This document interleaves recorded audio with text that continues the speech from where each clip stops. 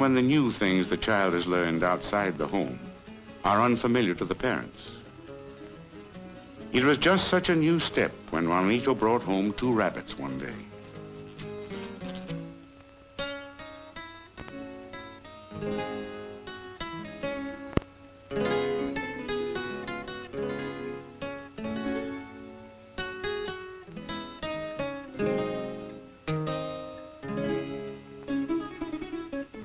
His father was full of doubts.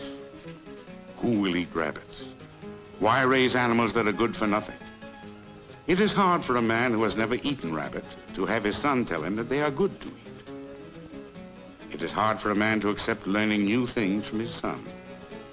The boy is very stubborn. He acts as if he were the man of the house. The boy says he learned about rabbits in school, that they are good to eat and cheap and easy to raise. And besides, he will take care of them all by himself.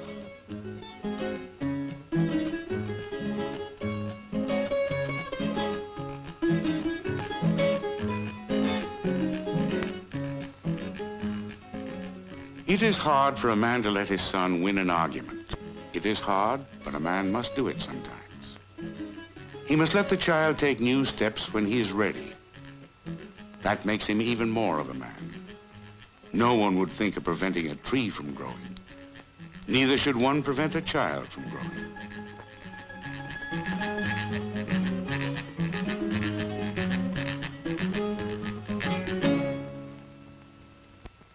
The physical growth of people and of trees is reached one day.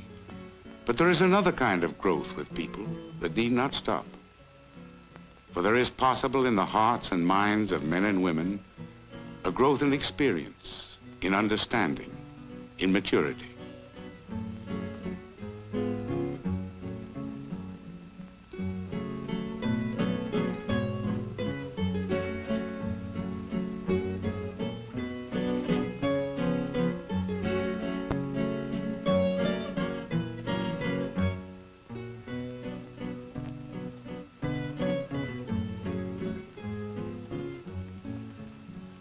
To raise a real man, one should be a real man. So strong in the feeling of his own worth that he does not pretend to be something he is not. He can be a good son to his parents, does not have to prove that he is a man. They know it. He can be gentle with his children. They too know he is a man. He has knowledge of himself and respect for himself. And for this reason, he does not have to be a bully or a braggart to make himself feel content. This is what makes a true man. And it is possible to help a child grow into a true man or the wife of a true man. And it is possible for the young people to understand how the children they will someday have may also be helped and cultivated and loved, so that they too will be true men and the wives of true men.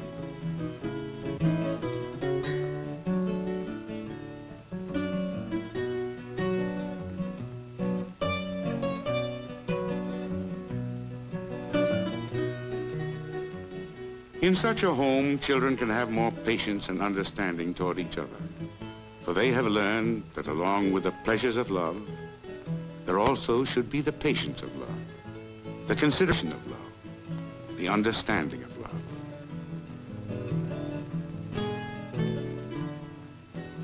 They know that all these things go into making a true man.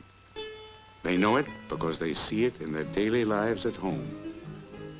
They know it because they see it in the way the grown-ups act and feel toward each other, in the way their parents act and feel with them.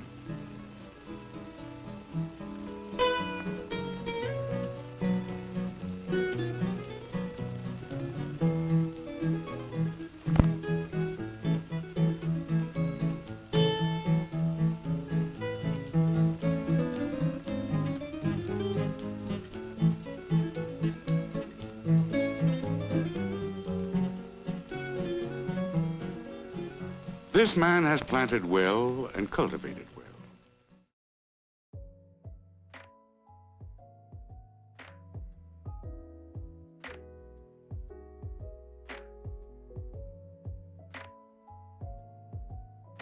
Alright, what are we doing? Life's strange. Life is, it can be, I suppose. It could be strange. And it could be episode 4. It could. Life can be episode 4. Strange. Life.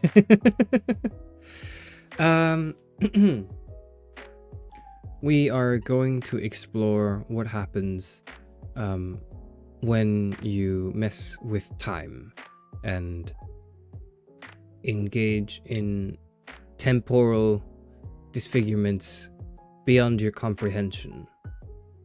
Such matters are not quite so easily trifled with without consequence.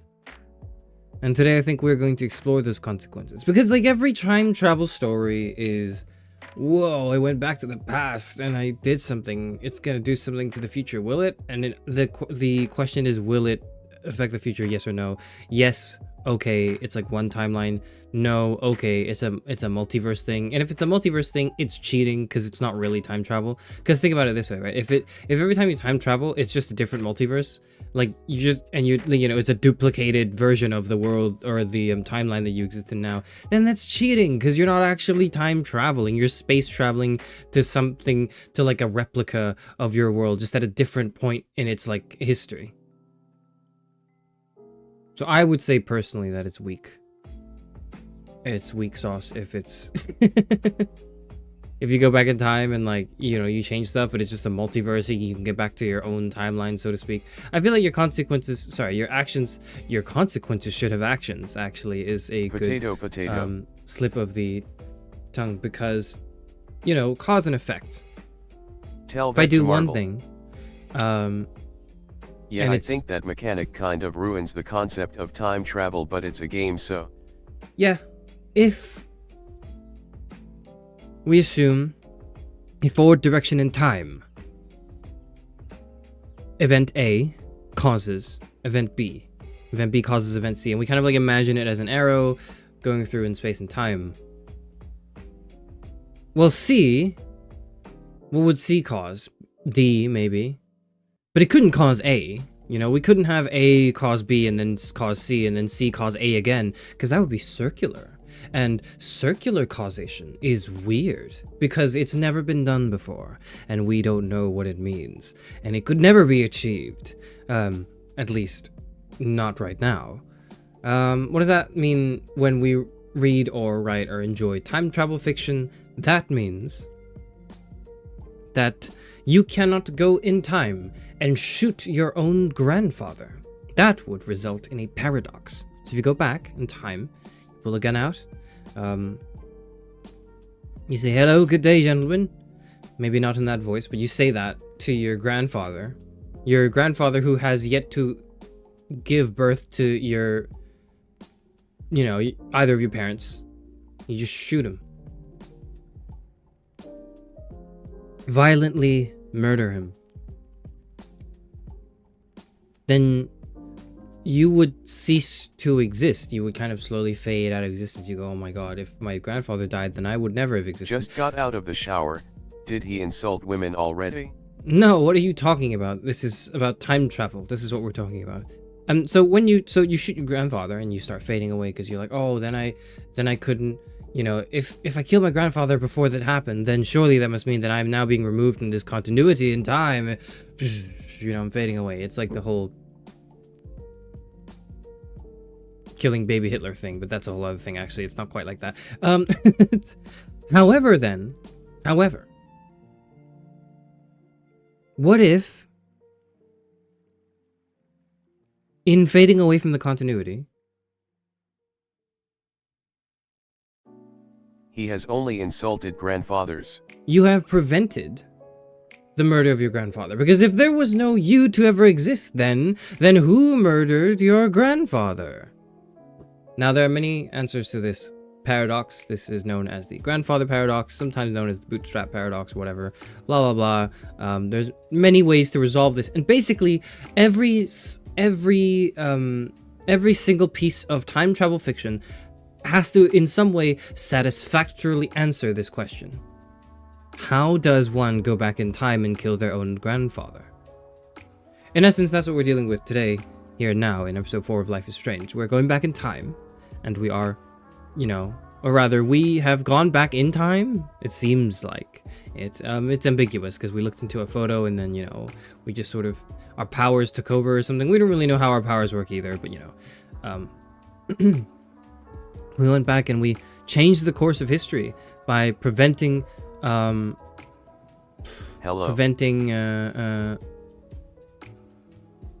Chloe's dad from getting into that car accident. Now, it's not quite a causational thing that, you know, is straightforward because you didn't kill, or you didn't, yeah, it's not like you went back in time to kill your own grandfather in this direct causational way that's super unambiguous. It's a bit ambiguous, but I would argue that it's similar, in some sense, to the grandfather paradox, what's happened at the end of episode 3, because you have gone back in time and done something that you only would have done if you knew to do it in the first place, so to speak. What do I mean by that? Well, you went back in time to fix this phenomenon.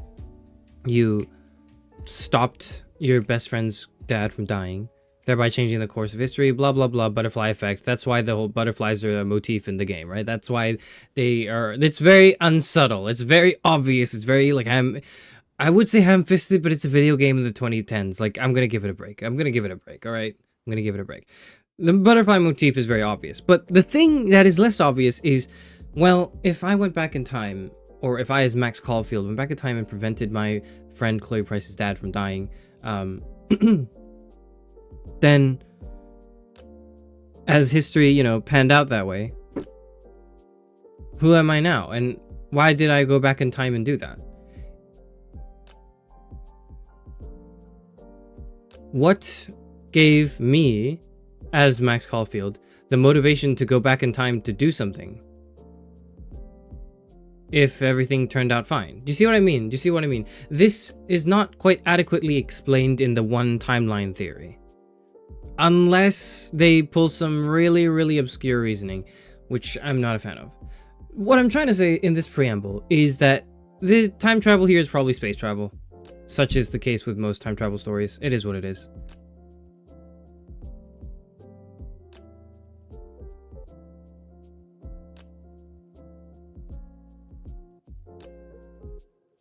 Tell that to Marvel.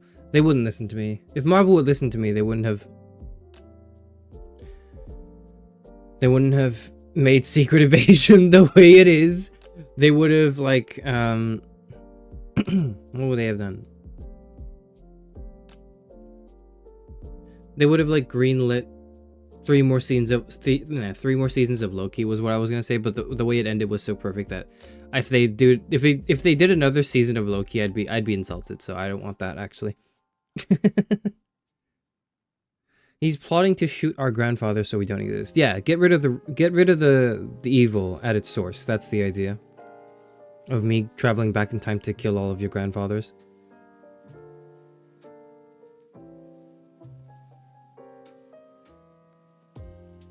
Hello, I made cake today. Hello, FCF. Chocolate cake. Nice. Anyways, does that brief lecture on the specific nuances of the grandfather paradox and how it's applied to Life is Strange make sense? Are we ready to begin the game now? That, you know, you've all been sufficiently well educated on the various problems and seemingly solved seemingly solved solutions. I zoned out. Can you repeat that? Seemingly solved responses to the grandfather paradox. I zoned out. Can you repeat it? Okay. Fuck. Okay.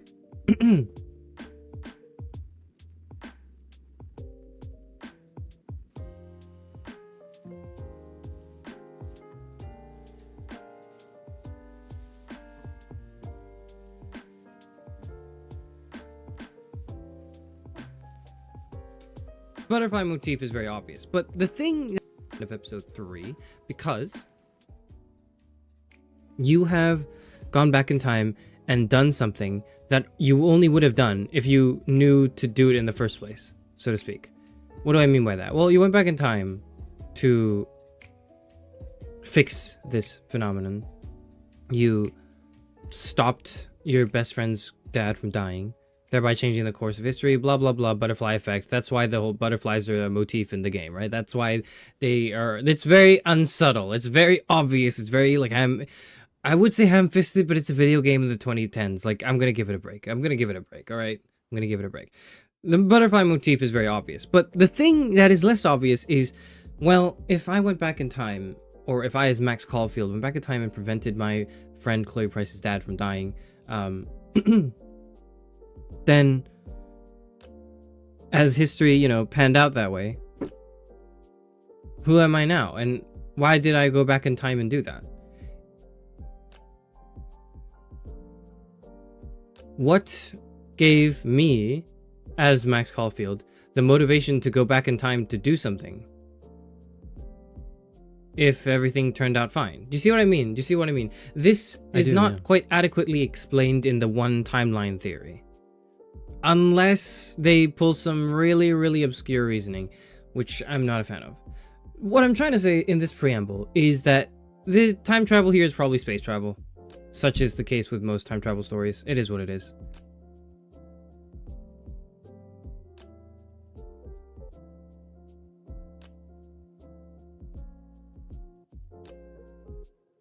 Tell that to Marvel. They wouldn't listen to me. If Marvel would listen to me, they wouldn't have made Secret Invasion the way it is. Oh, they would have, like, what would they have done? They would have, like, greenlit three more seasons of Loki was what I was gonna say, but the way it ended was so perfect that if they did another season of Loki, I'd be insulted. So yeah, I don't want that. Don't touch the only thing that you didn't fuck up, Marvel, please. He's plotting to shoot our grandfather so we don't exist. Yeah, get rid of the evil at its source. That's the idea. Of me traveling back in time to kill all of your grandfathers. Yeah, that makes sense. Hello, I made cake today. Hello, FCF. Chocolate cake. Nice. I hope that went well. That sounds good. That sounds lovely. I love Anyways, cake. does that brief lecture on the specific nuances of the grandfather paradox and how it's applied to Life is Strange make sense? Are we ready to begin the game now? That, you know, you've all been sufficiently well educated on the various problems and seemingly solved seemingly solved solutions. I zoned out. Can you repeat that? Seemingly solved responses to the grandfather paradox. I zoned out. Can you repeat it? Okay. All right. You're welcome. But then you zoned out again. So then I must repeat myself one more time. Oh, how dreadful. I was gonna cut it right before that, but stop, please. Oh, you're not a true time travel cell, okay? You wouldn't get it. If only you were a true time travel cell, you would know that the whole point of this exercise is me repeating it 62 more times before it finally dawns on you that time travel isn't all it's talked up to be, and you're just trapped in an eternity, a cycle that is even worse than the Sisyphean struggle, the rock up the hill.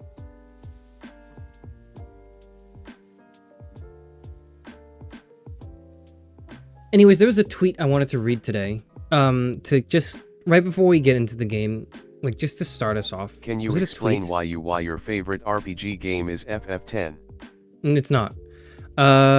What's the tweet? The tweet is, one can instantly free oneself from the chains of identity discourse by simply conceiving of sexuality as something that is dialectical and not metaphysical. Your sexuality does not exist within you, nor does it exist as an immutable, wholly external idea to be discovered. Your sexuality is locatable only within your interaction with and relations to the world around you.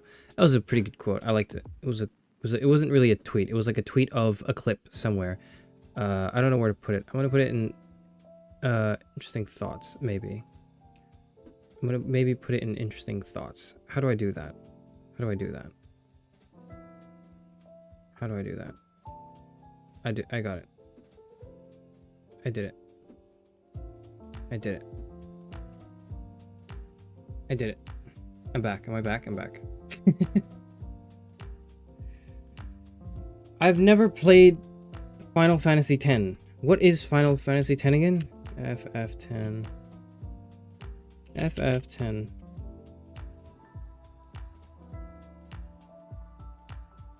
What is that?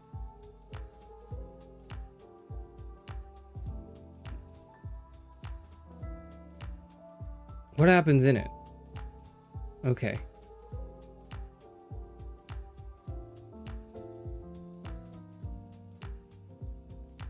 The player character is Titus, a star athlete in the fictional sport of blitzball, who finds himself in Spira after Sin destroyed his home city of Zanarkand. Okay. Interesting. It had a $61 million budget. Interesting.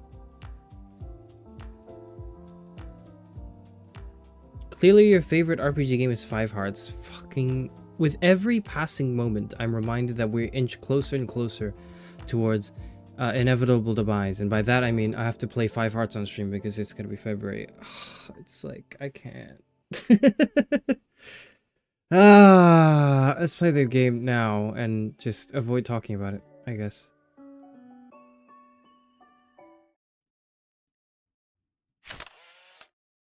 February is approaching LMAO. But before that, Christmas. You haven't seen the clip of the protagonist and the female lead laughing like an old man? Ah ha ha ha. Is that one? Is that the one you're referring to? God damn it. Okay. FF10. Oh, FF10 laughing scene.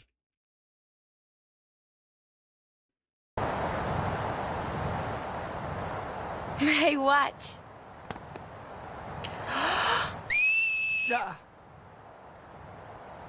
Where do they laugh? He's not laughing.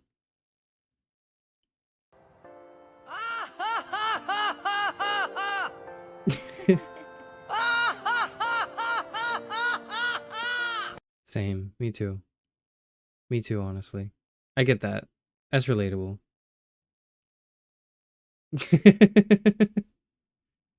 These two Five Hearts more unhinged. I don't want to play it. I can He's wait laughing to play like it. a crow. Ah ha ha ha. Ah ha ha ha. Chrysalis Out of Time, Chaos Theory, Episode 4, Dark Room. We've got a theme going on here, as if it wasn't obvious, but... Episode 4, Dark Room. Are we ready to begin? I think they're going to start with another copyrighted song, so I need to play a song that is not copyrighted. Oh, no. I need to play another song in place and then sing that song so that there's the illusion of, like, of OST. So what would that be?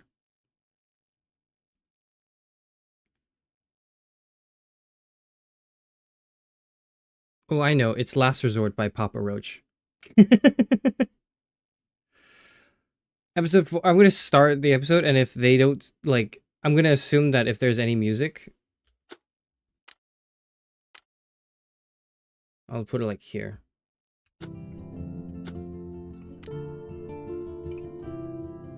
That's what they're playing.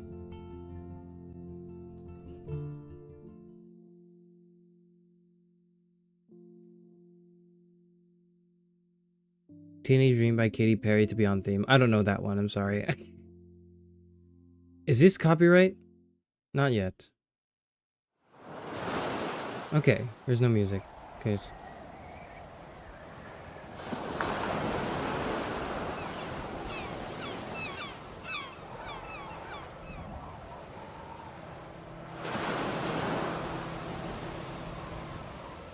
Crab.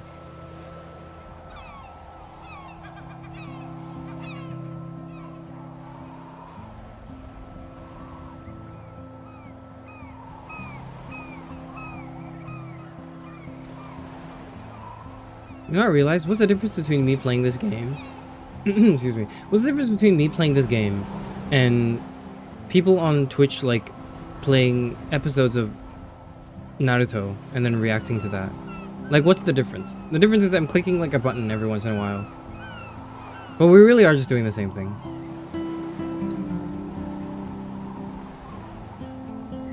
I'm not so different from a React tuber after all. Could sing that new Joji song to avoid a copyright strike. Dracula Flow? I don't know the new Joji song. I haven't listened to that yet. Shit, is this like copyright? Is this copyrighted music? Is this... There aren't lyrics in it. There are no lyrics in this for now. I'm gonna let it play though. Don't want to hear singing. I'm like...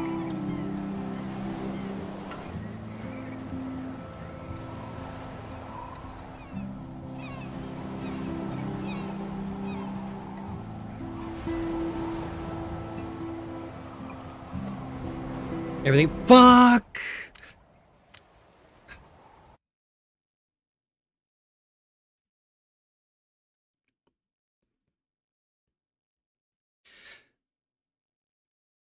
Okay. Cut my life into pieces. This is my last resort. Suffocation, no breathing. Don't give a fuck if I come when I'm bleeding. This is my last resort. I know. I'm glad we are. It was nice that you sent Cut my life into pieces. I've reached my last resort. I'm not doing that anymore. the actual letters. It's more than any of my other friends have done. And you even wrote on that cool parchment paper. That's so Max. So pretentious. But I love writing on it like an English poet. It's a guilty pleasure, yeah. You deserve the best stationery. Probably easier to write than to visit me. I don't mean that in a bitchy way. Not totally. You probably wanted to avoid awkward conversations like this. Not really. Pretty much. Yeah. Okay. Look, the worst thing you can do is treat me like a baby. Yeah, I I get still that. want to laugh and talk shit with my best friend. Can we stop? This is seriously the best view of the sunset. What do photographers call that? The Money golden shot? hour. Okay. See? Without you here, Never I'd have mind. no clue. That's not what they call Bet you that. could take some amazing shots. Those beached whales are so sad. I kind of know how they feel. At least, I'm alive here with you. You're a real survivor, Chloe. I know you have to deal with so much. I don't want anybody else feeling sorry for me. I can do that. Along with my parents. My dad still feels guilty about buying me that car. Talk about accident, blame William? Let's talk about the Are accident. you okay to talk about the accident? We never actually have, huh? There's not much to say. Some prick in an SUV cut me off and I flew into a ditch. Do you remember everything? I saw everything in bullet time. I felt my back snap and that was the last thing I ever felt in my body. When I woke up in the hospital, I literally couldn't move a muscle. Jesus. I don't know what to say. Don't say anything. I'm just happy I did get to see you again. I could have ended up vanishing out of the blue like that girl from Blackwell. You mean Rachel? You mean Rachel Amber? When was the last time you talked to her? Never. I just read about her in the news. I didn't even know her name. You did? This is Well, such a different world than when we were kids, isn't it's it? such a different world After that snow from and 5 eclipse, minutes it's ago, more like too. the end of the world. You think? Do you think so? I haven't kept up with the details. I have more time on my hands than you. Plus, I'm a science nerd. That's so But weird, man. None of this makes sense. I know things Why are seem you a out of science control, nerd? but as long as we're together, I don't feel afraid. I'm Hanging terrified, out with you makes actually. me feel like a total kid again. You don't even know. Listen, Chloe, I'm sorry I haven't been out to see you more. That was wrong. You're my best friend. Do we know that we just traveled back in time and fucked up the whole... We do, because she brought up, like, oh, Rachel Ambers. We know Rachel Ambers from our timeline. Okay. Max, thanks for coming out to see me. You're doing awesome. I don't think so. My nose is getting cold. Maybe we should get back to my place? Okay. It is hella cold out here. Hella? I hate that word, no offense. Oh, fuck. None taken.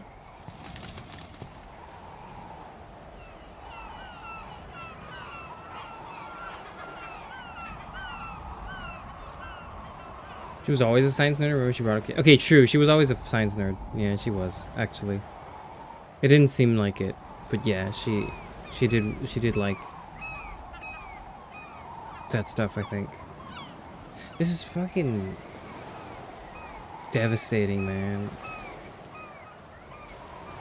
Do you think preventing Chloe from being a complete asshole is what lost her motive functions? I don't think she's like an asshole in the not new game, in the like original timeline. I think she's like a teenager. Like, this is how teenagers are. Like, this is just how they are. And that's fine, you know? Oh, it's a pretty high-tech lair. Feels like a high-tech cell. She's got a gaming setup But I and am everything. lucky my parents bust their ass to take care of me. I know it's hard for them. They're grateful you're here with them. Right. Yeah, Especially if when we they had can't to even attribute take a it... walk. If we had to attribute her abrasiveness to something, it really would... that's what I would do. Alone. Sometimes I act like a total teenage brat just to give them an excuse to yell at me. Pathetic, I know. Chloe, you're a great daughter. You're kind and sensitive when you don't even have to be. Trust me, I still get my rage on. Especially when a nurse has to watch while I take a dump so she can wipe my bum. Or when doctors flip me around like I was a science doll. I can't even imagine. I can't, but I have, and it's probably like... This is something I've thought about, where...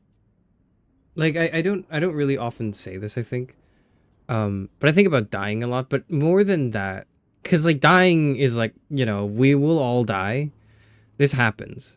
I'm 60 years old. There's a timer on my life as we speak, right? There's a timer on everyone's life, but mine's like, you know, further through the halfway point than most people's, right? I think, though, not as much about death as I do about, like, life-altering injuries. And that really is just not something... Like, I don't know... Like, if I thought I had it rough now, like, I've still got all my motor functions. I can still, like, I'm still healthy. I still have a young appearance, which is, you know, great considering I'm 60 years old. But, like, you know, all of those things, like, and I sometimes, whenever I'm having, like, a shit day, the way I think of it, I always think, like, it could be worse. Like, I could get into, like, a horrible life-altering accident, and then just for the rest of my life, you know, so, I'm not saying, you know, this is how I deal with all of my suffering, but what I mean is, like, it's one of those things where I, as a person, couldn't bear to experience that. Like, that seems too painful to me. So I say this, right? But that's not the end of it. That's not the end of it. Because what am I suggesting, right? What am I saying? It's not a life worth living just because you are paralyzed? That seems deeply untrue. I wouldn't say that to, for example, my, I don't know, friends and peers who are in one way or another disabled. Like, that's not something I would say to them. I wouldn't be like, your life is nothing. You know, like, I wouldn't go low tier God on them just because they have it worse than me. That seems almost like, that seems contradictory, right? Of course, I can understand how it may feel that way to someone who gets into an accident like this or has to live through these struggles. But oftentimes, I think there's something about the emotional mental state of being in a position like that is not quite fully captured here yet. I'm gonna let it cook. It's not quite fully captured in this episode, but a lot of times people who are, you know, who have different disabilities, don't see the world the way that an able-bodied person sees it, in that, like, an able-bodied person would say something along the lines of, wow, I could never imagine losing my arms, for example. Whereas someone who has lost their arms, or maybe was born with certain genetic conditions that have made it so that they couldn't, they don't have their arms, or something to that effect, don't think that at all, because it's like, well, fuck, they still gotta live. They still gotta, you know, go around doing stuff. Yeah, it's harder, probably, than the average person, but that's not on their mind. That's not like people who are missing a limb don't think every day, or at least it's not right to assume that anyone who, for example, may be missing a limb, would always be thinking about how, you know, it'd be really great if they had their limb there. That's not like they have like their world is not defined by their disability. That's kind of like the bigger, to me, more nuanced and interesting, like, dimension to that experience. Now, I can't speak to it personally because I'm, relatively speaking, very able-bodied, and as far as I'm concerned, have no lasting chronic conditions, except maybe I've got the potential for, maybe I'll get a heart attack, and if I play Five Nights at Freddy's like 4 or something, I might get a heart attack. But, you know, other than that, right, like, generally things are pretty okay.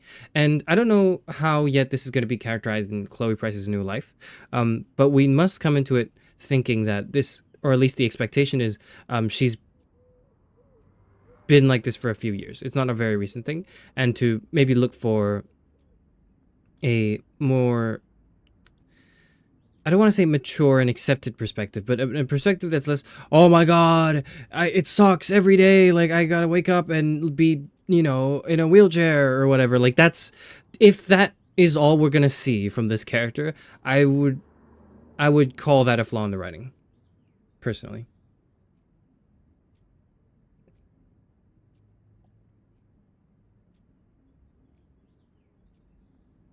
Imagining what if scenarios of bad things is a way the brain can pre-cope. Well, yeah, perhaps that's what I'm doing, but but yeah, that was the point I wanted to lead to. The point I wanted to lead to is, like, that's, I would say, more interesting dialogue than otherwise. Now,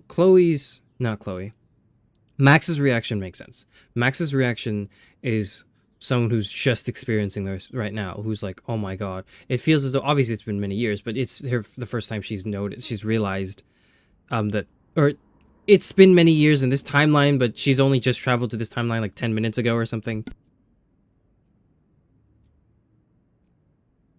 It's a bit ambiguous because I don't think she lived her full life here. Or maybe she did and then she traveled back. I don't, like, did she, in changing those events, also start from 0 and then grow up in this timeline and retain all those memories there? Did she all of a sudden just teleport one day? I think she teleported one day to the current part of this new timeline, right? Because this is evidenced by the fact that she woke up really confused, like, looking around, like, what's happening? Why is Victoria Chase talking to me? I don't understand. Like, what? This is all so weird. I gotta check out everything that's happened. So this is effectively news to her, and her reacting that way makes sense. You're still amazing. You always have been since we were kids. Thanks again for coming, Max. I, need to get my drink on. Can you bring me some water?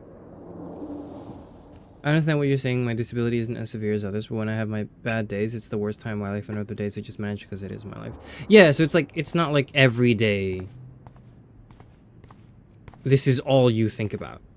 Or at least, ideally, maybe ideally is not a great word to use, but I'm struggling to think of another one, so correct me here. That is, you don't let that define you, because it's not, you know, you're not your disability, right? It's a big part of you. I'm glad I took this photo. Chloe has a new memory of William and her together. Yeah, she does. Like, it's not like it's, that's all you are as a person, is, I guess, just the kind of the conclusion I wanted to get to, but yeah. Does Chloe look at the garden and think about her childhood? She can't even feel the grass now. Max, it is. That's a serious heat lamp. Sorry, what did you say? I was interrupted. I was interrupting your line with my monologue. With my internal dialogue. Oh man. She has to use that ventilator just to breathe. At least Chloe doesn't weigh that much. It's like I don't think of blinking until it's brought to your attention because it's normal and constant. Yeah, something like that.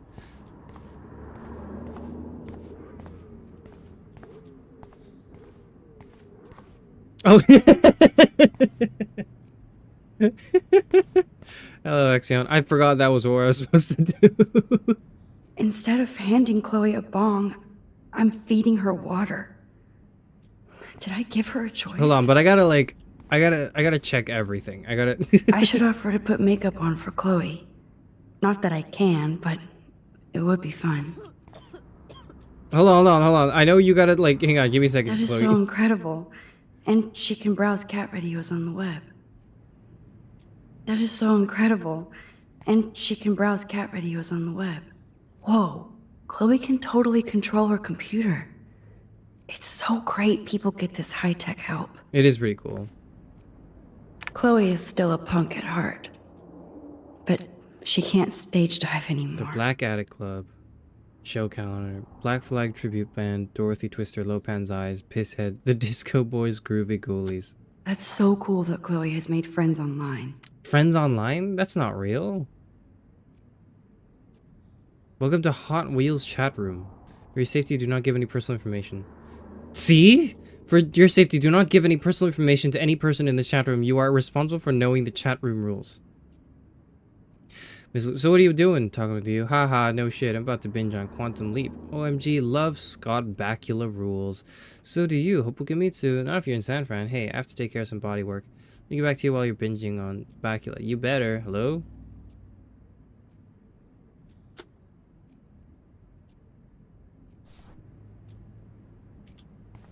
Bracelet. There's the old Chloe.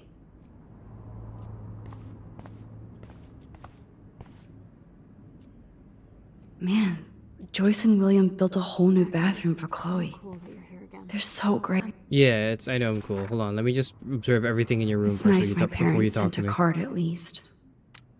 Chloe, you know we love you and you're in our hearts and thoughts. We hope to see your smiling face soon. Please be well, Ryan and Vanessa Caulfield. Thinking of you. I wonder who this is. Kind of a generic card. Dear Chloe, I am so sorry for what happened. Know that I'm here for you if you need anything. I hope you feel better and hope you see you again. Megan. Who's Megan? Do we know a Megan? I wasn't very available to Chloe. Real nice. Yeah, but like we're playing a video game. This part is like that we're playing a video game, so we can snoop around her room and it's fine. And it's actually caring. It's actually like a nice thing to do for someone to snoop around in their room for some reason. Chloe, just thought I'd drop you a quick note to let you know I'm thinking about you. Feels so lame writing shit like I hope you are well, etc. I know your life is so different now, and I don't want that to get in the way of our friendship. Yes, I haven't been around lately, but that will change soon. Hope you're well. Love, Max. At least I sent road trip selfies to Chloe. I'm sure that made her feel great.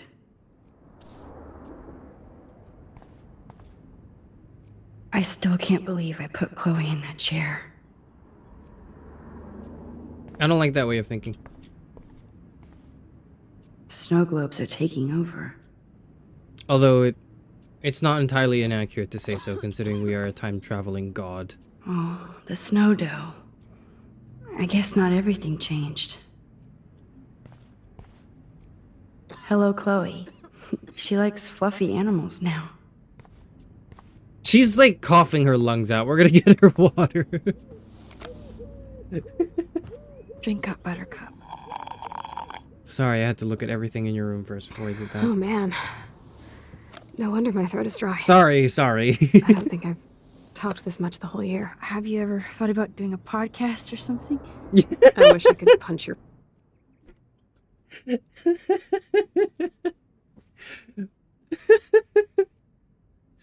visiting my friend who I haven't talked to in years, snoop around her room while she's waiting for me to help her get a drink, look at every single item, and then monologue to myself internally, hand her her water, finally, after she, like, after the third time she started going into another coughing fit, and then suggesting she start a podcast. I've made every step short of, like, just, like, insulting her and calling her, like, something derogatory, to have done the worst possible thing to my best friend right now. This is horrible, Max. Please reflect on yourself. Face right now.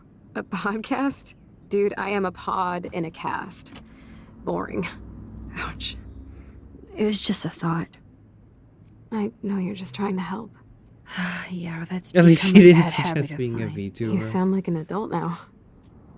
It seems like we were kids in another life. I feel like VTuber is not nearly as bad. VTuber is acceptable. VTuber is more acceptable than podcaster.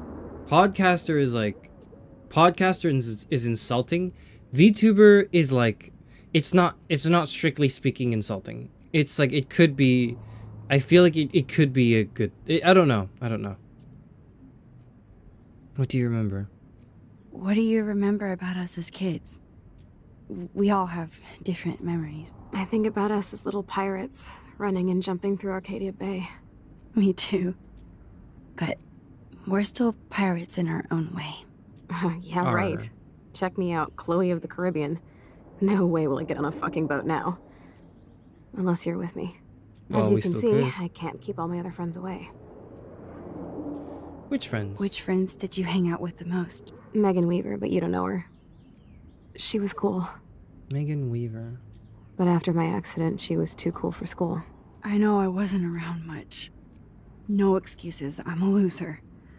But I am trying to Is it make ever things- explained why Max just dipped from Arcadia Bay and just had zero contact with Chloe for the duration, the entire duration? No? Has it ever been explained? We come back into her life again, and then we just don't, like, elaborate on that? Right. How? Dude, you're not Supermax. And I'm not trying to guilt trip you. That's what my parents are for. They love you. They love you so much. I know. My mom and dad are so cute.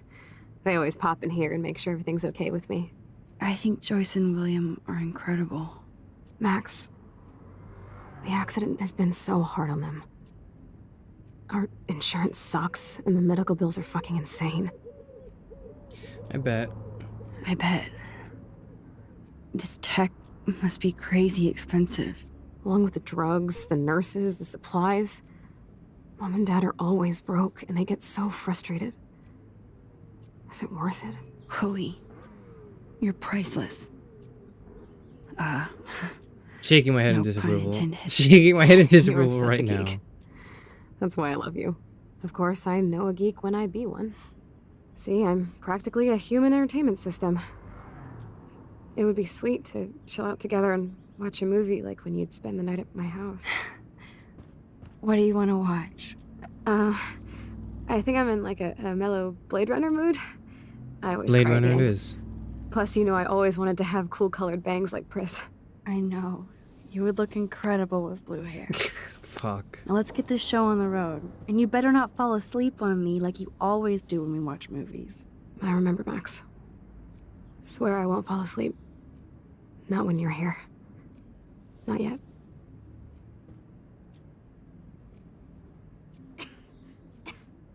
Her parents just moved and she couldn't be bothered. Could, like, send a letter, no? Hey, I moved, by the way. See you soon. You know, anything? No? Drawer. Blade Runner. Ah, here's the DVD. Nice. What about the other one? Oh my god. I made that mix for her when we were 12. Pirate Power.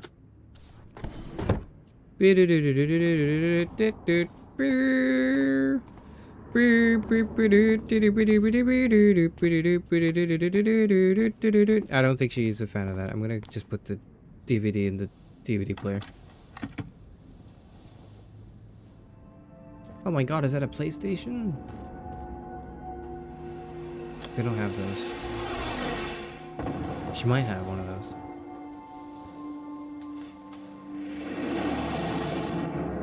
They kind of explain in DLC, but not really. Well, that explains where they moved, but why? Does it explain why she never even thought to send a letter at all? Or say anything? The way they talk about it is like if Max truly just disappeared. Just vanished into the wind.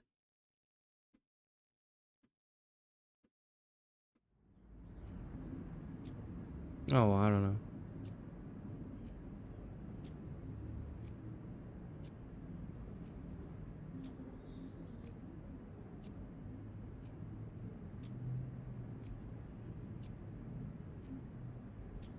Same.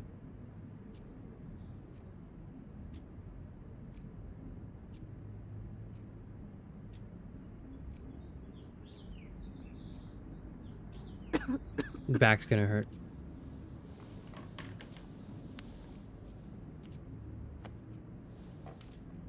I cannot believe you fell asleep so fast. How dare you? I know you were beat down after the day with me, and Blade Runner is a pretty dreamy movie to watch at night. Do you think Deckard is a replicant? Sorry, I can see you're not wide awake like me. No, I'm sorry I crashed so hard. Were you okay? I do have a mother and father when you're not falling asleep on me. You are a bitch in the morning. It's the company I keep.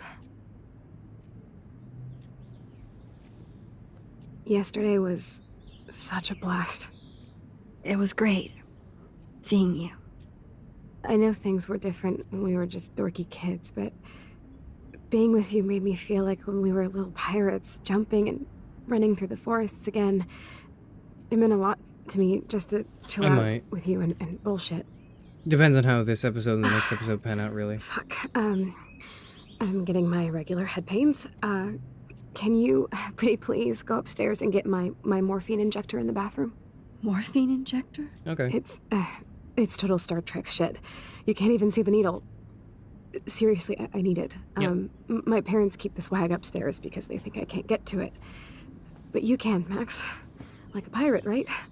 Is that like... I'm on it, Chloe. Is that...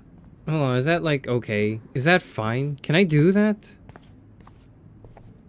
Should I ask your parents? Should I consult your parents first? So, are you sure it isn't too weird for you to be hanging out with me like this? Not really. No way. I don't want you to feel weird. My life is just so different than yours. I mean, we can't just bounce out of here and I'll be doped up half the day in pain. So that's cool. But I do feel grateful I can see the ocean. That I have parents who love me. And that my best friend is here with me today. Those are nice Exactly. things. So, what else do you need? Well, hot monkey sex would be nice. What? Oh, look. I made Maxine blush. Is that legal? That's not legal. So, are you dating anyone at Blackwell? I don't think so. Not really. No. There are some cute boys there, but you know me. I'm too damn shy. Which is stupid, because you're so damn cool. Some bro has to be crushing on you. I was supposed to go out with this guy named Warren, but I don't think he's into me anymore. His loss. You need to move on, girl. Plenty of fish in the bay. Shit. I sound like my dad. How is William? Do you like having him around? Of course. He's my hero. I swear he would do anything for me or Mom. Wish I could do something for him. You have. You're here with your family. More like they're here for me. But then so are you. So it's all good. It is all good. I don't... Hang on. I'm sorry. I need to like... I need to go deal with something. I'll be right back. I will be back in about 5 minutes. We're gonna... I don't have a pause... I don't think I've ever had a pause screen before, so I'm gonna go back to my stream star. I'll be right back. Hold on.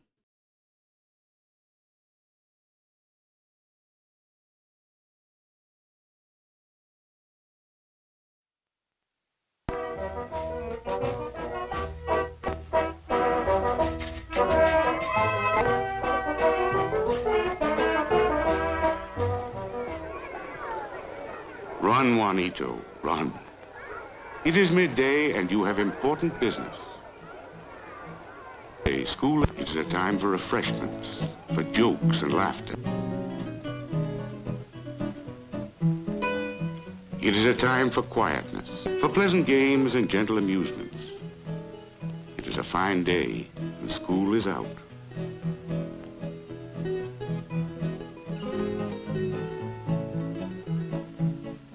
It is a day, Juanito, and you have had your lunch. But your father is hungry. It is for this reason you run, leaving behind the games, the amusements.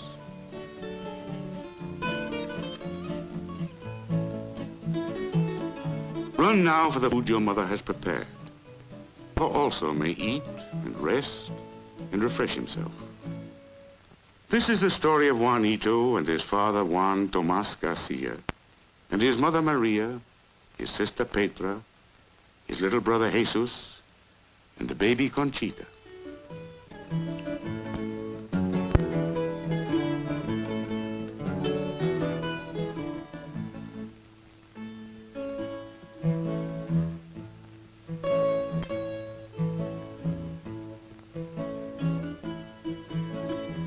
This is the story of a part of the United States, the island of Puerto Rico.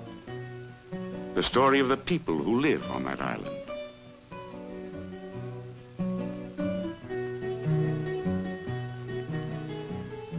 This is a land where many live by farming, where a man's living comes from tobacco or coffee or citrus or sugar.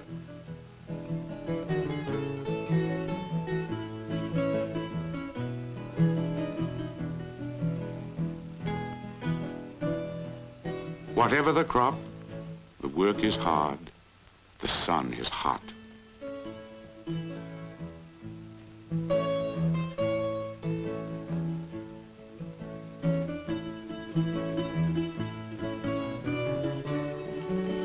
The work is hard, the land is poor. It is difficult for a man to earn a living.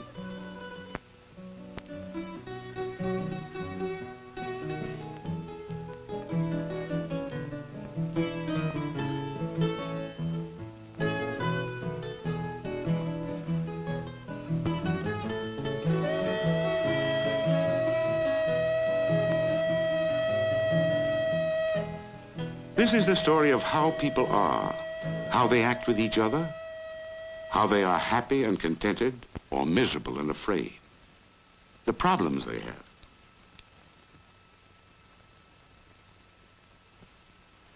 Island, the land itself, the poverty on the land, have much to do with the nature of a man, a woman, a child.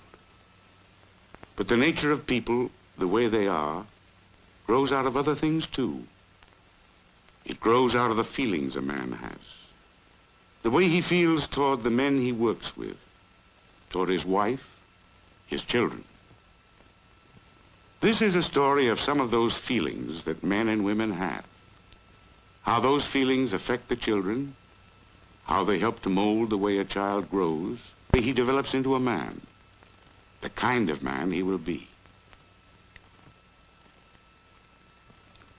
It is also the story of children and how they feel, and what the feelings of a child may do to the man or woman that the child will grow into. A child learns to be a man by playing, by imitating in his play the things men do, the way grown-ups act. They pretend to be men because it makes them feel good inside. It makes them feel more like the grown-ups they admire most. They show off as if to say, see what a man I am going to be. And this is good. Because it is in this way that a child learns to be a man.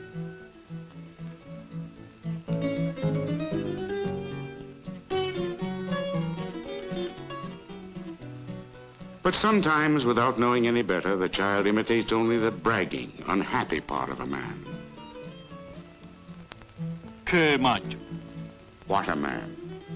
But is that being a man, a real man?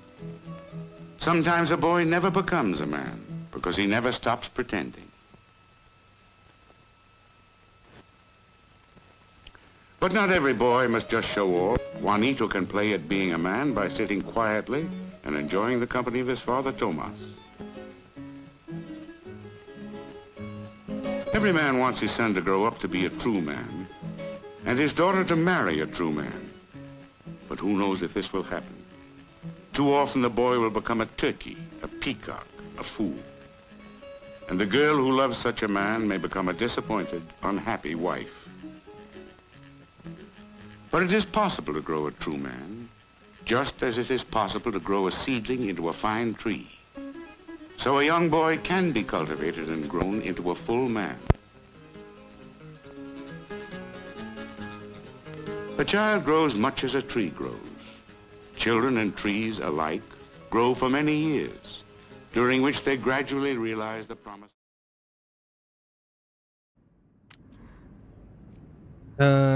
So I had a package. So I had a package.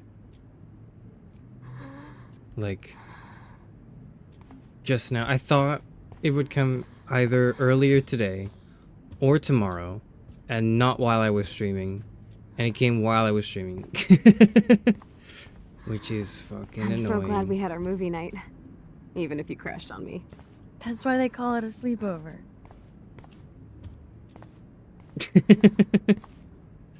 Anyways, I'm back. We're good. Nothing we're back. but We're back. medical We're back. supplies. What are we looking for again? She has to use a lot of lotion to keep her blood circulating. Morphine shot. It is.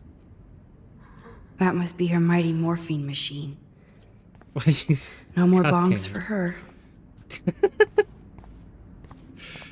God damn it, Max. Why mighty morphine machine, Max? Why?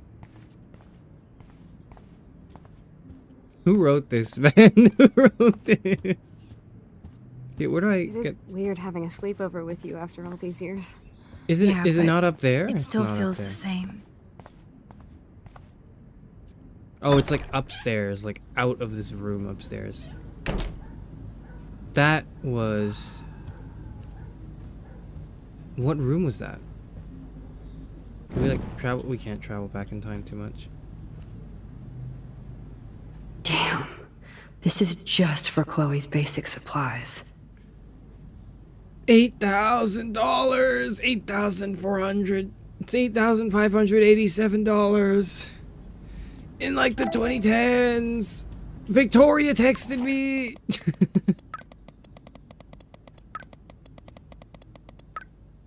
That's crazy. Hold on, we gotta read this all the way from the beginning. Max, you busy girl, avoiding homework as usual. Told you I'd help you do it. You never let me help. Sad face. What? Okay, drama, stop, and you help me by caring. I do try. By the way, I scored that killer bud from you. Know who? FYI, save me a bolt. Gotta bounce. TTYL. Come by my room tonight. Max, are we cool? Just wanted to make sure since you walked away so fast. Nathan was worried too. If you want to talk, hit me up. Okay, love you. Max, if you're mad, just tell me. Okay, silence. So if you want to talk, my door's open. Love you. It's like this happened in the span of like 4 minutes, girl. I was probably like taking a shit. Relax. Just like it was 2 minutes between each message. She's full Vortex's timeline. Read her diary too. Did they change your diary? Taylor. Thanks again for taking me to see my mom. I think she wants you for a daughter instead of me. I think not. Your mom's badass like you. Yeah, right. Cry like a bitch. So did I. You just didn't see me. It's okay to cry. It gets old. My stupid phone's about to die. So call me back. So we went to her mom's like funeral. No, I don't know what happened next. Nathan Scott. Yo, Max, you around in the dark room delivering shots of the contest? Sweet. So no 2 whales for you. Not yet. I'll see you guys later though. Peace out. That's fucked up. Nathan Prescott. We need to kill this guy. We need to kill this guy now or not. Do we not need to kill this guy? Are we just cool with his crimes? Does he not go around waving a gun at people? Mom. Happy birthday, Maxine. Can't believe it's been 18 whole years since you were brought to us. We need to talk about some of your bills. Oh shit, we just ghosted our mom. Maxine, this is your mom. We need to talk about some of your bills. Are you there? Yes, give me some time to answer. I just can't text in every class. Some teachers get super pissed when people use their phone. Yes, because it's super rude, and please don't be so snippy. Sorry, long day of homework. You're not the only one, and that's why we're wondering if you need to spend so much. We want you to have everything you need, but your scholarship doesn't cover everything. You said I could use a credit card when I needed it. I only bought film, not a camera. Maybe it's time to go digital. Call you later. I have to go. Don't pout. Love you. Yeah, and I hope you didn't forget to water the plant we gave you, but don't drown it either. Okay. Messages. Chloe. Hello, Max. This is William. If you want to contact Chloe, you can use this number. She would love to hear from you. She'll see you soon. I hope. Bye. Hey, Chloe. Maxine here. No, it's been a while. I just wanted to let you know I'm going to Blackwell Academy now. I hope this is still your number. Max is back. Blackwell? That's so awesome. You rule. Best of all, we can hang again. So yes, this is still my number. Cool. I've got a buttload of homework, but we'll get together soon. Don't tease me. It's too long. I know. I'll see you soon. Alyssa. We talked to Alyssa? Hey, Max. A shame that you hang out with these people. I thought you were different. Listen, I saw you throw that TP at me. OMG, I was not aiming at you. I swear, don't do it again. What? We're not cool. We're not cool anymore? What happened to our diary? Oh, shit, we don't know anyone anymore. I didn't even read all the journal entries in episode 3. Chloe typing with proper grammar capitalization is fucked up. Thank you for commenting on that. I didn't notice it. Actually, hold on. Let me go back to this. That is weird. Yeah, that is weird.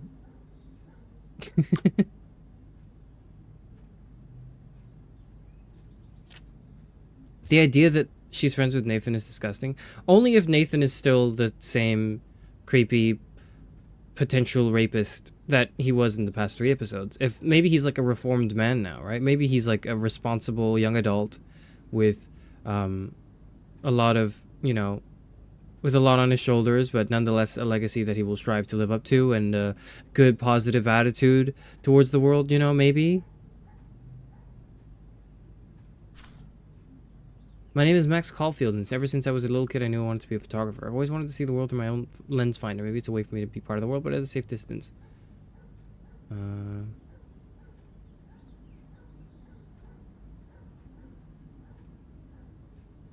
This is the same text. There's one page in my diary. September 4th, 2013. So much to do. I wish I could slow down time, especially to register all the cool things that have happened since I'm back in Arcadia. Blackwell rules.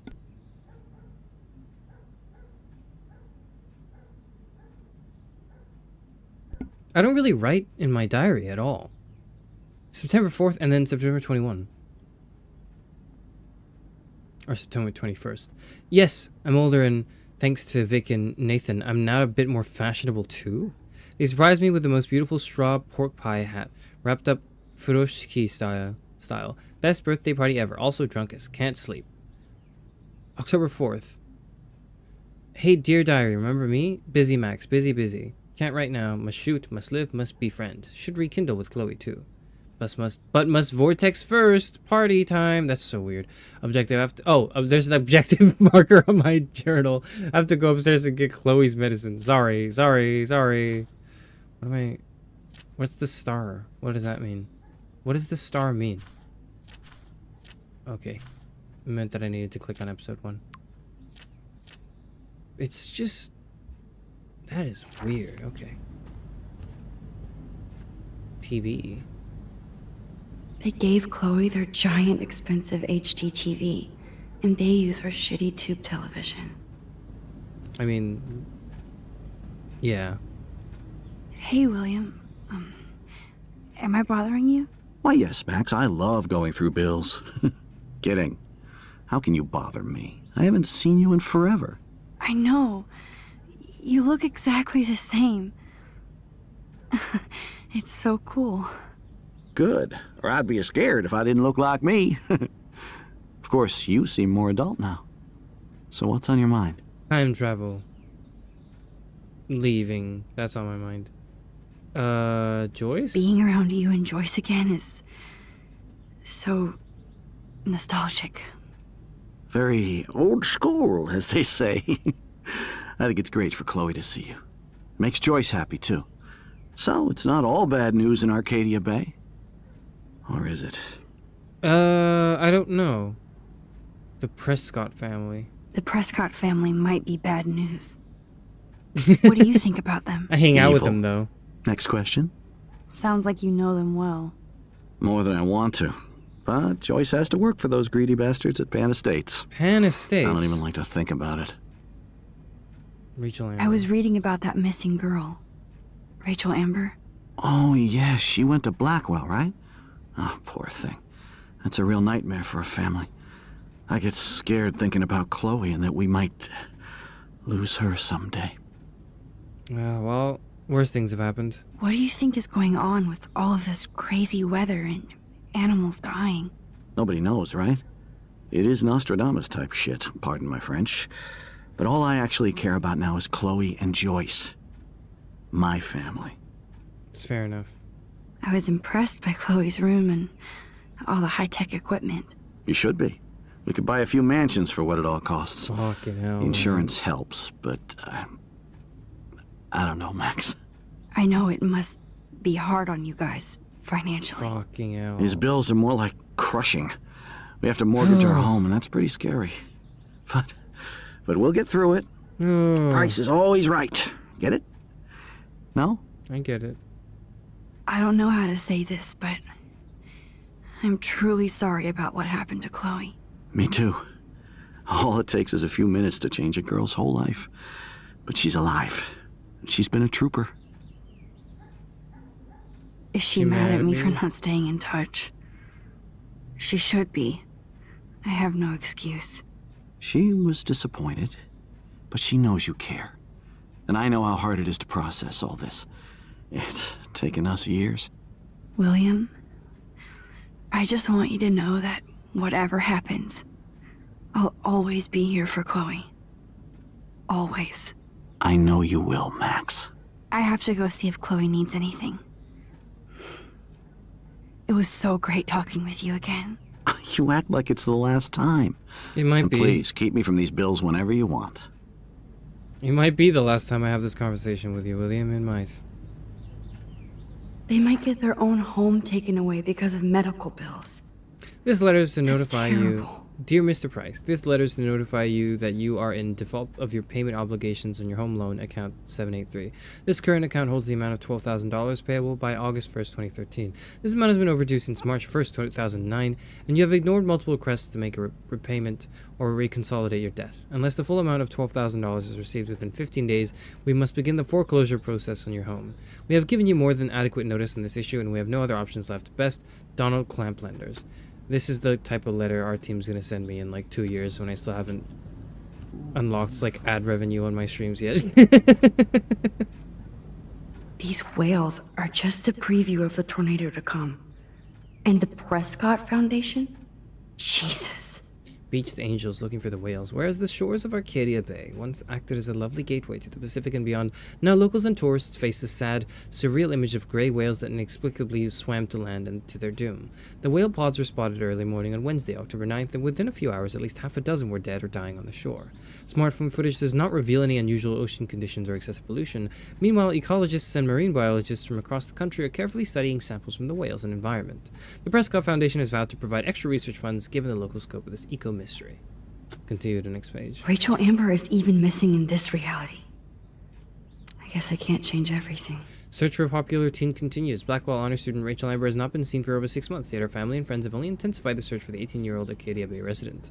Police and FBI have a few leads and little information in the case, which has caught the interest of national reality show Where Did They Go?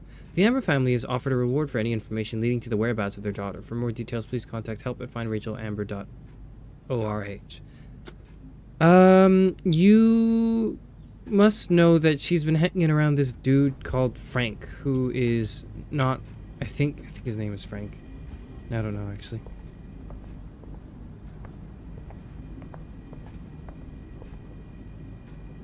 Choice is a food coupon boss. Listen. No change to spare anymore. Now it's back to cookies. No change to spare. Fuck. Did you want to say something, William? I'm sorry, I think I interrupted you for a second. No, he didn't. Fucking hell. Still the same house. Flyers. Joyce and William never had a garage sale before. Oh. They're drowning in debt just to take care of their daughter. Such bullshit. Dear Mr. and Mrs. Price, your joint account has been closed and is now 6 months overdue. Please send a check for money or money order for $3,458 payable to Happy Credit Card. Best regards, HCC Services. Dear Mrs. Price, due to recent state and federal cuts, we regret to inform you that your health insurance no longer covers Chloe's physical rehab. We can reinstate Chloe at a standard rate of $1,250 per week. Sincerely, Dr. J. Smith. Oh, fuck. Oh. Oh, God. Oh.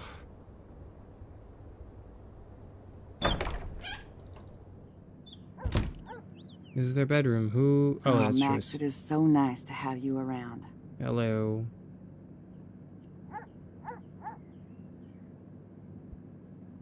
Oh no. I didn't realize how bad Chloe's injury really was. Dear Mr. and Mrs. Price, as we discussed last week, Chloe's respiratory system is showing signs of rapid weakening. This accounts for her recent anemia and loss of breath. As a doctor, I am committed to her well-being, but I want you to understand that the reality that respiratory failure is common in people with severe spinal injuries. Your daughter is one of the bravest, strongest patients I've ever had, and I'm proud to be working with her. I just want you as parents to prepare for any and all possibility.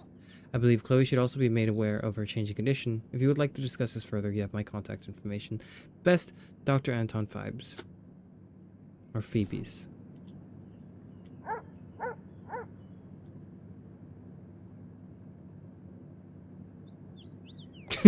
Joyce is Opening already people's a supermom. drawers.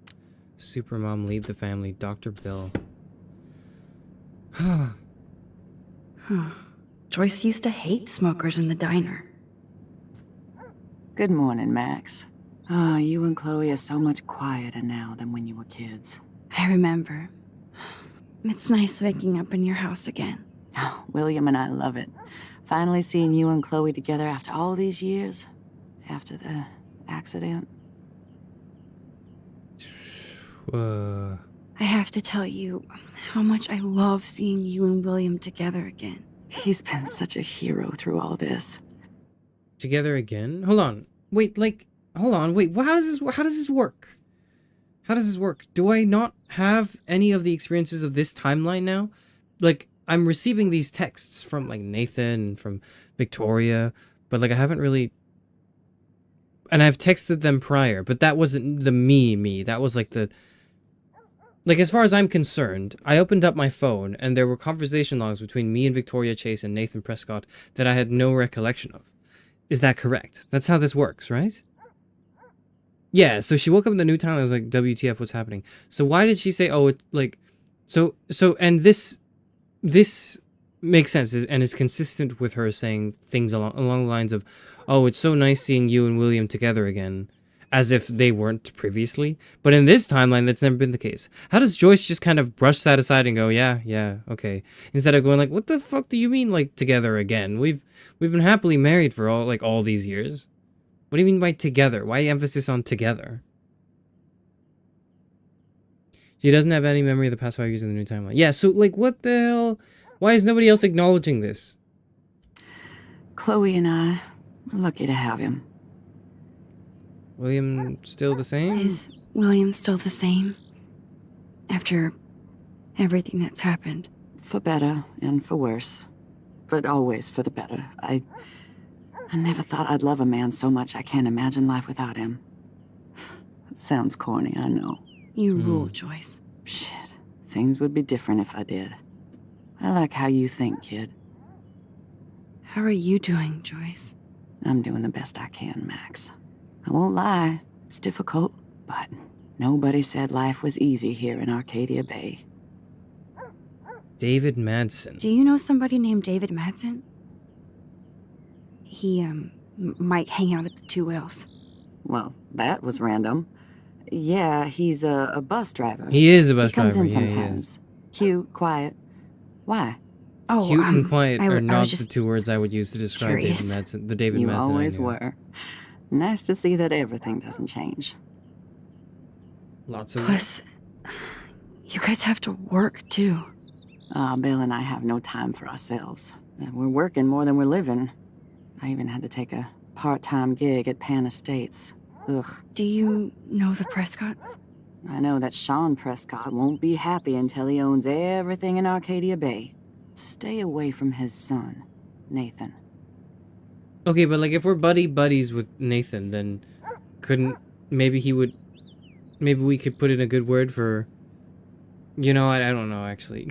So, what do you think is going on here with all of this eco Maybe they could havoc? help with Chloe's Maybe thing. I don't know, Arcadia probably Bay not. just wants to be left Maybe alone. he wants to shoot. I know He the still wants to feeling. shoot Chloe in this time. Honestly, I don't give a shit about too much outside our house. I don't blame you, Joyce. Except now we have dead birds and beach whales outside our front door. So maybe I should care, for Chloe's sake. Speaking of, I wish I was a better friend.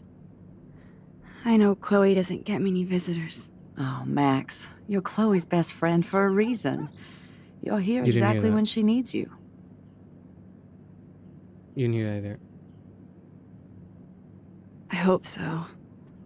You guys do such an amazing job taking care of her. We can only do so much, and she gets damn sick of her parents. That's why it's so important you came to spend time with her. Max, Chloe's condition is not improving. Yeah, I read the Her letter on respiratory your table system is before very talking weak, to and you she- disrespectfully. Do you know what I'm saying? I do. Joyce. I'm so sorry you have to go through all this. Bad or good, I embrace every moment with my daughter and my husband. This is what it means to be a family, and we'll always be one, no matter what. I better get back to Chloe now. It's good talking with you, Joyce. You too, honey. Joyce probably thinks she means I haven't been in Arcadia Bay for the past 5 years, so it's nice seeing you and William. I mean, yeah, but like the emphasis on together feels weird to me. She hasn't seen either in 5 years. It's less weird if she's saying like, I am happy you guys are still together after all these years. I mean, like,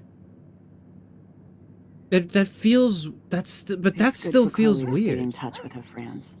Cause like, you know, it's like we're doubting the parents' ability to take care of their kid, like, and stay together while doing so. I don't know. It rubs me the line rubs me the wrong way. Where if, like, it makes sense. It would make perfect sense if she thought this because she's like transported into this new timeline dimension, right? But the fact that she like wasn't thinking this, she just said it out loud, and then Joyce was like, "Yeah, Things yeah." aren't as neat and tidy. It as is they great that used to we're be. together and totally, you know, and nothing bad happened. Like, you know, she doesn't know that. She doesn't know the alternative timeline like we do. That is such a sweet shot of Chloe. I wonder who took the picture. Whatever. William is trying so hard. He's still awesome. Super mom and super dad. Be the family hero. Dr. Bill is really helping out here. Look at them. Whoa. They have no idea what's in their future. SF Holidays with William and Chloe.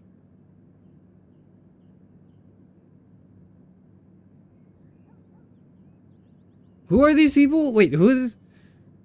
Who is this? This is...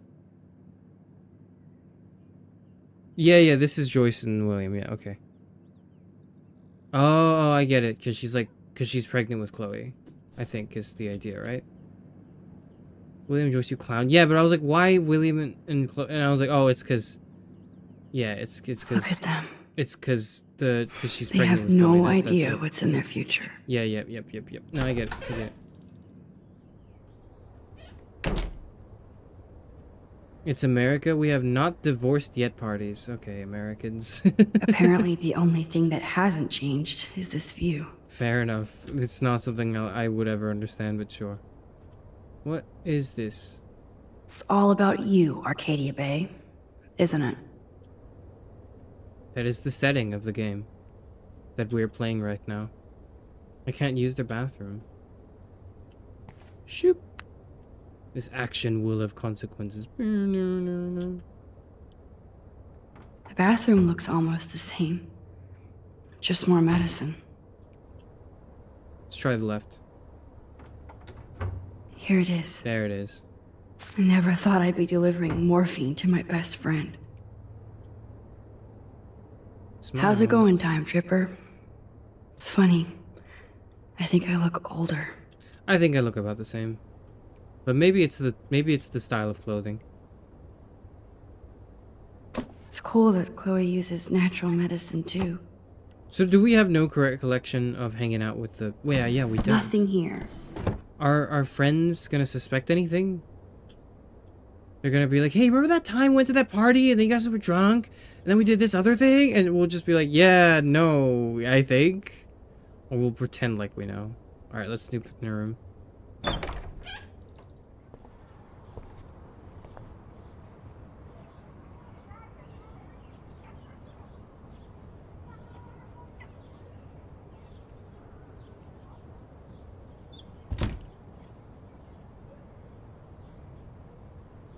A blue butterfly? I'm sure this is a total coincidence. I'm sure this is a total coincidence and does not at all speak to the recurring motif in this game. Nope. Too bad Joyce and William can't get any help from the Prescott Foundation. Dear Joyce, thank you for keeping me updated on Chloe's condition. I can only imagine the struggle you and William are going through. I'm so sorry that I can't help you with the loan at this time. Like everybody else, I'm underwater with my own medical bills. Please give Chloe a hug and my best wishes. Love, Aunt Dorothy. They bought crutches for Chloe, hoping she might walk again. Fuck.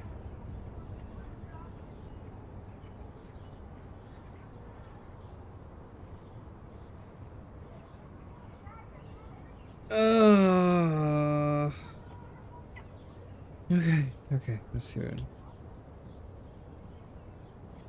Toys? I kind of want to open this and see what's in here. Are we gonna snoop around more? No. Comment in this Shoes. box.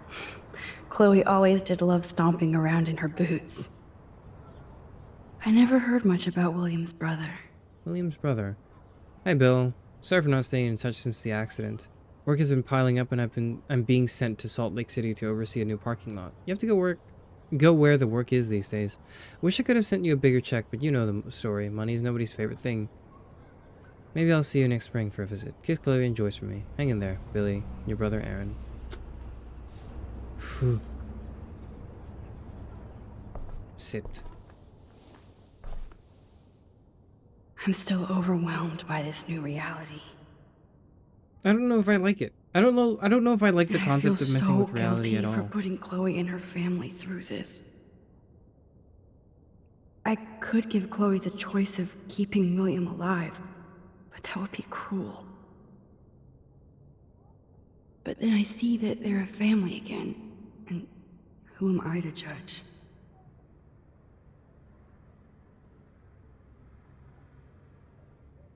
I don't think there was a moral thing to do. I think that the fact that we decided to do that is very impulsive and teenager-like. But I wouldn't say that it's like, oh, we did it. We caused all the suffering that's now happening to the family here. We put Chloe in that wheelchair, blah, blah, blah. You know, it's normal. I understand, and it's normal to think that way, but I don't think that's true.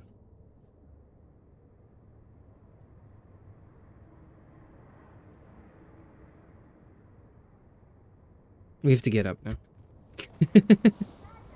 I know these scenes. I know how they work. Closet. At least we never had to hide from Step-douche. Right chart. I guess we stopped growing up together. Fuck.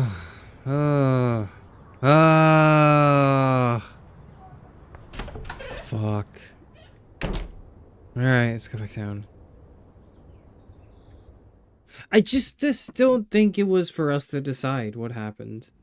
And time travel powers are... Oof, I don't know. I don't know how I feel about using those to make personal decisions and complicating things and creating new timelines and new realities and feeling like... That's great they finally went to Paris. Paris! I can rewind what? What can I rewind? I can talk to William? Hello again, William. So you finally made it to Paris. Oui, as they say. Not me, because I can't speak French. But it was a great experience, especially for Chloe. I can see her loving it there. You guys rock for going on a family adventure like that. She talked about going to school there, but that's not practical anymore. It's not fair, Max. I have to go see if Chloe needs anything. It was so great talking with you again. You act like it's the last time. And please, keep me from these bills whenever you want. This is the last conversation we'll have, probably. I'm gonna go back in time and just like never talk to you again. I don't know. The timeline did diverge as a result of her actions, though. So Max exists as this god with her time control powers. To think that our destiny is linked to goddamn car keys. And there's no easy way to analyze and understand her moral, like, responsibility as someone with the power to rewind time as, like, we know it, but also maintain memories of it. What I will say is that she needs to... Okay, if you one day wake up with, like, time travel powers, your responsibility is to constantly use it to... and, like, do the Doctor Strange thing where you sit there and you, like...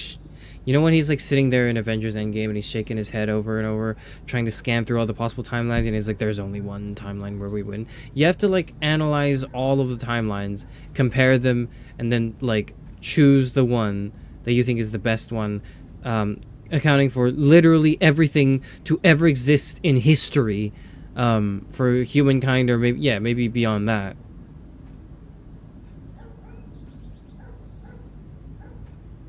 And you have to do that for every single timeline in order to make the best sort of judgment. Which is another way to say, I'm sorry, Bongo Kitty, but you passed on before I changed this reality. no one should have time travel powers. Maybe except me. I feel like I could be trusted with that. Oh man, the swing is gone now. It must have been sad for Chloe when William took it down. Alright. Morphine time.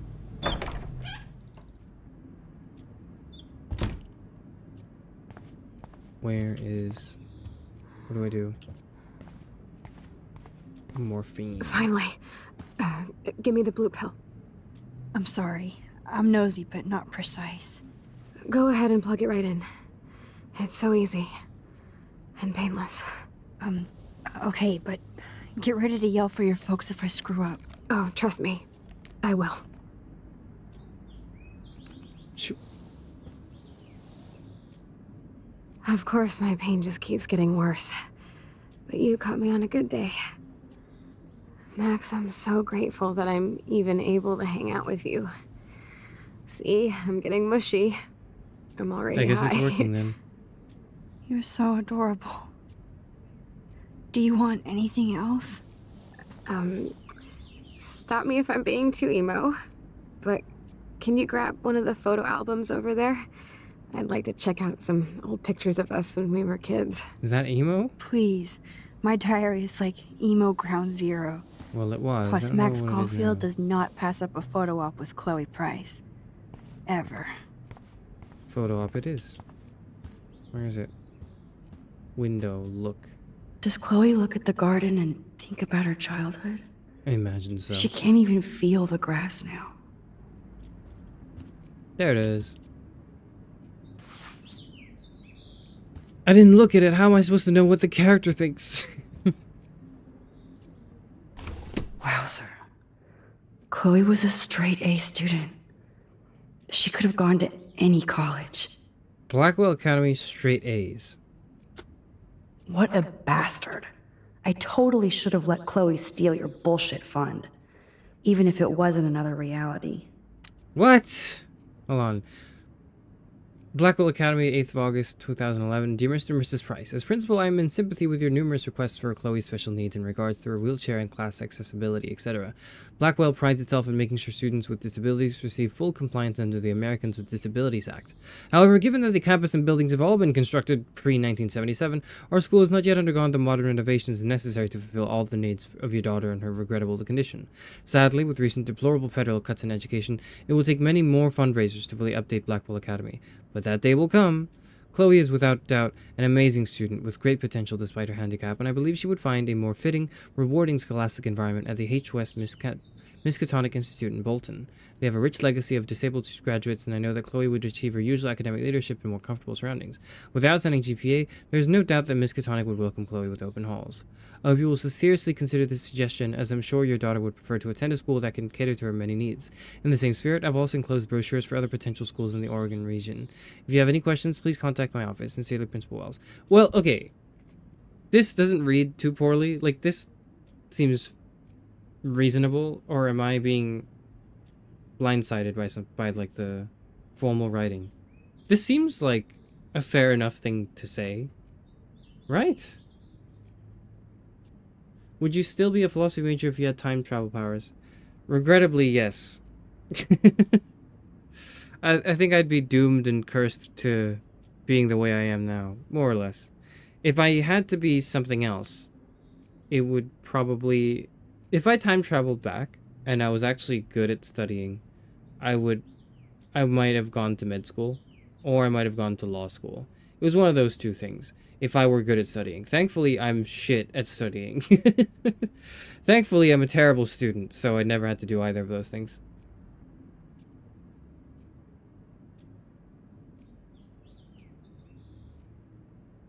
That is not gonna fly. They would totally win the lawsuit. That's illegal. You are being blindsided. Where did the handicap fund go? So they're saying that, like, you know, they have a fund, but the fund is not enough to restructure the whole school because it's an old school. That doesn't sound unreasonable to me. And like, and he's recommending other schools. I'm sure there are other schools that are just as good as this one. You know, they don't have to go to this one specifically, right? Like, I do think that, like, you know, she would be able to get into a good university or a good college with her straight A's. It's not like, you know, her accident has inhibited her ability to study, because her, like, her head's generally, you know, relatively intact, meaning her cognitive functions are probably, like, likewise the same, meaning that Despite everything, they're still a happy family again. I don't know. Fuck. I don't know, man. I don't know what it's like. What am I talking about? I don't It's know cool what it's that like. in this reality, Chloe really loves skating too. Boards for skaters only. Tray flip or fall. Poser alert. New anti-skate laws. Grab that photo album over there and let's have a flashback. It wouldn't be my first.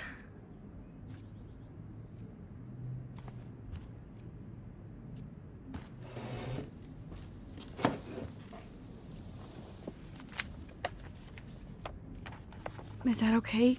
Perfect. I Oh can't my see anything. God. It's 240p. Look how little we are there. We look like toys. I remember that day by the lighthouse. My dad was pissed at us. He actually tried to give us a timeout. And you laughed at him. My dad would have banished me. Turn page. Whoa, awesome picture. We look so badass in our pirate gear. We should have taken over Arcadia Bay when we had the chance. There's still Better time next for you. time. There's time for us all. Blackwell Academy is private, though not federal public. Would they need to comply in that case? I imagine just because it's private, that even though it's private, or just because it's private, doesn't mean that they can just ignore the law. So I think so. Oh man, there we are making pancakes. I love that shot of us. It's hard to believe my dad took that picture only 5 years ago. Literally seems like yesterday. I wish it was. Me too. This photo. Maybe I could Maybe I could- rewind time. Whoosh. Listen, Max. My respiratory system is failing, and it's only getting worse. I've heard the doctors talking about it when they thought I was zonked out. Oh, So, I know I'm just putting off the inevitable fuck. while my parents suffer along. And I will too. Fuck. This isn't how I want things to end. Fuck. What are you saying? I'm saying that being with you again has been so special. I just wanted to feel like when we were kids running around Arcadia Bay and everything was possible, and you made me feel that way today. I want this time with you to be my last memory. No, man. Fuck. You No. No. Yes, I do. All you have to do is crank up the IV tool. No, man. No. No. Fuck. Fuck.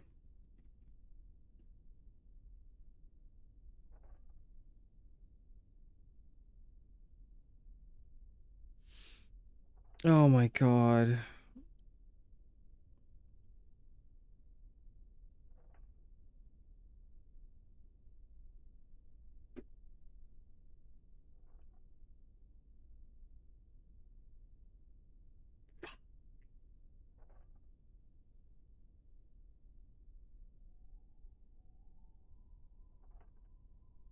No, we're not doing it. We're not doing it. We're refusing. We're refusing, and we're gonna be like, no, fuck you, man. We're gonna go to the Caribbean.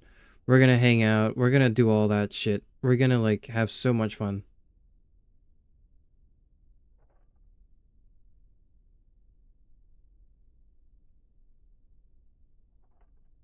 Why not? Can you tell me why? Because like we're gonna make some more memories, okay? That's what we're gonna do. Fuck. Shit. She's actually slowly dying. And we know what we're gonna do. We're gonna go on a fucking pirate ship. That's what we're gonna do. That's what we've always, that's what she's always wanted to do. We should go do that. Can't take her to the Caribbean. Okay, we'll get her on a boat. Okay, we'll get her on a fucking boat. We're gonna get her on a boat, okay? We saw that there's like that Make-A-Wish. There was like that Make-A-Wish poster on her wall. There's gotta be something we can do.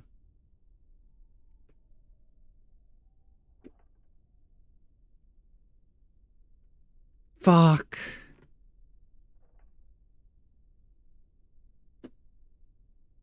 She wants you to put her out of her misery. I know. It's topical, isn't it?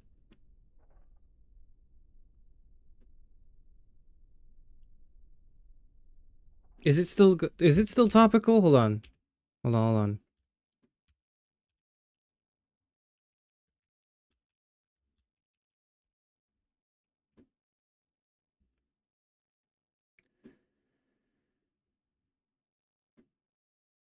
Voluntary euthanasia is different and is where a health professional administers the drugs to the patient. Deaths covered by the... Okay, hold on, I'm reading this. What am I doing? I'm reading the BBC. None of you are like... You're all American. This is an entirely different political sphere. Never mind. It's topical if you're Canadian, yeah. So, like, it's not really. It's not quite. Fuck. Dude, I don't know. I'm not saying she should not be allowed to make that choice. I'm just saying, as her friend, I'm gonna, like, try to persuade her against it. Because I think what we should do is, instead of just going quietly, we should go out with, you know, maybe not with a bang, but we should go do something. We should go do something. Chloe. I can't. It wrecks me to see you in any pain. but I don't have any right to do this. I'm an adult. I'm giving you the right. But Joyce and William... I already said my goodbyes to them, but they won't honor my wishes. You will, right? I can't kill you with an overdose. Max, I'm dying from my illness, not my dosage. This accelerates the process. I'd rather go out on a wave than a rock. And I want my best friend to help me out. I am going to help you, but not like that. You have to believe me, Chloe. Why, Max? You're just bailing on me like everybody else. Why don't you go now? You've been wanting to since you got here, right? So go and don't come back. Chloe, I am never leaving you again.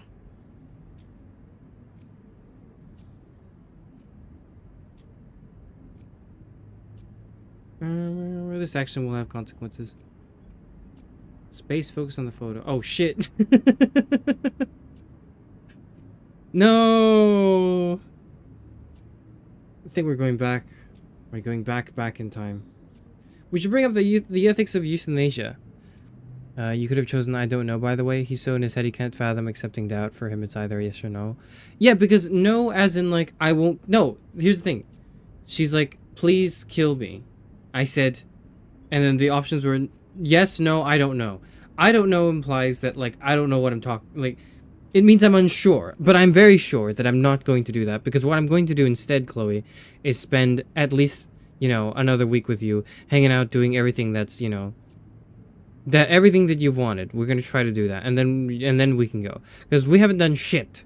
We watched like a movie, and then we, like, what else did we do? We didn't do anything. We just watched the movie. That's all we did, and then we looked at some photos.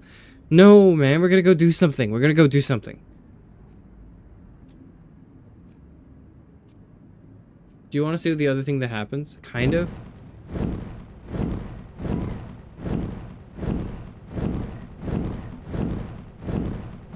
I'll see the other thing that happens.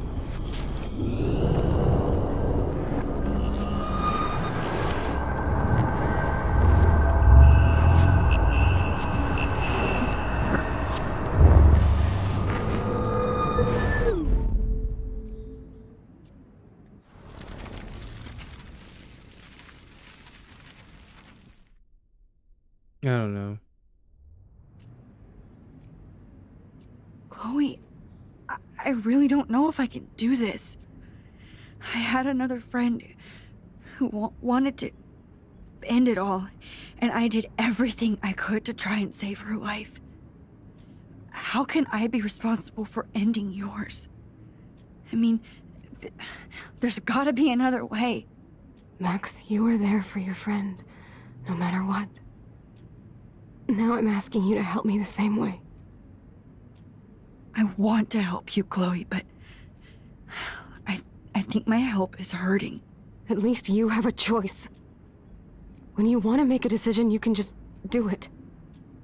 Look at me. I'm at the mercy of everybody.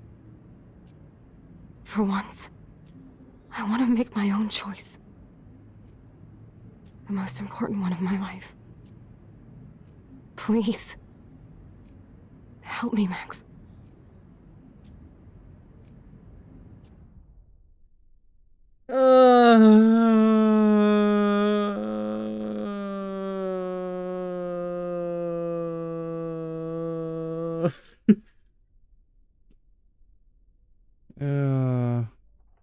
She's like, we hung out and that's all I have the energy for. Please kill me so that's how I can go out. And then you went, yeah, but what if we could do that more? Yes, what I'm saying. Honestly, I would hate Max forever. I get the hesitation. Me personally, I would fulfill her request, but at a later date, it gives her time to possibly change her mind, and I would give her a really special last day. Yeah, so I wouldn't, like, honor... If I made that promise, and if I were to say yes, it wouldn't be like, all right, I'm going to pull the plug now. Like, I wouldn't do that. I wouldn't just go, all right, zoop. You know, like, that's not what I would do. I would wait, like, it would be like, okay, 1 week from now I'll do it. I've decided now, and you have this whole week to change your mind. and, you know, or to enjoy it, right? Like, what's the rush?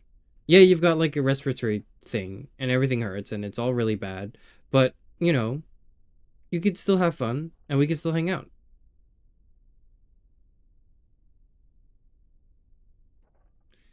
Kind of agree, but I feel like she really wants to go out with dignity, and this had a sense of finality for her. I think that the sense of finality is not like an opportunity that will never return. By going, no, let's schedule this instead, you're still making the choice for her. This is the one thing she really wants to do. Okay. Can you tell me what the difference is between this moment and... Fuck, what's her name? I was about to make a point. What the hell is her name? Megan? Was her name Megan? Her name isn't Megan. No, Kate. Oh my god, like my favorite character. Can you tell me what the difference is between this moment and Kate on the roof? Megan is not a real character. Megan is not a real character.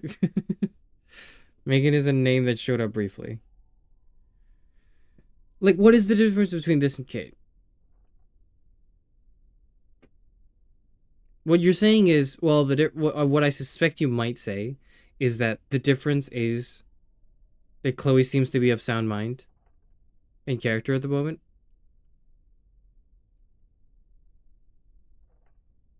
And I disagree with that. But I don't know how I can, I'm not putting up a strong argument because I don't know what it's like to live in a conscious emotional state.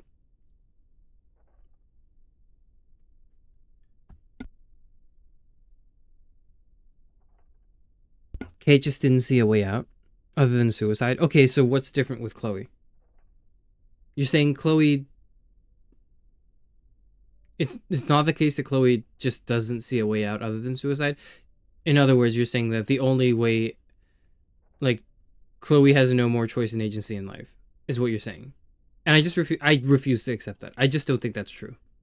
I think that is extremely wrong. That is not it. Man, they would not want me as a doctor. It wouldn't. It would suck if you really wanted to kill yourself and you got me as your doctor. And I was like, actually, no, you shouldn't. You should enjoy life. I say that as like, as an able-bodied person with no suffering. You're fucking dying. You're going through like the worst experience of your entire existence. You're in physical extreme pain. And I'm going like, you know what? But you should like look at the bright side. You would hate me if I were your doctor. Oh, you would. Chloe literally does not have any other options. She can't do shit for herself anymore. She's a quadriplegic who's slowly dying of respiratory failure, knows that her life has been cut short, so she wants to do it herself and put her and her parents out of crushing medical debt.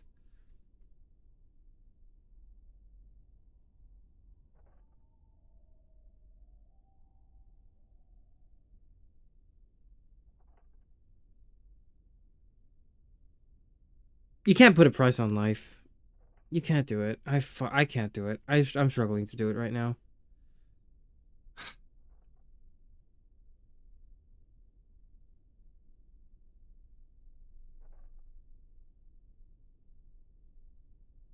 Tree fitty. Okay.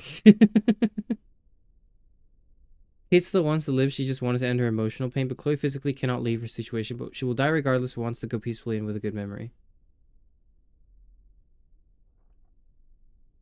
Okay, so here's what would be different for me, but I guess it shouldn't be different, is if the doctors were like, you have 3 days to live. And then Chloe was like, you know what? My next 2 days are going to be shit anyways. Like, today was really good. Can we just end it now? I'd be like, yeah, okay, that makes sense. Okay, I'll pull the plug. Like, if the doctor was like, you have exactly 3 days. So the doctor didn't say, hey, you have exactly 3 days. The doctors were like, you have a limited amount of time until it really starts to hurt and everything gets real even way worse than now. You get a respiratory failure and all that. You're going to die any day now is what the doctors have said. And so far, my interpretation of that has been like, well, it could be any day. It might not be right now. But really, I think what the game's trying to push is like, it's happening in the next week or next few days. At least as a scenario that's like more obvious in my head.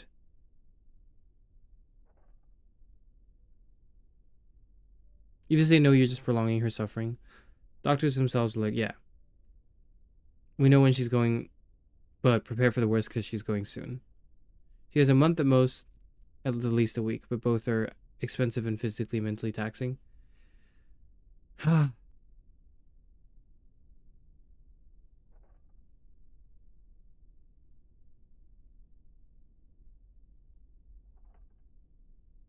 want to see what happens if we say yes.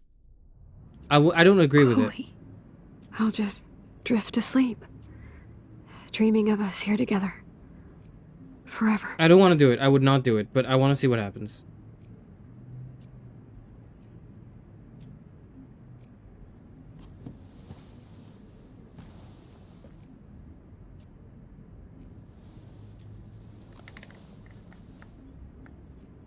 We should, like, kiss her.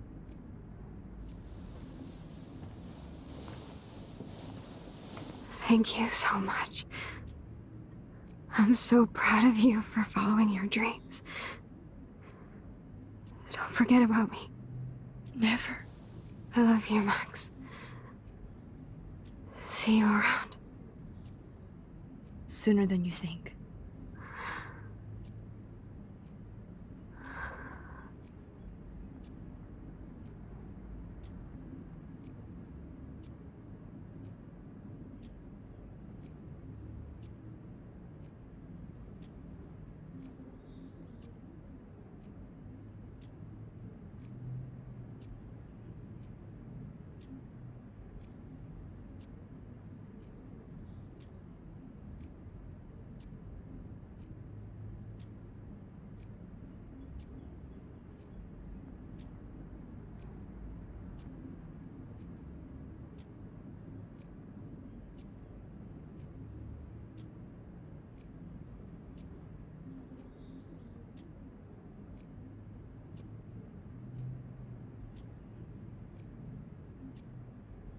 I can't do this. I can't do this. I can't do this. I can't. That's not... Oh, fuck.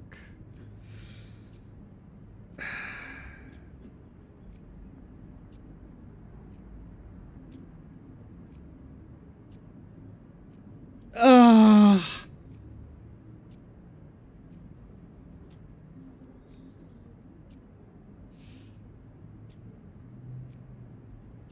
And the ambience of nothing but a ticking clock. If she goes out like this, it's painless as opposed to the eventual respiratory failure, which will suck because she won't even be able to breathe. Presumably, you don't see her again in this timeline, so her last memory of Max, if you don't do it, is Max letting her down. It's not letting her down. You're kind of like, here's what you're doing. You are inserting your interpretation of the event in the description of the event, because I just don't think that's the case. But like,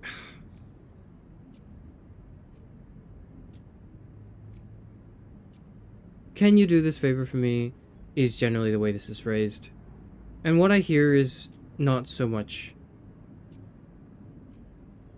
I am of sound mind and decision, and more I can't see a way out, and everything really hurts, and I want to die. Please, can you end my suffering? And I just, like, I find it very difficult to... Because, okay, here's the thing. I have, like, a sort of subject to change, almost sort of radical hopefulness, or sense of hope, maybe, where things can always be better. As long as you can make any choice, there is always the potential for things to get better. And I believe in a very extreme version of this that has not been tried and tested, because I'm, like, relatively able-bodied and have not experienced the worst possible things that the human experience could entail. Thankfully, you know, I've not been tortured physically and violently. That's never happened to me before. I don't know what it's like to want to die in that way. I can imagine it. I can immerse myself in media that explores that question. But at the end of the day, until I'm there in that moment, I can't really tell what it's really like. What makes the kind of... Part of what makes the assisted suicide question so difficult is because I am very much like a standing there yelling, "Never kill yourself," the type of person, despite the seemingly negative inclinations that I may often have. I believe very strongly in the fact that, or in the possibility that things can always be better. And always think that, like, I can do that. Like, I think there's a sense of self. Not in like an ego, not in the sense of like, you know, a narcissism. But an ego in the sense of like, I exist, like I'm here. And as long as I exist, I can do something. And if I can do something, yes, and if I can do something, it can, you know, things can get better. Not just for me, but for other people. I want to believe that I can do things that make not just myself feel better, but I can make other people feel better. And so far, I'm pretty good. So far, I'm great. That's why everyone loves me, and I'm super popular, and and things are great. And I can believe in that sentiment because I can. It's, you know, I can see myself enacting positive and good change. But yeah. Anyways, the main fuck. I'm sorry. I'm trying to. I'm just like. I'm like devastated right now. I can't talk my way through this. The issue is, like, I understand that not everybody sees this in this way, and I have no right to say that everyone needs to adopt my way of thinking, especially because I don't know. I haven't walked a mile in your shoes yet. I haven't lived your life. I haven't, like, I don't know your suffering. I only know my suffering. You must be talking about another character. So yeah, the issue is I don't know what it's like to be you. I don't. I wish I do, I think. Sometimes I wish I wouldn't ever have to, but you know, like I wish I could know what it's like to be you or what it's like to be anyone else, but I don't. All I know is what it's like to be me. And I feel so strongly about how I feel about myself and my experiences that I'm almost, you know, because people can be mistaken too. People could be mistaken in the sense that, like, for example, with Kate, right? I think it's relatively uncontroversial to posit that Kate was mistaken in her suicide attempt. She wanted to kill herself. She wanted to throw herself off the roof because she thought there was no way out. She thought this was it. This is the most embarrassing thing ever. My future's ruined. You know, I have no hope. This is it. Like, my life is over, right? Those are the words she was probably saying to herself. And we want to think, perhaps uncontroversially so, that she's mistaken.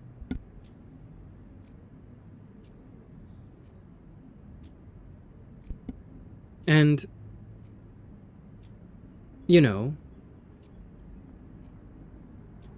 what makes that decision different from this is that we don't think Chloe is mistaken. We think Chloe's suffering is genuinely, like, going to last till the end of her life, which is happening very soon. Whereas we think Kate, while Kate is experiencing something horrible right now, will eventually be able to, you know, enjoy the rest of her life. Not just the length of it, but the quality of the life that she has left to live. We see Chloe's conditions, her medical conditions, and think that's not the case. That could never happen. My hesitance lies in the fact that I am unfamiliar with the extent of chronic medical pain pertaining to whole body paralysis and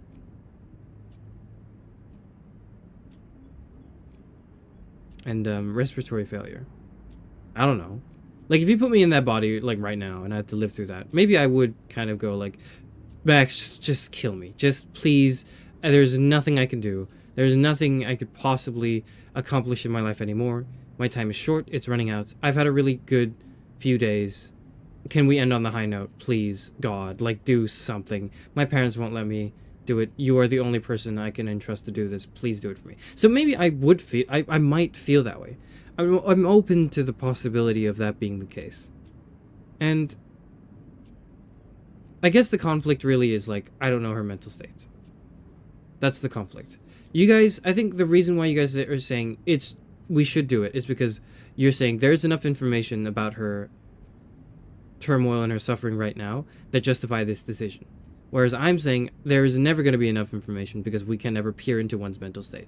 In the same way that, or in a similar way, I would argue that in Kate's case, there might have been a point where her,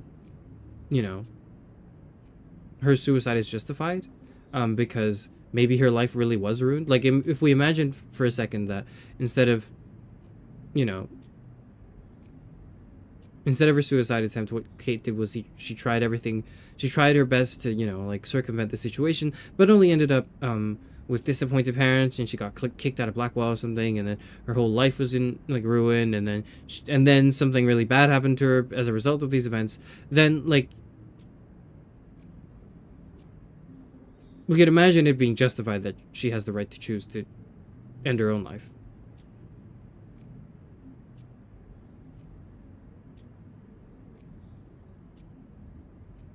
Are we going to say, like, well, that's her choice then? That's not what we said on the roof. We didn't go like, well, if you really want to do it, go for it. That's not what we said. That's not what we said on the roof.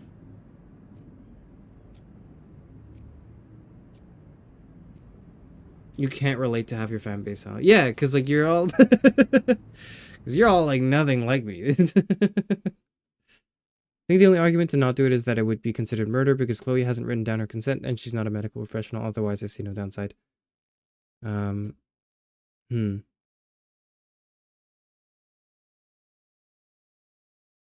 only reasoning for why not to do that is that you'd have to explain it to her family and then everyone would carry the burden. A professional should do it for the sanctity of life.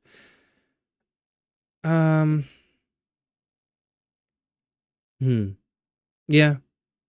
When it comes to respiratory failure, anything will affect it, but it's confirmed her lungs will fail and it will be painful and expensive to keep her alive. She wants to prevent that from happening.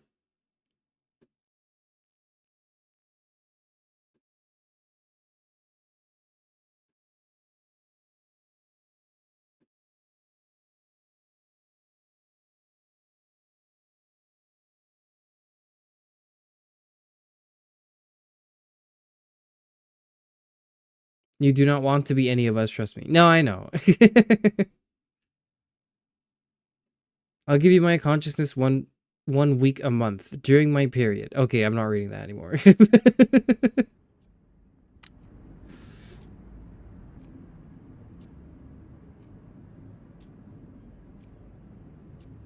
Someone stopped watching.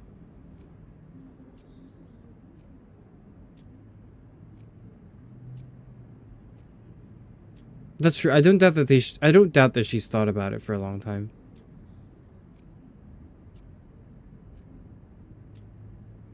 I would stop Kate because she can get out of a situation Chloe cannot.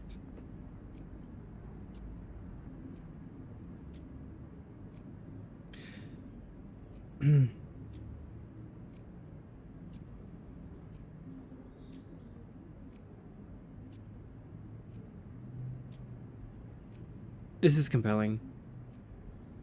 This situation is compelling. I don't think I've ever really seriously thought about it. Like, it's one thing to read, like, a thought experiment and to study, like, the literature and the arguments, and it's another to kind of at least imagine yourself, right? Being in a situation where you have to make that choice for your best friend.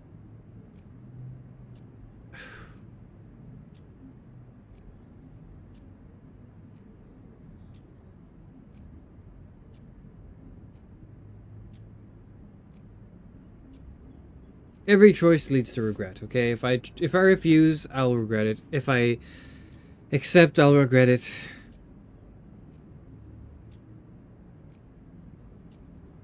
Regret is unavoidable. We're gonna look at the photo album. I'm sorry, William.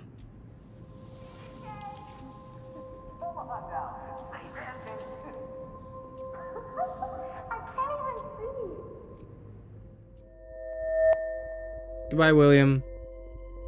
Your ass is grass.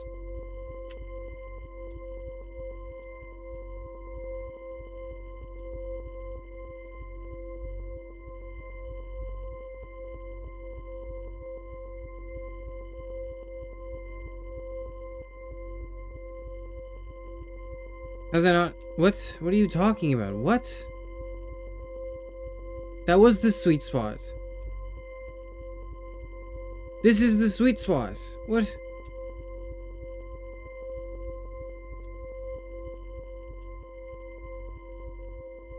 It's blurry again. Motherfucker. What? I can't see anything. Did we successfully change your mind? I don't know. I don't know. I actually don't know. I'm unsure anymore. I think, like...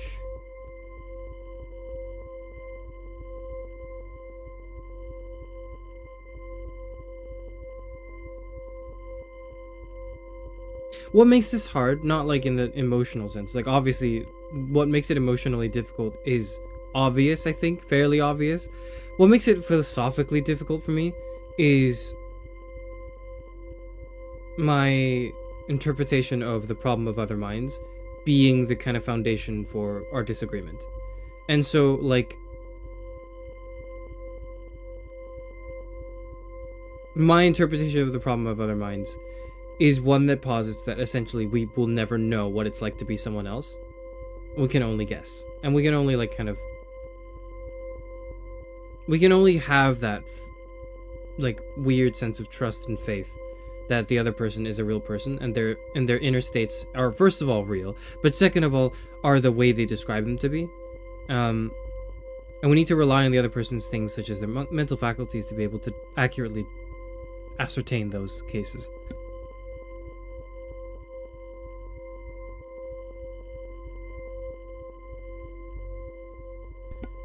You are sticking with the assisted suicide decision. I am, and I don't know if I like it. I am only because I think what I would have done, what I would have done realistically, is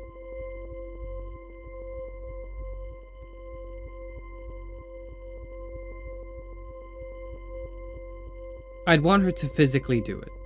Like, what I would probably do is I would probably, like, I don't know, not just say it, right? But I would want her to do it. Like, I would probably bring the machine over to her and have her, like, I don't know, like,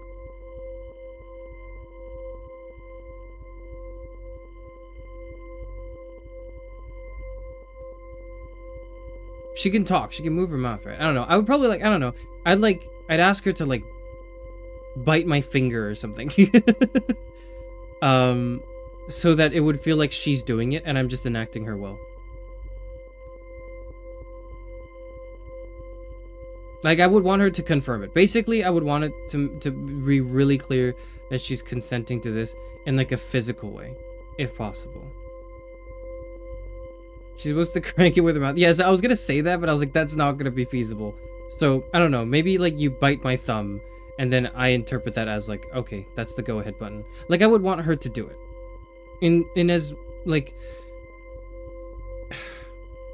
In as accessible a way as possible, I would want her to do it, not me. Like, again, I want to emphasize the assisted part of assisted suicide. Hello, Stella, you joined at a great time. I would want to emphasize the assisted part of assisted suicide. Like, I want to know that I'm playing support, and she's the one getting plus 300 gold. Okay, that's what I want.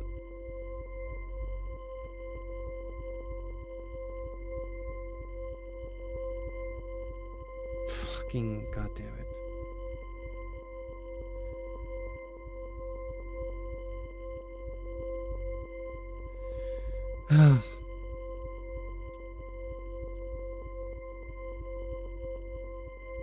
Okay, I don't understand.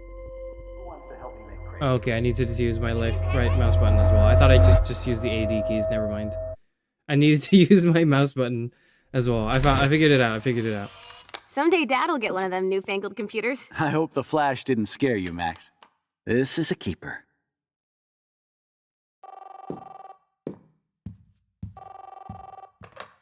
Hello? Hey, honey. What? Oh, I didn't know you had to get groceries. Of course I'll come pick you up. Shit, where are my keys? That's $1 for the swear jar. You mean your college fund? Keys, please. Aha! You can't hide from me forever. And no Chloe and Max wine tasting session. Fuck. Dad. Don't blow it, because tonight your mother promised to make us a world-famous salmon surprise with chocolate cake for dessert. Max, you'll be here too, right? She's never leaving me. That makes all of us.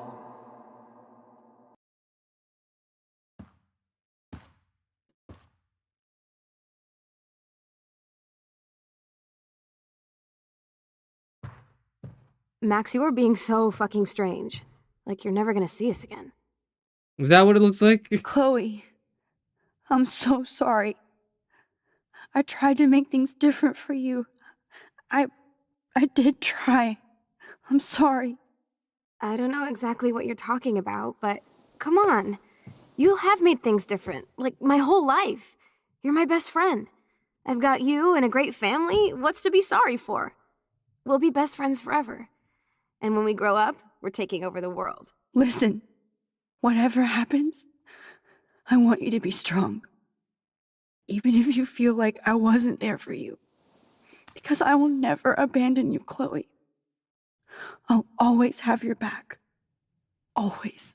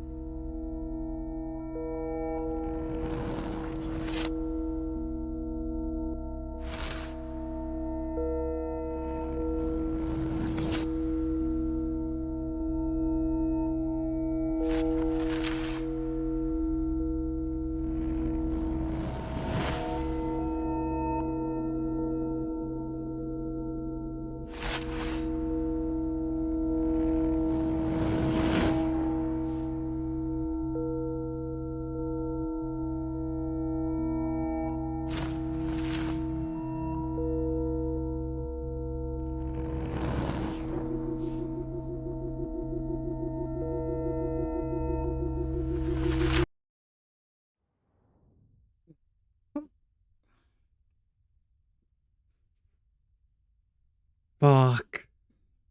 Oh my god.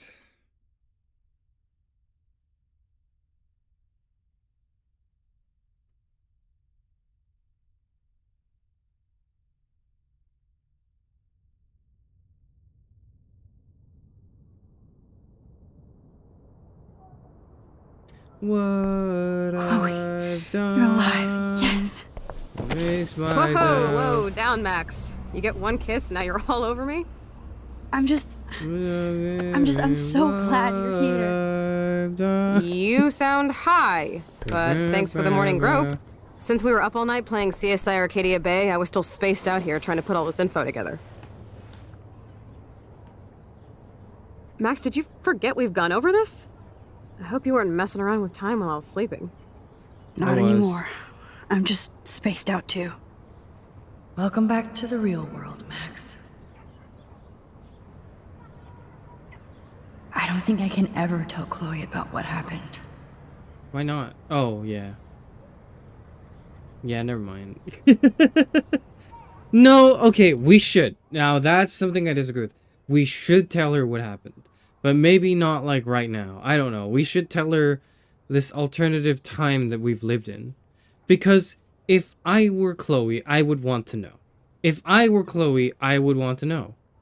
Okay? And I'd be so mad if my time-traveling friend went back in time, and did all that.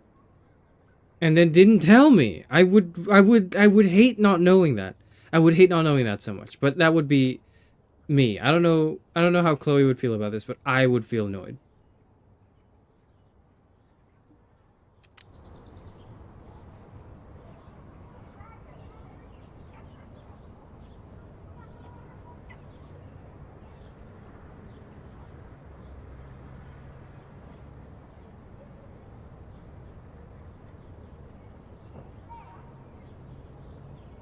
Let's look at the big board and see all our Oh, pieces in the puzzle so okay. far.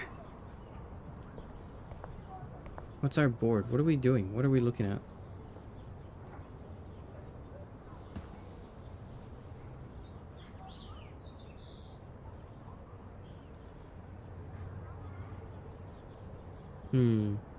So close yet so far away.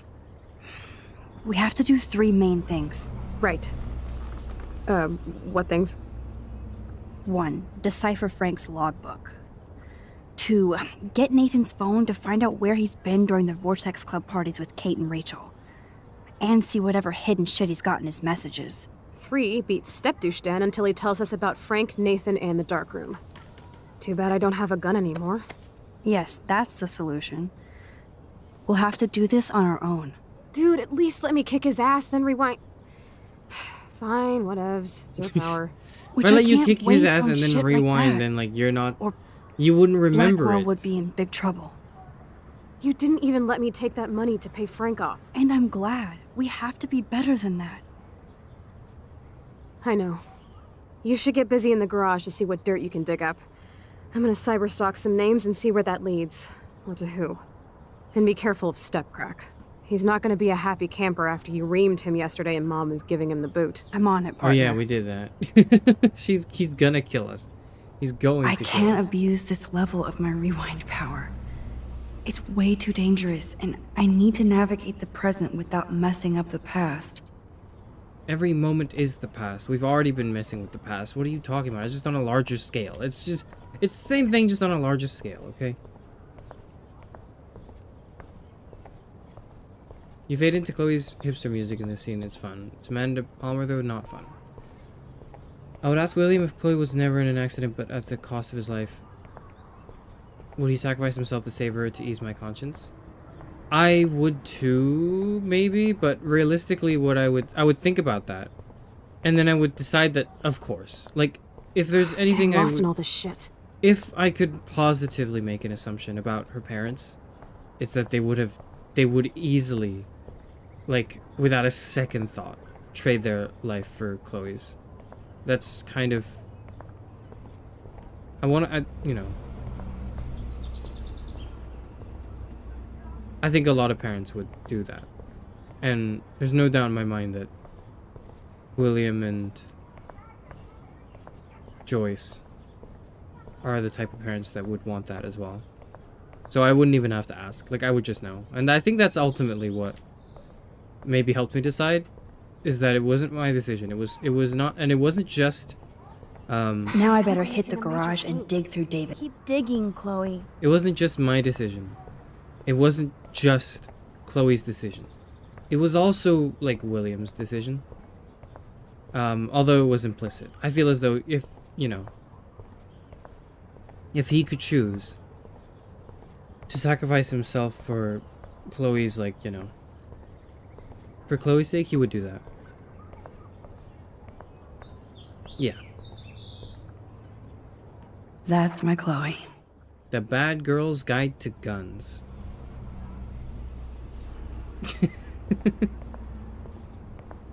Most American thing I've seen today, okay. Damn. This is a serious expose on the Prescotts. Next to, like, them walking around Finally. in home, like, they're in their trainers or whatever. The Prescott's Pan Estates, Haven or Hell by Craig Kennedy. The name Prescott may not mean much to you or those outside of the edges of a small coastal Oregon town, but this is a name that means quite a bit in Arcadia Bay, a quaint town seemingly stuck in time.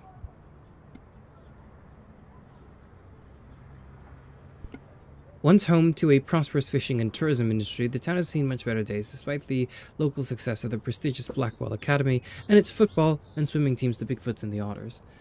Environmental changes to the area have reduced the amount of fish and other sea life, resulting in a stagnant economy and limited tourism. Oddly, the Prescotts have managed to keep their business interests quite profitable. In fact, they're behind an expensive exclusive housing development known as the Pan Estates, to be built into the deep forests near Blackwell Academy. Local Native American groups have already filed various motions against the development, citing widespread destruction of tribal lands and natural resources. That does not surprise me at all. It makes perfect sense.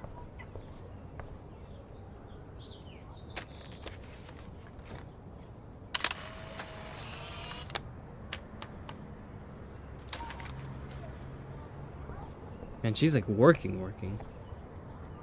Staying up all night is the best excuse to drink lots of coffee. I hate coffee. I don't hate coffee, but like I would rather not.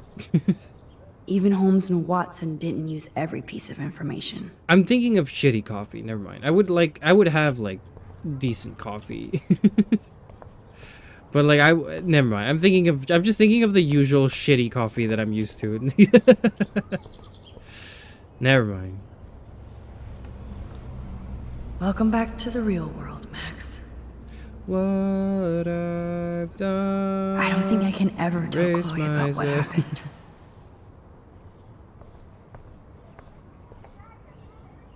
That snow dough always makes me think of William and Chloe. It's in the box. I'm so sorry, William. It's not fair you had to die twice. No, he didn't though. He died like once. He didn't die twice.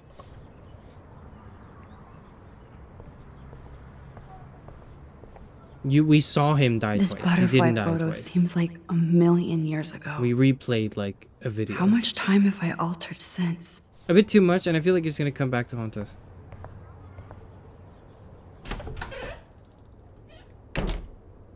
Is David gonna like beat my ass now? Do I have to carry a gun with me? Let's find out.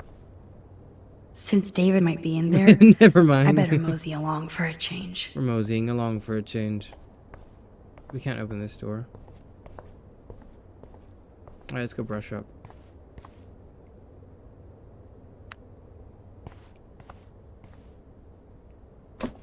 Oh, that blue dye makes me so happy. It means the real Chloe is back with me. I wouldn't call her real Chloe as opposed to like a fake Chloe, but alright, whatever.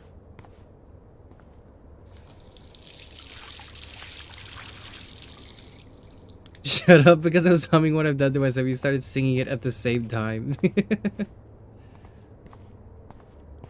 Yeah, but why were you humming it in the first place? Boba is better anyways. Boba is overrated, but I would say that I prefer Boba over shit coffee. I would prefer really good coffee over Boba, but rarely does one find really good coffee. Cause you got it stuck in my head. I'm glad you know that.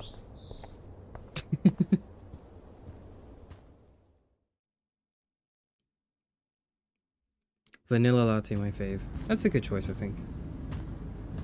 Uh-oh, he's gonna kill me. He's gonna fucking beat me to death with that suitcase, man. This guy's nuts. This guy's fucking nuts. You won this battle, Max. You broke up my family.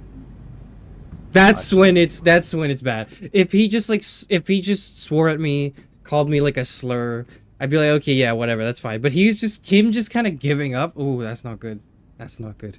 David, I didn't try to hurt you. Ever. But I won't let anybody hurt Chloe. Too late, isn't it? You just better be damn careful with her. Don't you wander off into the dark.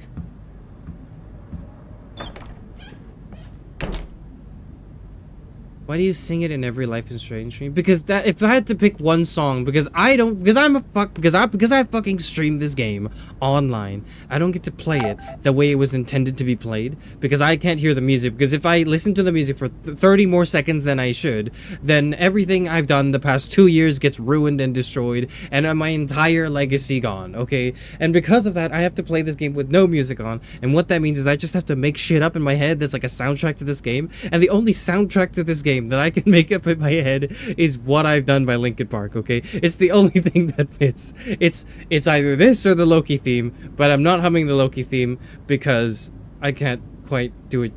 Because there aren't lyrics to it. Whatever. David isn't any different from me when he's looking at those family photos.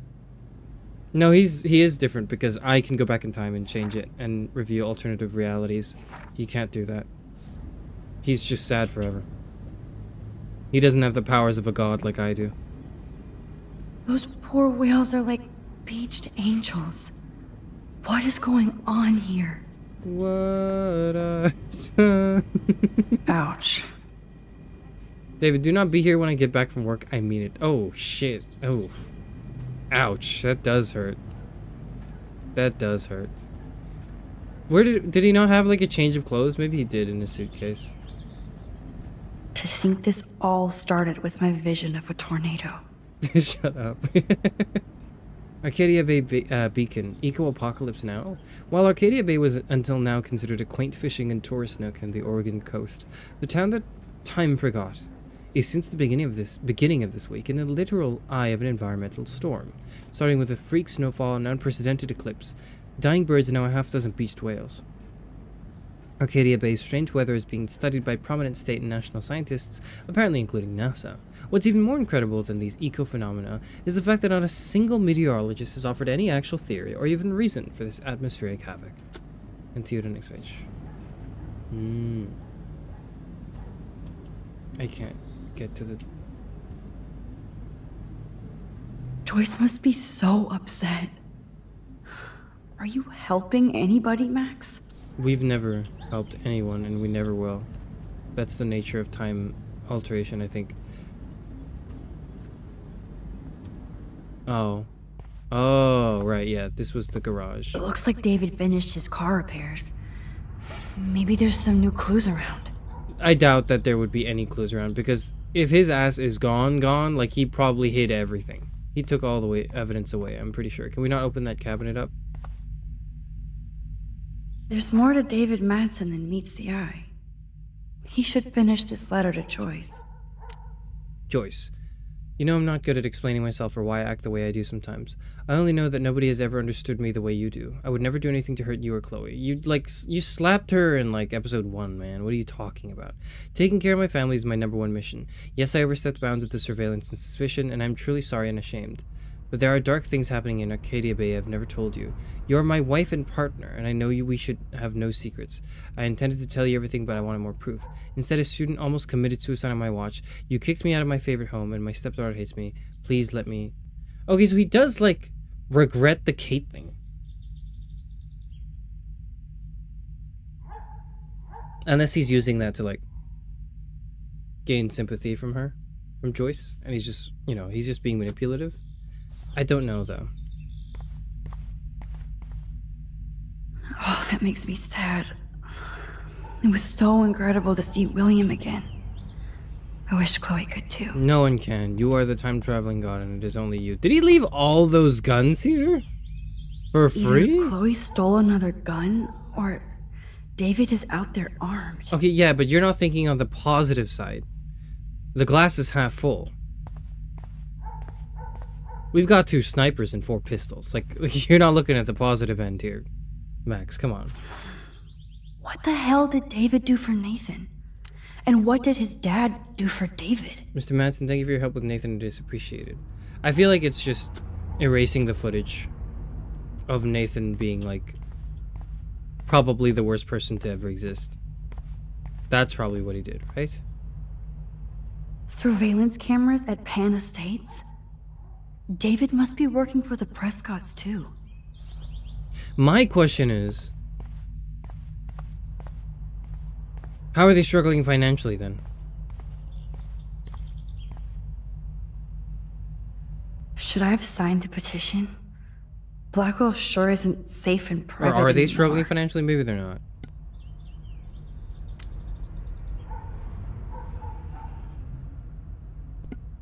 From Raymond Wells to David Madsen. Despite a rather heated discussion about the successful petition to block a campus surveillance system, I am still interested in your feedback on other methods of improving Blackwell security.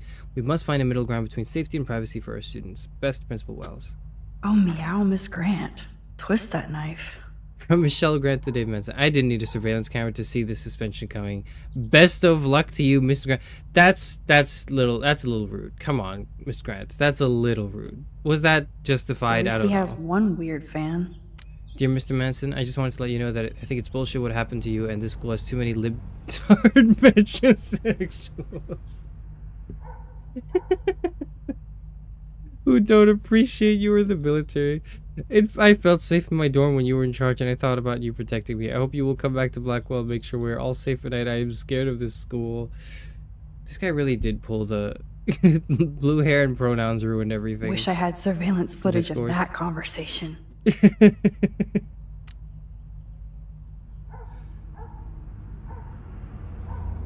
presumably Nathan who wrote that. I'm just, like, if I had to guess, out of anyone in this entire game who would, you know, who would be on that tirade against blue hair and pronouns, it'd be him. I apologize for my outburst yesterday in your office. I was upset about losing my position at Blackwell without a complete investigation of the facts and based solely on the claims of untrustworthy students. There's a cancer at Blackwell Academy. Without me, it will continue to spread. Sincerely, Madsen. Okay. Strange set of emails. Why did he print his emails out? Why would you do that? Why is this evidence just ready for me? Like, did you want me to read this? I have to just assume that he must have wanted me to read this, right? Why else would he just leave it here? That and the paper ball as well. We can't open the gun rack? Alright, whatever. Is there anything here? I don't think so. Let's head back. What were we supposed to do?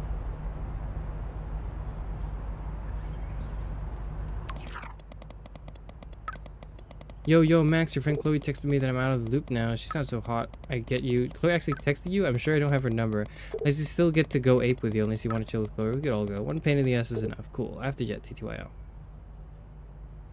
You're out of the loop. She sounds hot, so I get why. Alright. Alright, Warren. What has Victoria said to me? By the way, thanks, we're not friends. Okay. Sure. Hey, Mom. I killed my... Maxine, what the heck is going on with the weather up there? Are they doing military tests or something? You're right in the eye of the storm. Yes, I even killed my plant, Lisa. So sorry. Sweetie, get another. One plant was stressful enough. Now back to the books. Talk soon. I'm not getting another plant, yeah. Kate.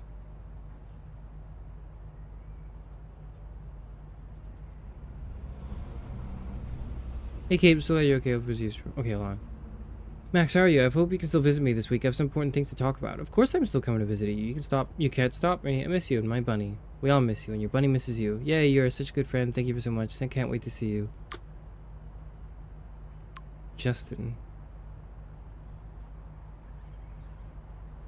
Who is this guy? Sad to padded. Sorry, my phone was in my bag. Hey, Justin, you busy? Max Wax, I'm busy blazing. What up? You know, Frank Bowers, drugs. That's it? Ask Nathan, he knows him, I think. Okay, Mona, thanks, Justin. For what? For what? Left on red. Appropriate. Who's Juliet? Hey, Max, hope you're okay after everything. You might be busy, but feel free to call me anytime. Hey, Juliet, you busy? No time to be busy. You never text me. What's going down? Besides everything, I was just curious if you ever heard of a guy named Frank who lives in an RV around town. You mean a van down by the river? I heard he's a sketchy meth head. That's about it.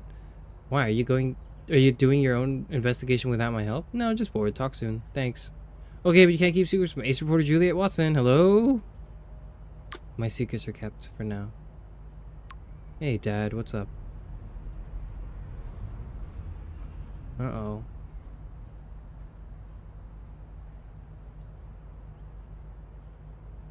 Hey, honey, I just got a weird text warning me that my nosy daughter better stop watching others and look out for herself. Is this some kind of school prank? And it's from a blocked number.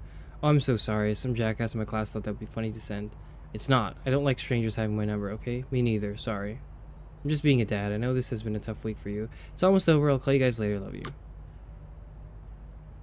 Courtney. Hey, girlfriend. Let me know when you want to come by my room and I'll give you a fashion makeover. Thanks, Courtney. I'm swamped with homework now, but I'll check in with you later. Thanks again for the offer.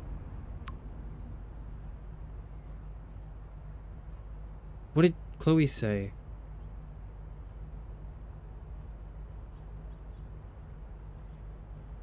Hey, man, I suck again. Sorry it got in your face today and took out my bullshit rage on my best friend. Chloe, I understand you're going through a lot. We all are. Besides, I threw your beanie out the window and busted out my rewind.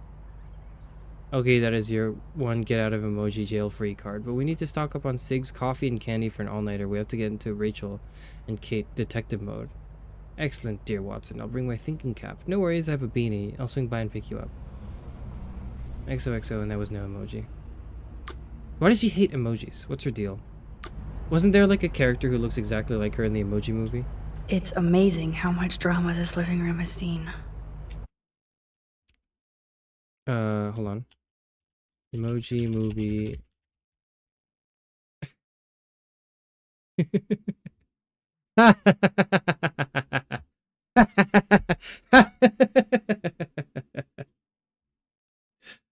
Oh. You're not ready for this. Are you ready for this? You are not ready for this. You are not ready for this. Hold on.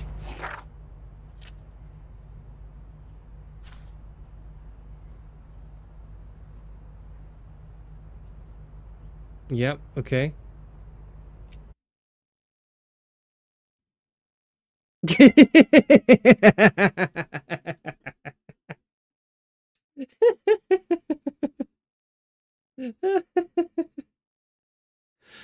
Oh.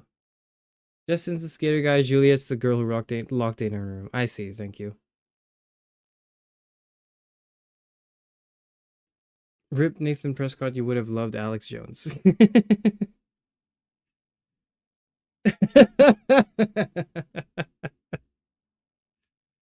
Oh. Oh yeah, it's this. Don't do this to me. Oh. Oh. Let's read it. Then there's Chloe Price. What do you say to your best friend after 5 years of silence? After finding out you saved her life in a bathroom? Nothing. I feel so lame for not saying in touch, or even text. I have no idea how to process seeing Chloe like this again. For one thing, she looks so similar but so different. She's all grown up now, but it doesn't seem like she's only 1 year older than me. I absolutely love her blue hair and punk clothes. It makes sense that she would become a rebel. She still kind of looks like a pirate, except one who stage dives. I know she's angry with me because of her body language. I'm glad I can still see the old Chloe in there. Or is that the young Chloe? I'm sure she's still messed up about her dad dying. I would be too. That was a terrible time for Chloe and Joyce. I feel bad because I wonder if I was happy to move away just to avoid the grief. Speaking of grief, it's clear she's all mixed up with Nathan Prescott's shit. I have no idea what's going on between them, but I'm going to find out no matter what.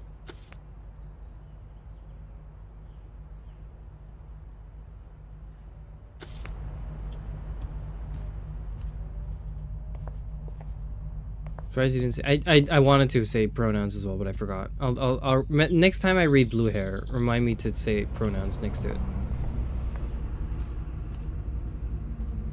or alongside it. Okay. Note here. Looks like David already booked a room. The Block Hotel reservation. Ah, I see.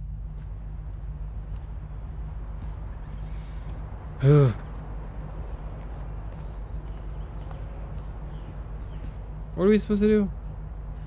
I helped Joyce lose William and now David. There's Yeah, no but way like I we can go didn't to Chloe without going to David's locker. Going to his locker to do what? We've already been to his locker. No, we have not. We haven't. We have not. Whoa, that is a serious padlock on that locker. Hey David, what you hiding?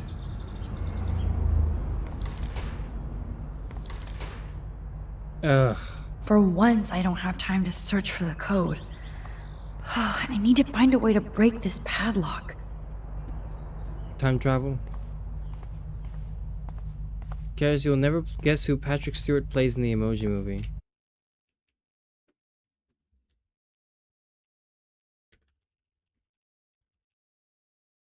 Then I will not guess. I'm looking it up.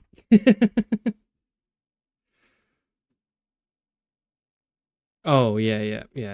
I think I've seen the Emoji Movie. I think I like against my will. I had to watch it at some point. I think. Check her journal. Okay.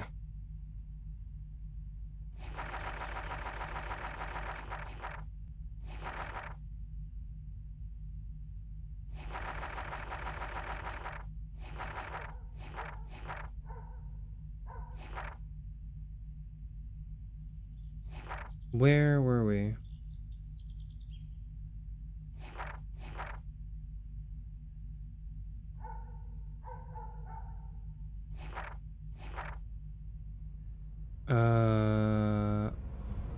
Here, right? October 9th. Dear Diary, I have the power to rewind time and I ended up on a rooftop trying to stop my friend from jumping off while trying to prevent the possible destruction of my hometown. I fell asleep at my desk and woke up reaching out to rewind, or grab Kate.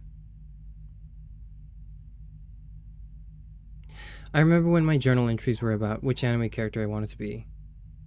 or my dreams of being a respected globe-hopping photographer, or what me and Chloe would be doing when we were finally adults. At least we know how that turned out so far. Chloe's determined to get to the bottom of what's going on, so I've been playing What Would Chloe Do, which means blowing off my Blackwell homework to research everything I can find on Kate, Marsh, Rachel, Amber, and the esteemed Prescotts.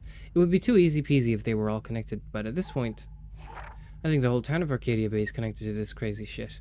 I can already see the story on the National Geographic Channel. Mystic, scientific, or apocalyptic. The Arcadia Bay tornado. Shudder. Speaking of fear, I still think about Kate and the sadness in her eyes on that roof. I'm so grateful she's alive. I love seeing the students at Blackwell show their support for her with gifts and flowers, finally. At least I feel better now that Nathan's suspended. It's good he's off campus for a few days, I hope. And like I give a shit if the Prescott family sends a team of lawyers after me. Please. I doubt they would like all the publicity.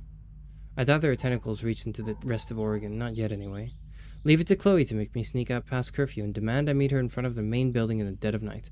I knew Chloe would be all over investigating the campus after what happened to Kate here. This just makes Chloe more desperate to find out what happened to Rachel, if anything.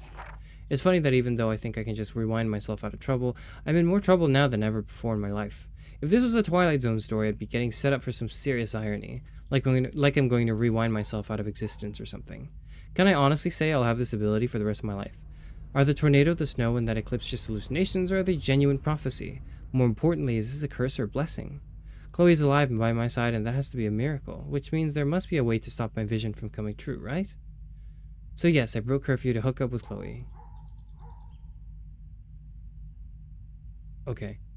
She probably meant, like, to hook one up with, you know, whatever. She said she had something to show me. Looks like it's time for some serious detective work. Enter the Blackwell Ninjas. As I stealthily made my way out of the hall, I passed by Kate's door and saw all the nice messages from other students. Too bad most of Blackwell didn't care when they passed around the video and bullied her to that roof. Everybody always cares when it's too late. At least Kate will see what people are on our side, finally. I hope I can visit her when all this blows over. Maybe that's not a good choice of words. Damn, that was too close. I was doing so well until I got outside, and of course it was Principal Wells, of all people, blocking the way. The one person I least wanted to see. I wasn't ninja enough for him, so yeah, he busted me. But I finally got to see what the gossip was true for a change. Principal Wells was shit-faced. He didn't even try to hide it. In fact, he was a lot cooler drunk than sober. I can see why he's so confused dealing with Kate's family and the Prescotts and Dave Manson. He still acts suspicious and gives me way too much tood, as he would say. Nobody says that seriously. But I can see that he's under a lot of pressure. So much that he's so wasted he can't even use his keys at midnight. Sure, he was in my way, but he was no match for my rewind power. After all, I had to go and meet Chloe. Bad Max. Even though I thought I was in full ninja mode, Chloe still scared the shit out of me, which pissed me off considering what I've been going through. Sometimes she's so damn insensitive to other people's feelings. She wants all my attention for her and finding Rachel, and she gets all butthurt if I don't have any time for her. Obviously I have time in hand, but I can't stay mad at her for long. And she was so damn excited about having the keys to the main building. And honestly, I was pretty amped up too. Even more so when we went to the front of the building and spied on Victoria talking smack about me. Shocked, and worse, actually trying to blackmail Mr. Jefferson to pick her photo for the Everyday Heroes contest. She is freaking unreal. I give Mr. Jefferson major respect for telling her to get lost, even though she deserved to be expelled for pulling that crap. This is her priority after what happened to Kate. I just don't understand Victoria, no matter how hard I try. She's already rich, pretty, and a good photographer. Why try so hard and hurt so many to manipulate everything already in your favor? I just hope that's not what I'm doing with my rewind power. Yes, there's something incredibly awesome about breaking into your own school at the witching hour. Although Chloe was technically right. How can we break in with a key? Never mind that it was a stolen key from the school's head of security. Anyway, the Blackwell Ninja strike again. So cool to stalk the halls when it's dark and quiet. Even with so many terrible things happening all around us, it felt like Chloe and I were walking towards the center of a great cosmic mystery, something bigger than any of us. But we kind of suck as master spies since we didn't have a key for the principal's office. No worries with my rewind power at hand, and of course Dr. Warren Graham. He came through with a bitchin' mini-bomb made of sodium what the fuck ever. I probably learned more putting these ingredients together than the entire semester so far. Sorry, Miss Grant. Warren is the star student here. He tries so hard to help, maybe too much, but what's wrong with that these days? I'm so grateful he's on my team. Talk about being in the Sancto Sanctorum. Thanks, Latin class, I barely passed. Of Blackwell, I did feel freaking weird about being in the principal's office after midnight, going through his files and laptop with Chloe.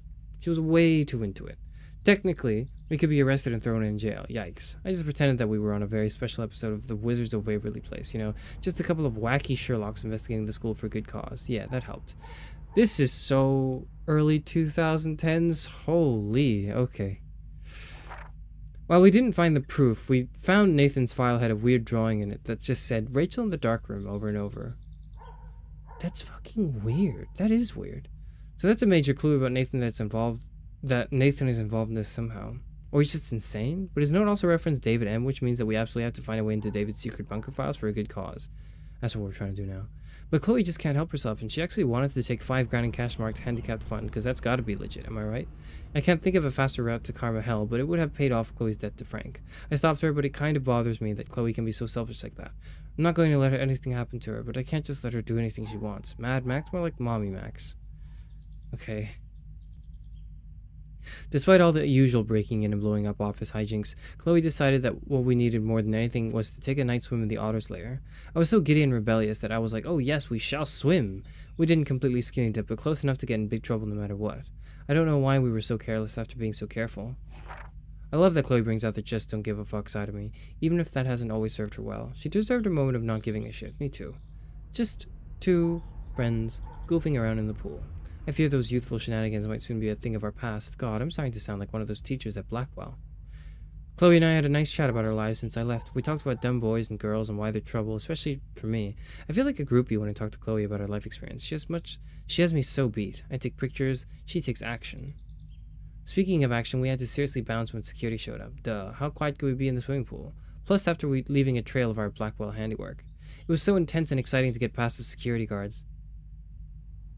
They had serious spotlight power, so it wasn't exactly easy to stealth our way past, especially as we had to bail in Chloe's junker, but like I said, intense and exciting. Hella like Chloe Price. Even though my body smelled like I had been doused in chlorine, it was so nice to crash in Chloe's room for the first time in 5 years and wake up next to her like our old sleepovers. For some reason, it reminded me of the time we were going to TP one of the neighbors' houses, and we even snuck out but got chicken and ran back home laughing all the way. I remember waking up the next day and Joyce was making one of her delish breakfasts downstairs, and Chloe smiled at me like we were in the most secret club in the world, or at least Arcadia Bay. We were pirates, damn it. After our academic espionage last night, I felt the same way. It's just that now the stakes are much higher and much more dangerous. I even ended up in some of Rachel Amber's clothes, since mine were trashed. A band tee and ripped jeans, so not me. But I haven't found my style yet, so why not have some fun experimenting with a new outfit? Speaking of experiments, Chloe dared me to kiss her. So I did. She probably thought I'd wuss out. Why? It wasn't that big a deal. Though it was cute the way she was kind of embarrassed after and said she would tell Warren. Besides, I think Chloe sees Rachel Amber in her future. When I went down to breakfast, Joyce actually called me Rachel, which just seems so wrong considering how beautiful she is and how boring I am. I guess my new outfit really is working its magic. I ended up helping Joyce make breakfast just like when I was a kid on a sleepover. It's odd how quickly you can fall back into an old routine. So I must have set off Joyce's nostalgia mode since she busted out the ye old photo album. I'm one of the few people who love checking out old pictures. What was that Alfred Hitchcock line about film being pieces of time? Like Jefferson said. So, or photographs. I do think she wanted me to see her new husband in a better light. When David was happy or laughing with Joyce in a picture, I wanted to say, and who is that? Plus, I'm sure it's no accident that there was a photo of Rachel wearing the exact same clothes I had on. She truly is stunning and somehow looked more punk rock than Chloe. The truly heartbreaking image was the last photo William Price ever took. Chloe and I making pancakes in the kitchen. Joyce really misses that joyful, optimistic girl. Now she's still there. When Chloe smiled at me this morning, I saw her. The picture seemed to sum up everything we had as children and lost as adults, whatever being an adult means. Which was a perfect cue for Chloe to bounce into the room and start shit with Joyce. They gave me cruel cover so I could sneak into the garage and finally unlock David Madsen's extreme files. So today, I finally found out what was in David's secret files, and I admit, I expected it to be worse. I'm relieved that it wasn't, so maybe I'm going easier on him than I should. No surprise that he had detailed files on Kate and Rachel listing their whereabouts, along with their surveillance pics. David isn't off my shit list yet, but he's a damn good investigator, I'll give him that. It's clear that Frank and Rachel had some kind of relationship, and I don't think Chloe's going to be very happy to hear that. She needs to start waking up, we all do. When David came home, things escalated quickly. He looked more upset than usual, but shrugged when he saw me wearing Rachel's clothes. He was so on edge. Maybe I'll never get to see the David that Joyce loves so much. She and Chloe really let him have it, though. This was the first time I saw them bond since we were kids. Suddenly, I couldn't take it anymore either, and I kind of blew up. It was like a torrent that felt awesome. I've been wanting to rip into David like that myself for a long time. I figured worst case scenario, hello rewind power, but I wanted Joyce to know the depth of his weird paranoia. She looked so sad and angry when I told her about the photos of Rachel and Kate, not to mention the home surveillance. Joyce kicked his ass out of the house to Chloe's glee. Despite David's evidence in the bracelet, Chloe refuses to believe Rachel was involved with Frank. This is a part of Chloe I don't much like. She gets so damn petulant if she doesn't get her way. Or if she hears something she doesn't like. Serious denial. I get why, but that doesn't make dealing with it any easier. So I threw my hands up and suggested we check out Frank's RV. I knew that would piss Chloe off and she would do anything to find out what kind of relationship he had with Rachel. But first we had to get the damn keys to the RV, which meant going into the Two Whales Diner and bouncing like a rewind pinball between Frank, Nathan, Prescott, and Officer Barry and fucking with all of them. I'm still dizzy thinking about how I pulled it off. Yay for Max. Sometimes I feel like I'm cheating at life. The first thing we had to do was get Frank's scary dog out of the RV, so we did the classic cartoon Give a Dog a Bone routine, and Cujo became Scooby-Doo just like that. Frank's RV was pretty much what I expected, drug dealer trash chic, but it wasn't as serial killer as I feared. We ransacked the place and found what Chloe didn't want us to find. I'm sorry Chloe had to see the pictures of Rachel posing for Frank, even if she did care about him. To her, it's just another betrayal, just another loved one dumping on her. Everybody she ever loved, she lost one way or another. Only I came back from the past. For what? To make Chloe's life more painful? I just wish I could use my rewind power to get all the way back to the days when we were covered in pancake flour. Life was simple. October 10th. Dear Diary. Let's never do the time warp again. I can't even begin to explain what happened. If I think too hard about the ramifications, my brain might melt.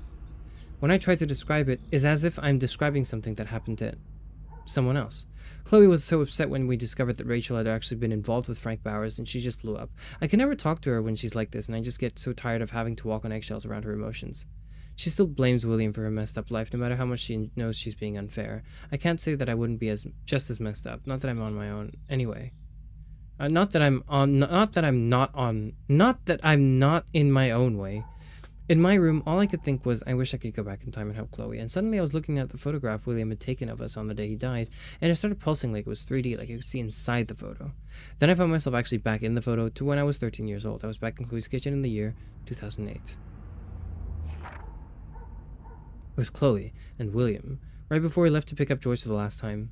Since my powers somehow morphed to this new level of rewind, I decided that there was no way I was going to let William die again, so I played hide the keys until we had no other option but to take the bus. I was so happy I actually saved William. I never thought about what could go wrong. I knew I was screwed when I came out of the epic rewind and saw Victoria chase, but now she was my friend, and I was a member of the Vortex Club. Enough said. I knew I had screwed up, and then I felt sick thinking about what might have changed with Chloe. I had a clue when I saw David Madsen driving the school bus. He sure didn't look so threatening anymore. I didn't want to know how he ended up as a bus driver instead of with Joyce. I felt my heart drop when I rushed to Chloe's house. So when William opened the door, I prepared myself for the worst. That's when Chloe rolled forward in her wheelchair. Paralyzed from the neck down, I didn't even know what to say, so I covered my mouth with my typical gesture of shock and stupid, but Chloe's smile was so genuine and beautiful I almost cried. I had to adjust everything without freaking out or telling Chloe that I actually altered time and space to save her father, but get her in a car accident so she can never walk again. Thing is, she was still Chloe, just minus all the rage. This Chloe was just grateful to be alive and have her family watching over her. Chloe begged me to spend the night, and of course I did. I noticed how run down parts of her new home were compared to before. I saw the incredibly expensive equipment that Chloe now requires, including her new garage room. Sorry, David. Even though I felt awful and disconnected, Chloe was just so bubbly and excited to hang out with me again, especially since I flaked on her pretty hardcore after her accident. Even in an alternate universe, I'm a shitty friend. Chloe's world was so new and unique to me, especially her strength and kindness and pain. She needed a whole pharmacy to get through the day. I didn't feel sorry for her, I felt in awe with her attitude. Miss Chloe didn't blame anybody for her condition, even though she had the right. We strolled down the beach and saw the beached whales that proved something bad was happening in both realities. And then Chloe asked me to put her to sleep. The accident left her body pretty much broken, her lungs stopped working properly, and she was basically dying a slow, painful death. She also felt so guilty about her parents' sacrifice and dwindling income. She wasn't erratic or tortured about this request, just practical, which made me feel even more terrible for putting her in this situation. I agreed to help her simply because she explained that she wanted to have a choice for the last time in her life. How could I argue with that? Especially since I knew I screwed up the entire universe by making a simple decision. And I knew I would have to look back eventually and accept the timeline that it actually happened. So Chloe and I had one last movie night watching Blade Runner, falling asleep to the sounds of Vangelis, and when I woke up, I put my best friend to sleep forever. After my visit to Chloe's new world, I knew it was time to go Max to the future. Okay, that was the worst time to insert a pun, but whatever. I had seen the result of my temporal tempering, and I got scared thinking my new power wouldn't even work anymore. That would have been cruel karma. Fortunately, I was able to project myself into the photograph once again, and I undid everything I had done. Goodbye, William again. Hello, David again. I've never been so glad to see Chloe in my life. The second I saw her blue hair and pronouns, and that beautiful pissed off face, I wanted to kiss her again. And I couldn't even tell her where I had been, or why. It would be one more thing to alienate Chloe from me and the world. I had to get refocused on her search for Rachel. Chloe had been busy with her detective work while I was in my alternate timeline.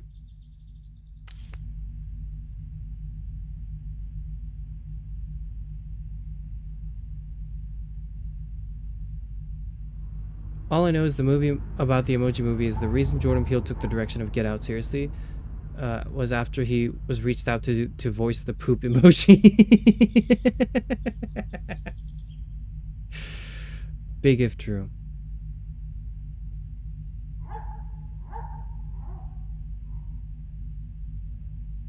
Her constantly mentioning how she has to walk on eggshells around Chloe is painfully reminiscent of my own toxic adolescent friendships. It's pretty real. It's pretty real. Kate, where the fuck is the password? Where's the passcode? What is it? Oh, okay. We won't need it. Okay. I can use that crowbar to pry open the locker. And then we can rewind time to erase evidence of having ever done it. Sorry, David, but I bet you would do the same thing as me. But it's entirely justified when I do it, because I'm cool.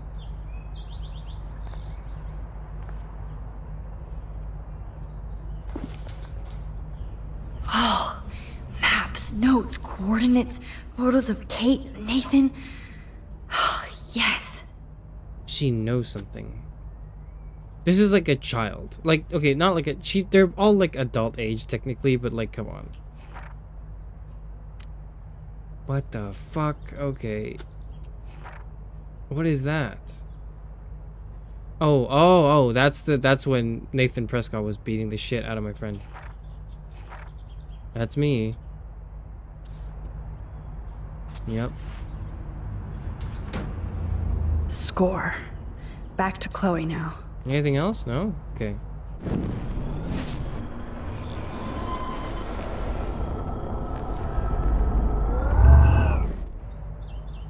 Easy. Hold on, I gotta, like, put the crowbar back as well. Wait, no. That doesn't put the crowbar back. Can I put the crowbar back? I can't do it. Rewinding time doesn't displace things from my inventory. Whatever, I'll just go back up. This is so my fault that Joyce kicked David out. Max Caulfield, homewrecker. Space call Chloe. Why not just go up? Why not just go up there? Why not just go up there? Why not just... Okay, whatever.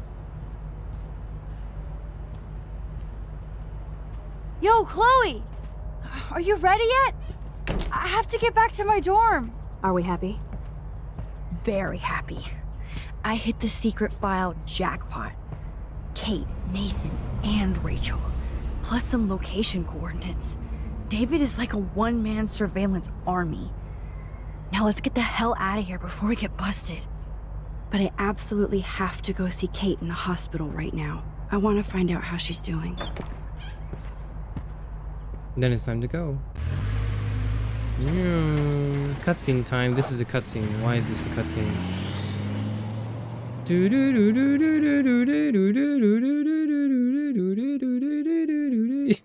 Never mind. This is definitely Kate's floor. Hospitals always freak me out. I hear you. But imagine how Kate feels. I'm so glad I get to see her again. I hope it's not too weird for her. No, she'll be stoked to see you. Who wouldn't be? This be it. I'm a little nervous. Just go in there and be your friend. I'll wait out here so you can chill by yourselves. I was a total dick for blowing a fuse when you answered Kate's call the other day. Yeah. Good thing you ignored me. It was. I had no idea what shit she was going through. Mm-hmm. And you saved her. I did. Like me. I'm sorry. Mm-hmm. Hey, no, it's okay. It's chill. Thanks, Chloe. But don't be sorry.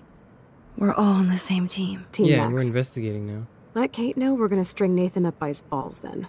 Sounds like Oh, an yes. excellent idea. I'm on it. Why were you singing the Halloween theme? No, it was like the intro to what I've done. Whatever. Hey, it's me. Hey, it's me, Goku. Max, Kate. I Hey, it's thought me, I'd never Goku. see you again. I feel so ridiculous. I'm so sorry. Kate, listen to me. You have nothing to be sorry about. Other people do. You do not know how happy I am to see you. You look awesome. Is it a stupid question if I ask how you're doing? Now that you're here, I'm doing even better. I'm so grateful to you for coming up to the roof to talk me down. Max, I felt so lost and alone. When I saw how much you cared, how hard you were trying, you made me realize I wasn't alone. Thank you. Kate, there are so many people who love you and want to help you. I know. You should see all the letters and postcards. I gave most of the flowers to other patients here because they need them more than me. I'm keeping the balloons, though. One of the nurses gave me some pen and paper so I could do some drawings. I love your illustrations. They got kind of dark there for a while. But I have an idea for a new children's book about bullying. I was thinking of having some photographs in there, too. I hope that's a subtle hint that you'll let me take the photographs for the book. Was that subtle? You better take the pictures, Max. All right. I'm going to be here for another day until my family comes out to visit. How are they treating you? Like they need to protect me forever. Yeah. They're so upset, and I know they feel guilty even though they didn't do anything. I was surprised how many students from Blackwell wrote me. Daniel, Mr. Jefferson, even Victoria wrote me a very sweet note. And I believe she was being real. Me too. I mean, I'm I'm glad a you little believe skeptical, again, but Kate. sure. I'm working on it, Max. I just pray I can get this drawing right. That's nice. This is something to smile about. I'm happy about this. Good to see that Kate is still working on her book report. Oh, I love Kate's happy rainbow flock.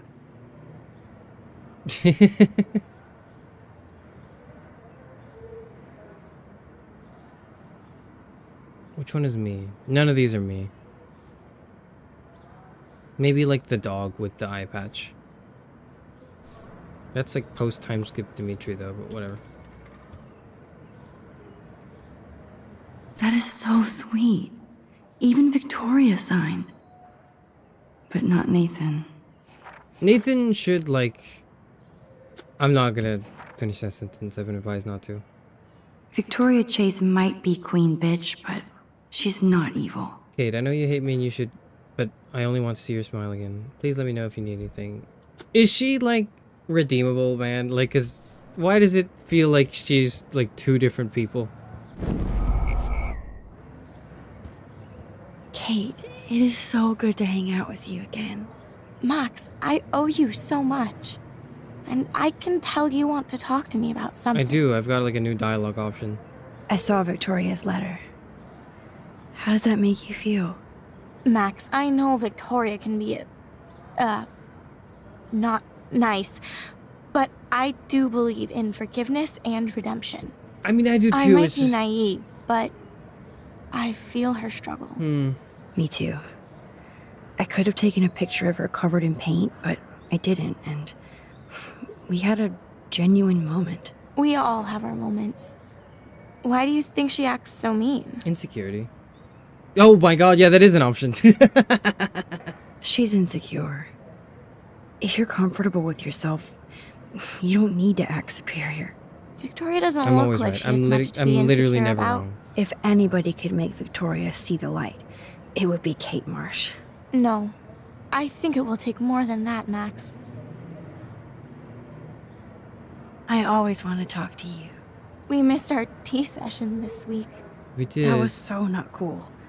We need to plan, like, a tea shop tour of Portland. Oh, yes. And you could bring Warren along, too. Warren? What do you think of Warren? Oh, smart and silly. He's got such a good heart. And he's a cutie pie. You know he likes you. I'm going to the drive-in with him, so... I mean, We'll like, everyone see. likes me. With everything that's going on, a date seems weird. No, you deserve that. Kate Marsh, matchmaker. I'm glad somebody is looking out for my love life. Even angels need angels, Max. Zero saying ew? Yeah, okay, as expected. I want you to know I'm this close to getting all the info I need about Nathan. Nathan Prescott has to pay for what he did. And we have to stop him from Oh, hurting sweet. anybody It is else. sweet, it is. Well, I did get his ass suspended, so that might be a start. You did? Oh, right on, Max. I love how fearless you are. So what is going on with him I don't know now? about fearless. There's a lot of fear in me right now. Vortex Club. I assume he'll show up at the Vortex Club party tonight like nothing happened. And nobody can do anything to him after what he did. We're going to stop him. I just have to find Nathan's room number, get inside, and get the clues I need. Max, please let me help. I can get the number, and I'll text it to you, okay? Of course, Kate. I can't do this without you. His action will have Now it's time for consequences. Nathan I didn't to even watch get to. out for I didn't us. even. I have to get Okay. back to our mission. You don't know how much it means to see you again. I do. That's why I love you, Max. Thanks for taking care of my bunny. Tell Anytime. Alice I'll see her soon. You will. God, oh my God, I'm so glad she's okay. Principal Wells knows how to step it up when he wants to. Dear Kate, I just want to express my deepest wish for a speedy recovery and that Blackwell Academy is united in prayers for your return. The students and faculty have organized a rally in your honor, and I've never seen such outpouring of academic and community support for any student in our history. I know my words may mean little given your circumstances, but it's important you note that we do care. If you need any assistance at all, please don't hesitate to ask. Sincerely, Principal Ray Wells. Thank you, sisters. You really saved Kate.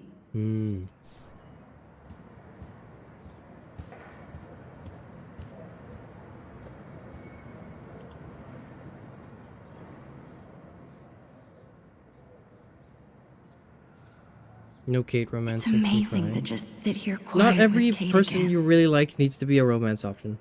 I don't think I'll ever know how much destiny I'm changing. But whoever said we only have a single fate?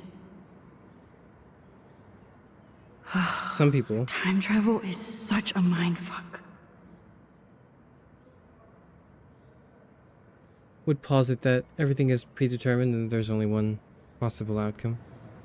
And really, when you think about, oh, well, what if I'm a time traveler though, and I can like alter all of these things? Well, you yourself are still moving forward in time. I don't think get well is quite apropos. Those Well, are she's nice in a hospital, flowers. so. And from Taylor? Wow, props to her. If this gets Kate through the night, so be it. Fair enough. I think we're done here. Let's do it. See you later, Kate. What's up? Do you want to say anything? Well, how is she? She's doing good. She's still Kate Marsh. Thank God. I'm Thank glad God we came to indeed. see her. Thanks for coming with me. Now let's go pay a visit to Nathan Prescott. That little prick is not going to be glad when he sees us.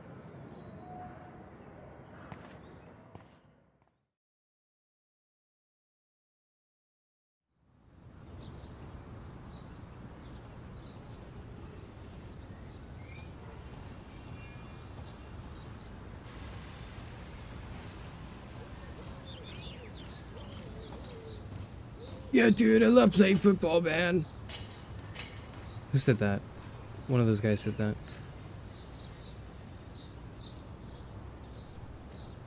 Is this like, is there music? Is there supposed to be music right now?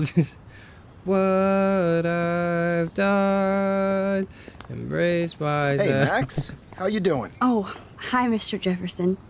I'm okay. No, I think it's erase myself, not And this embrace is my myself. friend Chloe. Yeah. Chloe.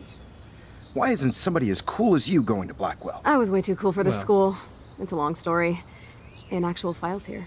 I can imagine. Max, are you sure that you're all right?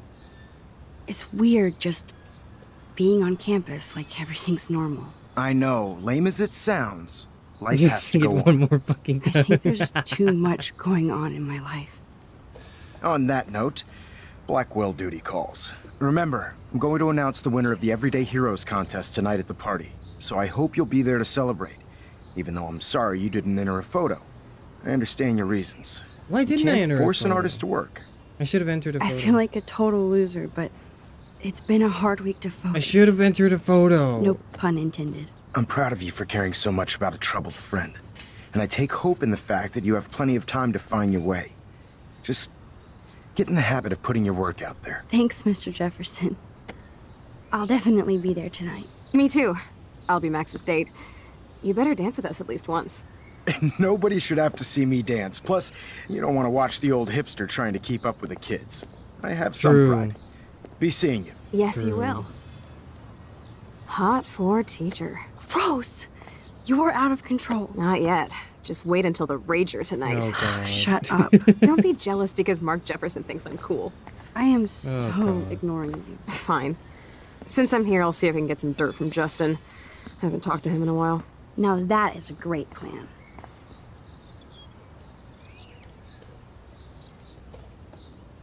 Let's see if I can find out where Nathan is. Principal Wells was so loaded the other night here. Okay, so not there. Yo, that's sick, bro. Justin, it's been so long since I've seen you. I can tell that Justin is really into Chloe. Way too much shit going on, man. Chloe fits in so easy with Justin. I mean, she is a skater girl. So I hear. I had to clear away another batch of dead birds today. Hi, Miss Grant.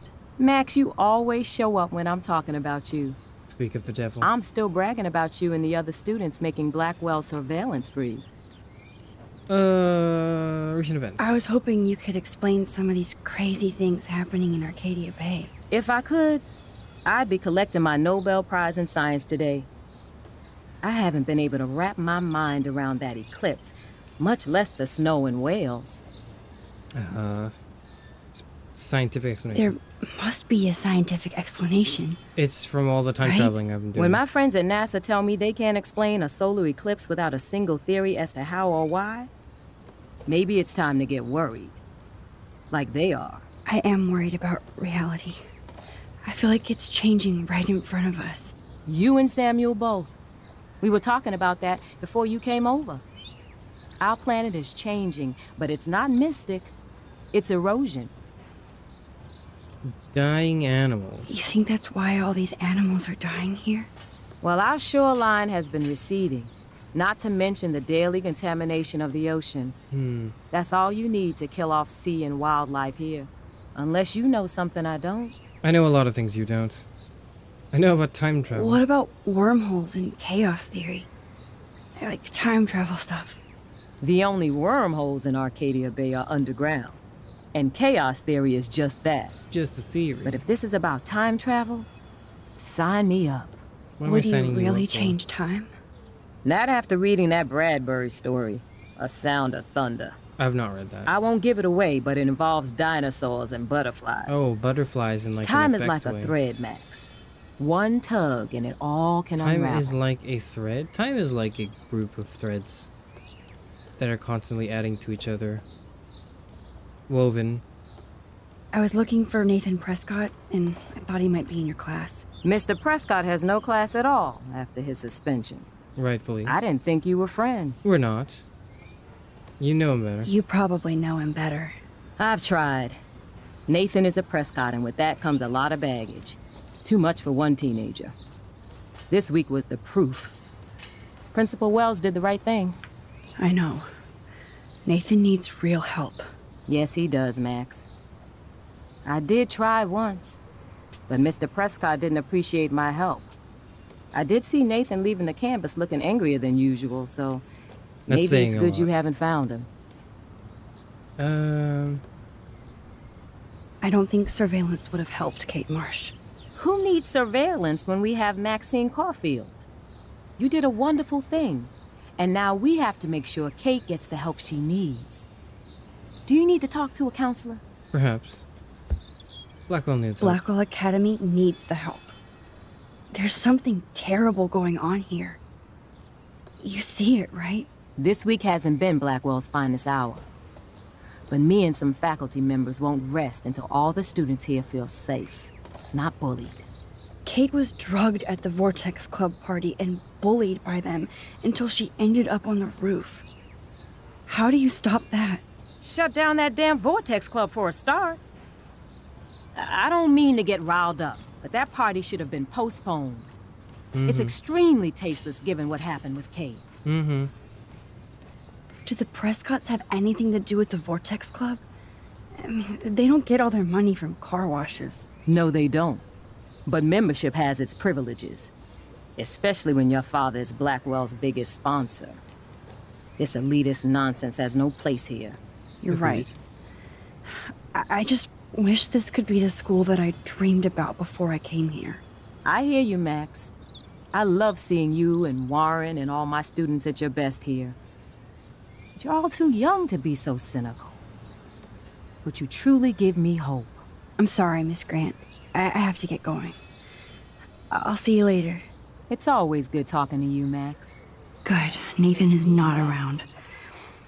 I should go back to Chloe. I can go back and change the course of our conversation. Having gleaned new information.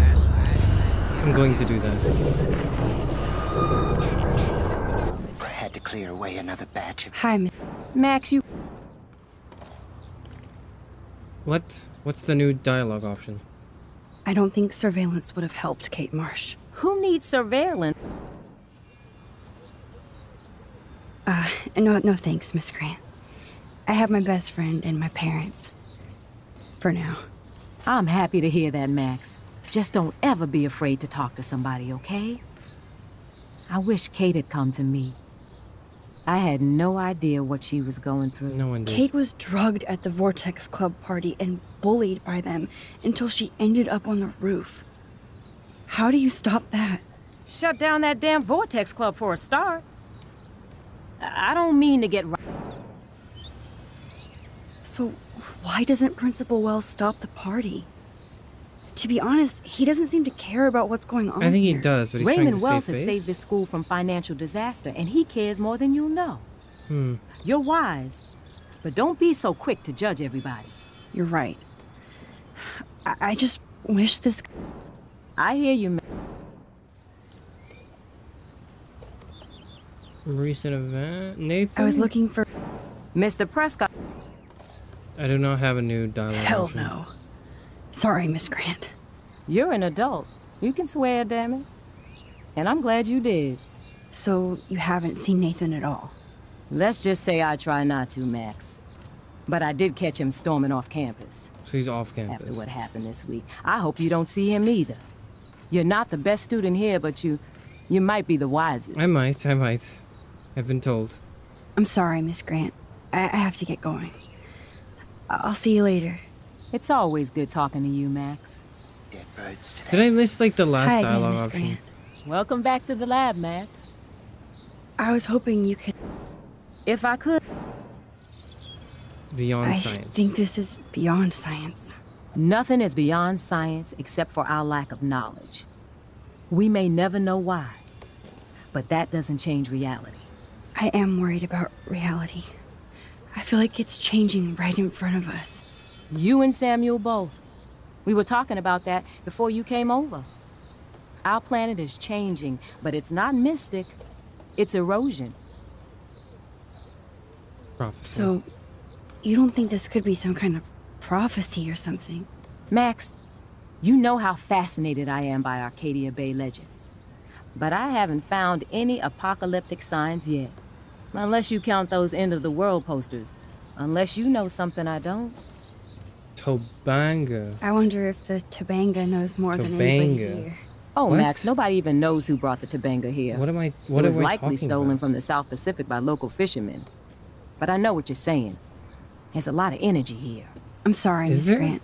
I have to get going. I'll see you later. It's always good talking to you, Max.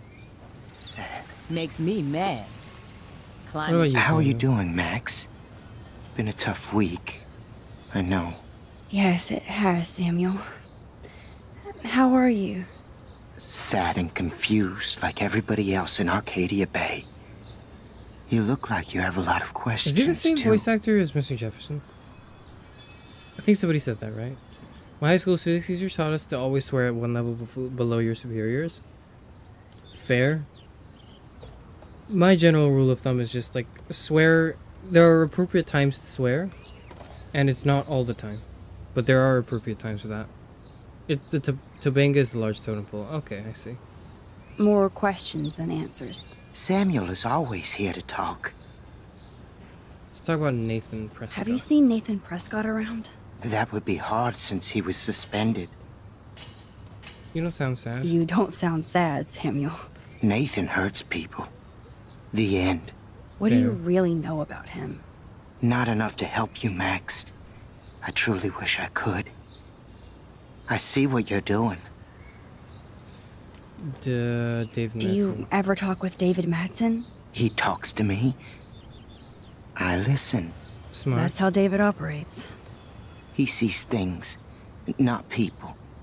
But I think he sees you, Max. Regrettable. Why? Why do you say that?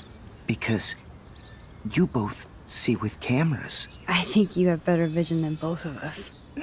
No, Max. I just look at everything from a different angle.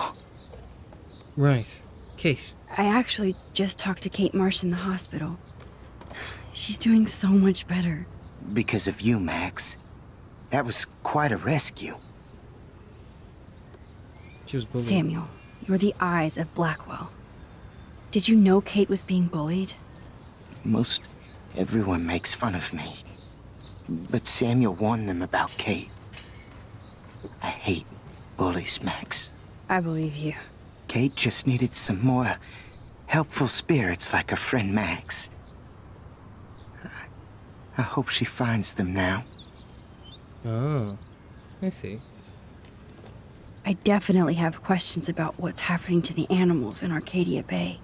Oh, many do. These poor creatures have no choice in what happens to them. The beach How can whales. anybody explain all those poor beached whales? My dad was a fisherman, and he'd take me out to hear the whales sing. Now they just cry. You're not alone. They're not alone these days. I feel so powerless. Oh no. You're the opposite of powerless, Max. Yeah, I am a You think god so, on this Samuel? earth, and I'm the only You one and who can do anything Arcadia about it. Bay are connected by time and tide. Okay, I am. So but how the hell do you know next that? time I have a question, I'm coming to you. Why would you say that? That's weird. I'm gonna back off now. I'm sorry. I better get going now. Changes in real my ass. I feel like I've think given him too everything much is changing information. here. As a scientist, We need to look for Nathan Prescott, right? Is that what we're That's so doing? ironic that Warren Hey, Brooke. asked Max. Hey, Brooke. How are you? I'm here as usual. By the way, thanks for helping Kate down. Are you okay? As okay as I will be, but tell me about Nathan. I need to find Nathan. Have you seen him around? Ask Warren. I mean, you're going to the movies with him and everything. Come on, Brooke. Don't be that way. What, did you want to go to the movies? Nathan was suspended, but he should still be on campus. Warren's not good enough for you? Okay. I saw Nathan pissed and walking off campus earlier. Good luck getting that date, Max. She's so jealous. She's so I might jealous. feel better taking your drone for a quick flight. Miss Grant finally gave up and let me fly her again. But you're going to the drive-in with Warren, so you don't have time to fly my drone. Really? I can't fly your drone because I'm going to see ape movies with Warren? You are perceptive, Max. Now, excuse me. My drone needs me. God, you are... Ugh, I get it. But still. I get it, but still.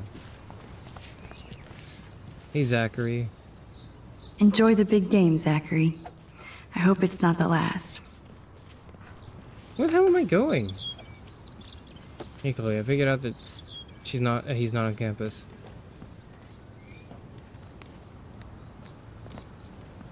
Coast is clear.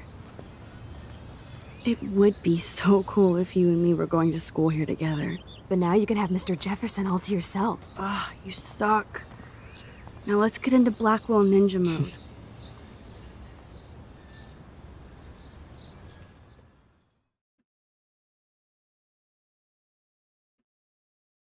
I don't get it. They weren't dating. Warren obviously has a crush on Max. Give it the fuck up, girl. It's not a contest. So lame. They don't have co-ed dorms here. Yes, Because people get I jealous. want Nathan Prescott in the room next door. Good point. Wait here. Give me the signal if Nathan or anybody shows up. I won't let you down, Batmax. Now I just have to find Nathan's room. Ew, we're in the boys' dorm now. Ugh. The Vortex Club sucks ass. Love you, Evan. Of course. That's why no shits were given. Evan rolls. Supermax, in case you still need it. Nathan's room number is 111. You're awesome, thank you.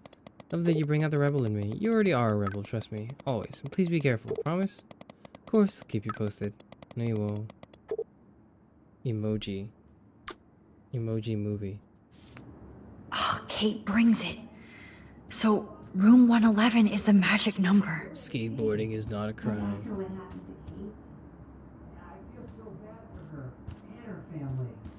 That's why you're so hot. Because you care. Who the fuck is...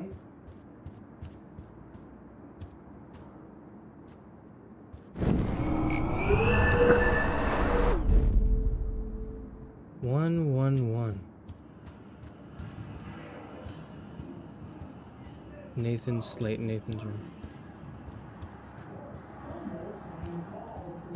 Is he in his room? Prescott's rule this town. Alright, brother.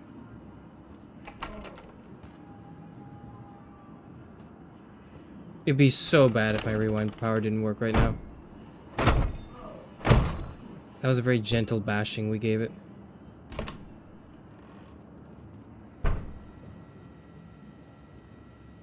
What the fuck? Somebody's talking somewhere. Now I need to find Nathan's phone. Or anything with clues. Damn, Nathan. That's a nice shot. If only all your energy went into photography. It's so damn creepy, but the guy has his own style. It's a cool photo. I don't think one book can guide the Rage Prescotts. on. Teen Parent Guide to Anger Management. Whale songs? Maybe this is the only soothing thing Nathan ever hears. There's more to it than that. I don't know what it is, though. That must be the lamp Chloe broke when Nathan drugged her. Oh, fucking... I'm reminded. I really hope they were all consenting models. That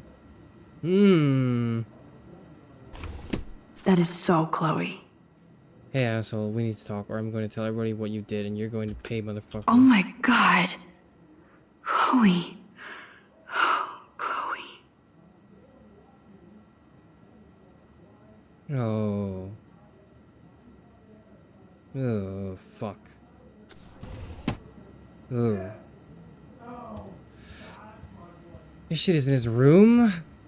Okay. That monochrome camera is brand new and cost about $6 grand. Bastard. I thought Victoria had the photo bling, but once again, the Prescotts rule. I don't think this prescription has helped Nathan. Does he even take his own photos, or does he just have somebody else do it? I'd cry too if I had him for a father and had to wear that suit. Like father, like son, question mark? Holy shit. That's the gun Nathan used on Chloe. A gift from... Nathan likes his tortured subjects way too much. These films all have a dark pattern. Is he just, like, what's going on? What's up with him? Alright, let's use Nathan this is gaming way PC. into this party. Bad sign. What's up? To Victoria Chase. Hey, gorgeous. Let me know what you're wearing to the Vortex this week so I can wear something just as stylish and expensive. I'm psyched about going and I'm picking up some serious patty favors. I even told my dad to keep the pigs away from Blackwell so we can get wrecked without hassle. If we're going to have an end of the world theme, then let's do it fucking on point, right? Bastard. Now I remember why I hate you. And why Kate will get justice. Oh. Oh, man. Sean Prescott might be Nathan's real problem. Don't worry, from Sean to Nathan. Nate, I know this has been a stressful week, and your mother and I are here to talk if need be. Just make an appointment anytime. Your mother wants Dr. Bill to come out after his book tour, but for now, let's stick to your prescriptions. I need you calm and quiet while Pan Estates is being developed. I know being a Prescott is a burden, and I'll guide you into this room step by step as did my father. It was hard for me when my dad opened my eyes to our destiny, but you'll thank me someday. Don't worry about Blackwell. This shithole town is going to get an enema along with a fresh brand. I want you to be ready to take over when the moment is right. Don't fuck it up, son. Your father. Oh, that's what a way to sign off. Oh. Too bad Nathan isn't more like his sister. She sounds awesome. And far away. Don't worry, to Nathan from Christine. Tudo bem from Brazil, little brother. It's been too long since I've heard from you, so please let me know what's going on in your exciting scholastic life at Blackwell. I bragged to all my coworkers in the Peace Corps that my talented bro Nate got a full scholarship to one of the best art schools in the world. Even though I can't always check my mail or phone, please send me some new photos of campus so I can live vicariously through your lens. Miss you and your pictures. And yes, Mother told me you've been in trouble and Father's been on your ass, but you have to either ignore him or stand up to him. You know I love Dad, Nate, but I'm also in a jungle halfway across the world because of him. He's a bully who inherited power, not wisdom, and the only way to win against one is to fight back. Don't let him change you into one just for the family legacy. End of lecture. You're at school, so I just wanted to make you feel at home. Back to the mangrove. See you out, sending out good thoughts. Better write back or I'll have a Jaguar shipped to your dorm. Why are we humanizing the antagonist, man? Now I can't kill this guy. Yes, We're Nathan humanizing sure him. needs diet pills. This is strong stuff. Wow. Kiss ass much, Principal Wells. Nathan, I'd like to apologize for the recent accusation. Your name and record speaks for itself. Sometimes students will use it to make their own name at Blackwell. I know your father was upset while I have assured him that you would never bring a weapon to school. I don't want you distracted from school, and I'm certain this matter will be settled by the end of the week. If you have any questions, you know I'm always available to talk.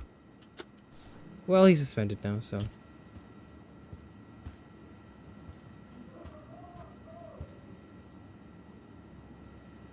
What am I looking at? What the hell are all those marks on the floor?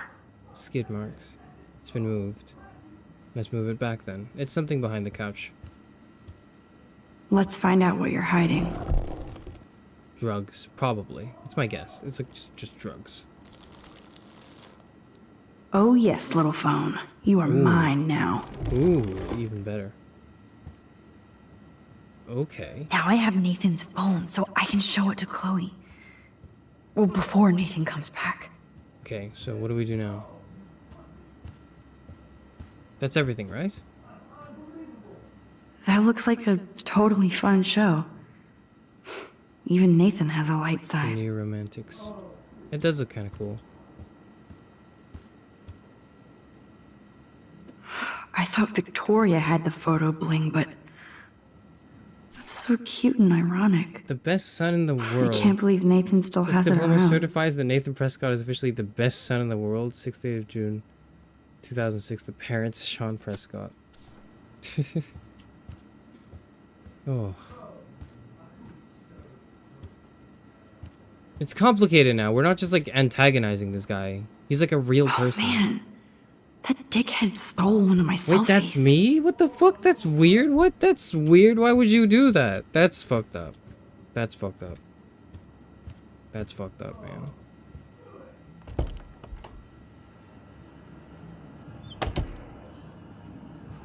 Where are they? I hear them. Sorry, Kate. Are they in like room 110? I think they're in room 110. Warning bit. Okay.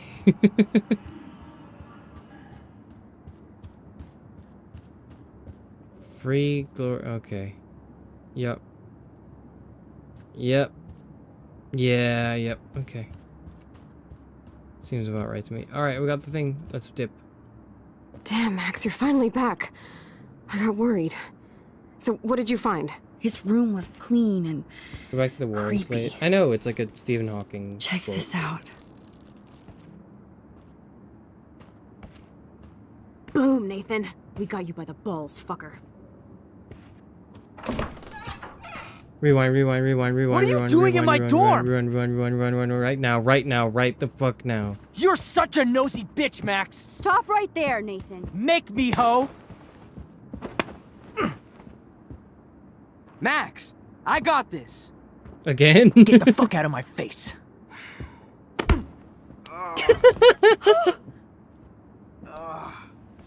You are so fucking dead! You got a fucking gun. Get off me, bro! Oh shit, oh my god, he's beating his ass.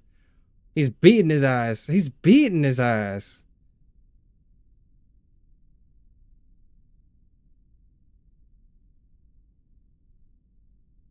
Stay out of it, stop Warren.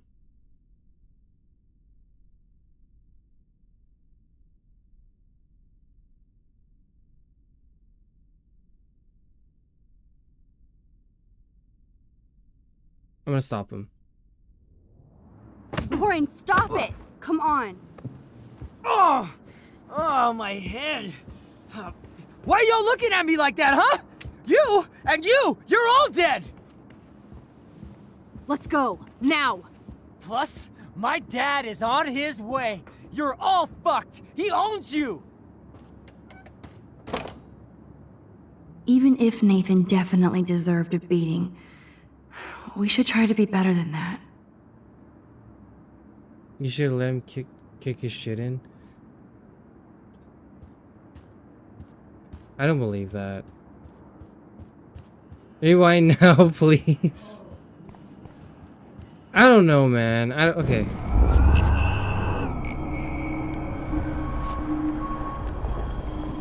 Moonwalking with his gun.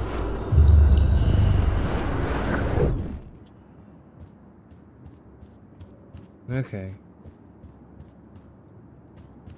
Can we rub Warren's thing out? Can we do that? Well, we can't really. That's just his thing.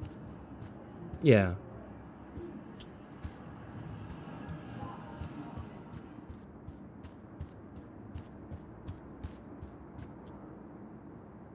Damn, Max, you're finally back. I got worried.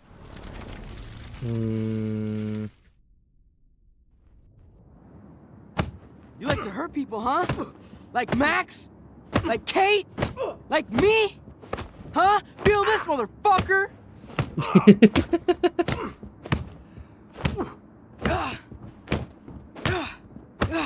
Get off me! Please!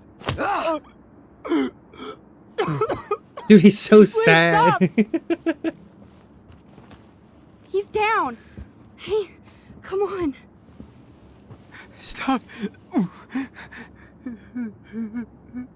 Sorry. Yes, we have to go. Oh shit, we like pocket the gun with that? Oh my god. Who's the bitch now? Chloe.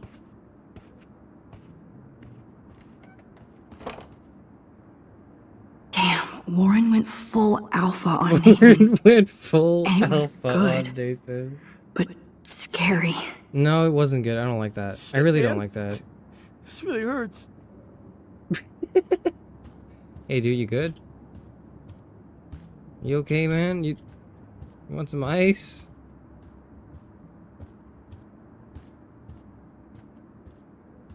No, I don't like that. You guys are like celebrating. I don't like that. I don't like that at all. No.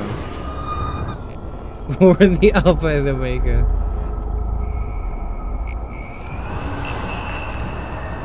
You kind of just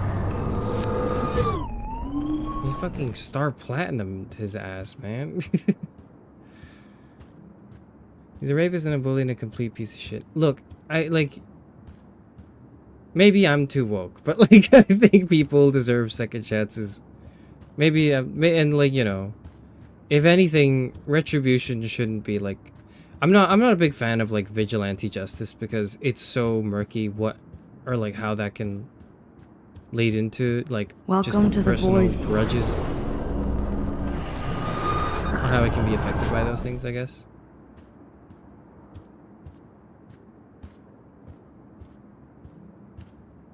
I don't know, man. Like, I feel like he should be turned into the police. But he shouldn't be just, like, beaten up. Like, senselessly. Not in self-defense.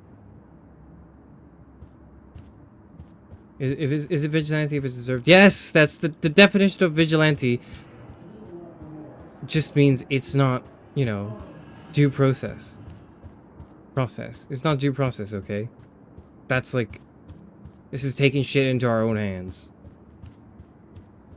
You're acting like this is a real world thing. I'm playing the game, making choices like I would make them in real life. Yes. Yes, I am. Max, you're finally back. I got work. I'm gonna stop. Yeah, I felt comfortable. I already decided early on. I'm just letting this timeline play out.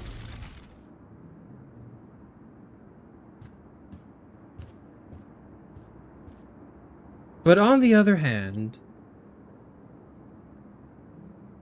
some boys just need an ass whooping.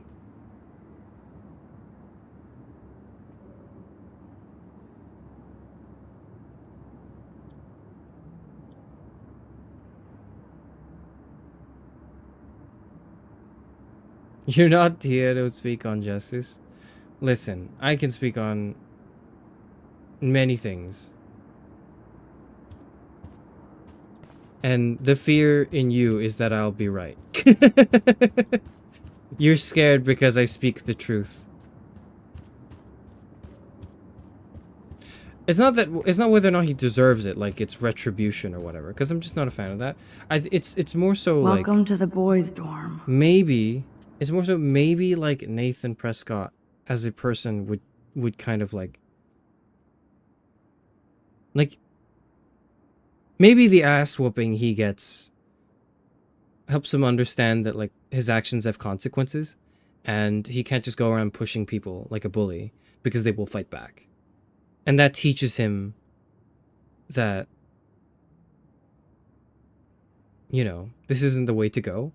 Now, the reason why I don't know if that's true, if that's the case, is like different people react to different stimulus differently, and for all I know, this could have helped him in the long run, or it could have hurt him in the long run. I'm not thinking of like the right now, the yes, it feels good to beat up the bad guy. I'm thinking like long term, is this gonna help society in any way?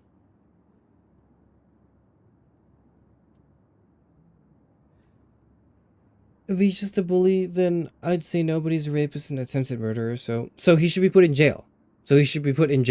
Okay? And then you're gonna say, uh-oh, but America has privatized prisons, which is why, like, we need universal basic income, and people need to gather together and play my favorite Nintendo game, Luigi's Mansion 3, okay?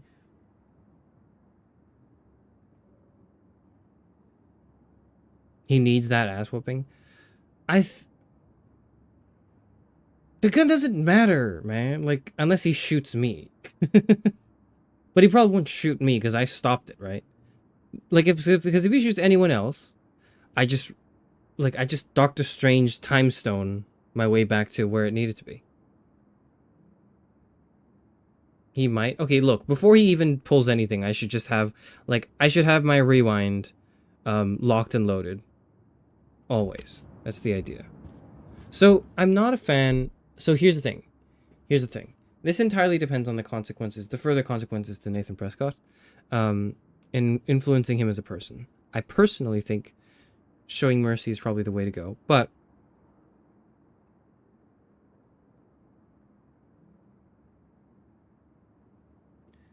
what if him saying my dad's on the way was a bluff and he was gonna call his dad, but if he gets his shit kicked in, he's so injured if he gets to call dad? Food for thought.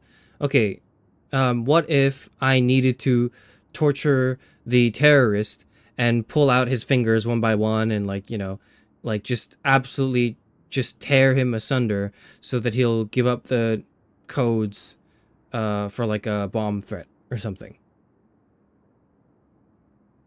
Is torture then acceptable? To what degree is the pain we inflict justified? Is it really a, you know, numbers game?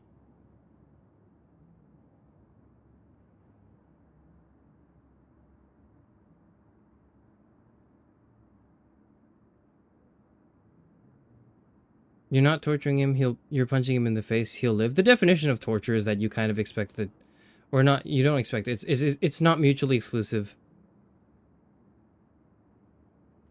with someone living or otherwise. You just choose your mercy, just know that we won't agree. I know that you don't agree, but I'm trying to explain why I think you guys are wrong. and you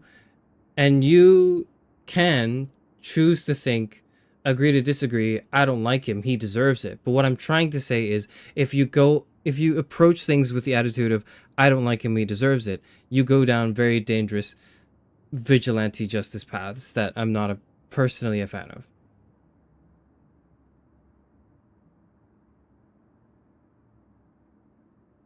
I think he needs to be humbled. So I don't know if he needs to be humbled or if he needs to be like, I don't know what he needs. I don't know what this man needs, okay?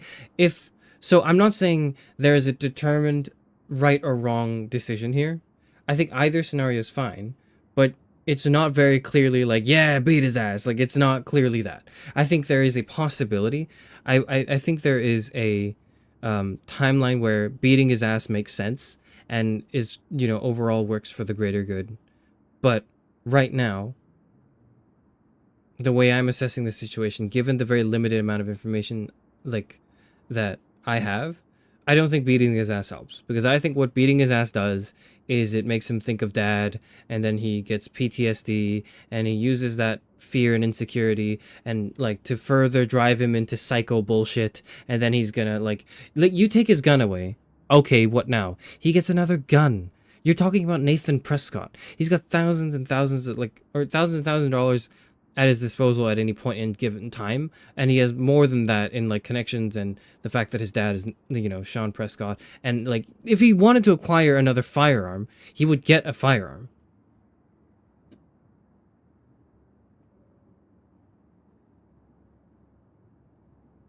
I want his head out of jar. My name's that. So yes, what I'm trying to say through this exchange really is to emphasize that although it feels good, or it might feel good and cathartic to see the bad guy being beaten senseless, I understand that. I can sympathize and see where that comes from, but please see where I'm coming from when I say this, although is not the most satisfactory option, may actually be the best one. Not every best choice is also satisfying. It was certainly satisfying probably for you. I didn't really feel that as much, but yeah.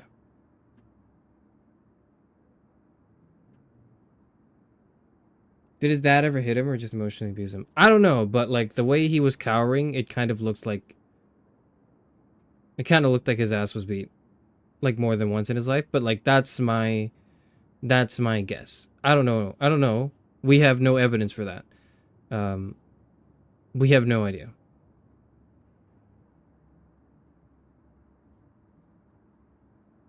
Whatever. Let's leave the boys' dorm.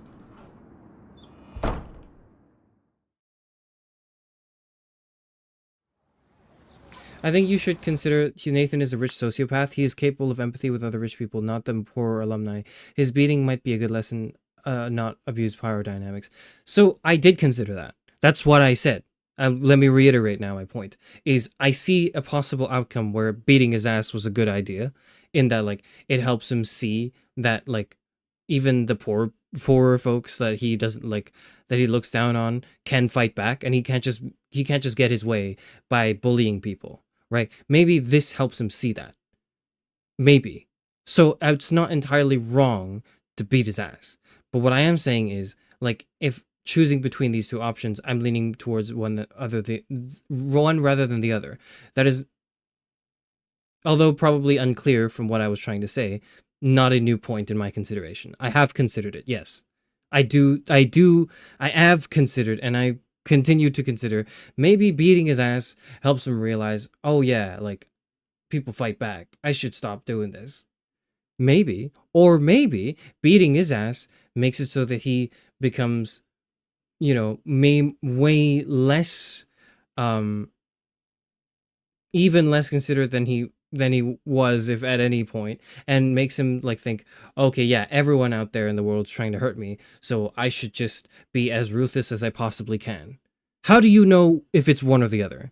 Not at this point, not at this moment. We can't make that assessment. Yes, we have time travel powers, but they're very limited. The fact of the matter is, like, this is an assessment I've made and is based on incomplete data. We are both speculating on how this is going to affect his emotional state in the long term. And neither of us are going to be correct unless we cheat.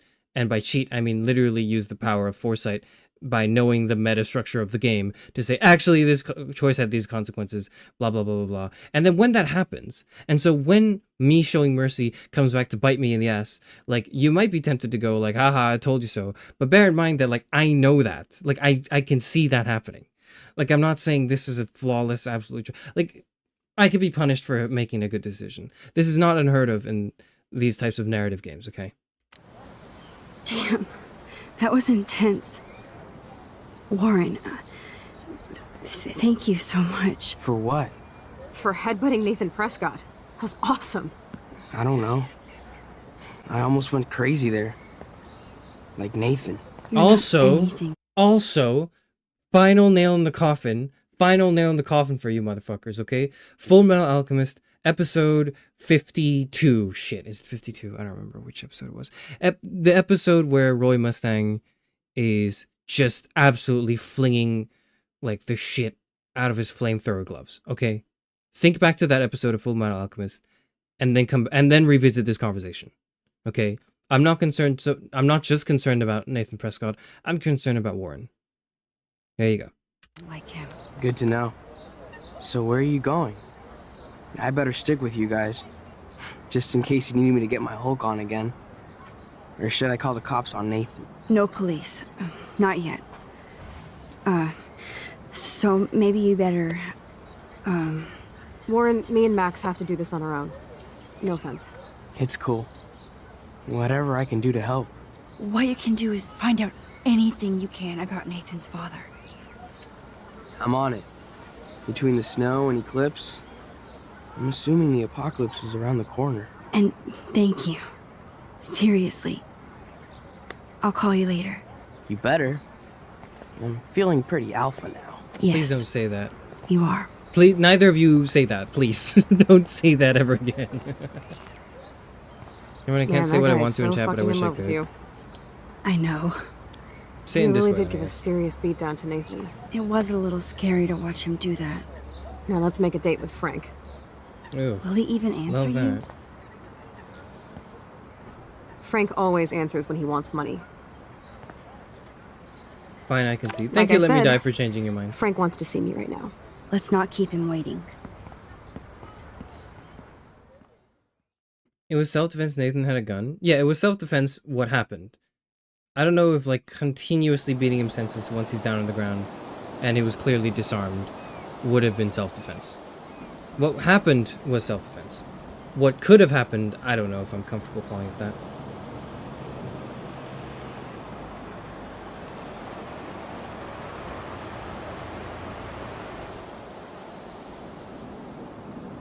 God, I hate seeing those poor whales like that. Me too. I just think of their families in the ocean out there looking for them. Well, that asshole's gonna help us find Rachel. You know what would be great? If I still had a gun. Yes, the chance for gunplay would just about even the odds. Frank would scare better. He's a pussy. Besides, if I take him out, you can just rewind. Chloe, do not count on my rewind. Seriously. After Kate, I feel like every time I do, it might be the last. Yeah, There's it's no a way good. we could It's a have good. guessed this is what would happen to us when we grew up. I'm looking forward to the day when we can just go on a road trip to Portland. Fuck yeah. You, me, and Rachel. Absolutely. So let's play this cool, okay? Just talk to Frank so we can get that code for the book from him. That's all. Got it. No dicking around. Shouldn't I do it then? No, but I don't know Frank.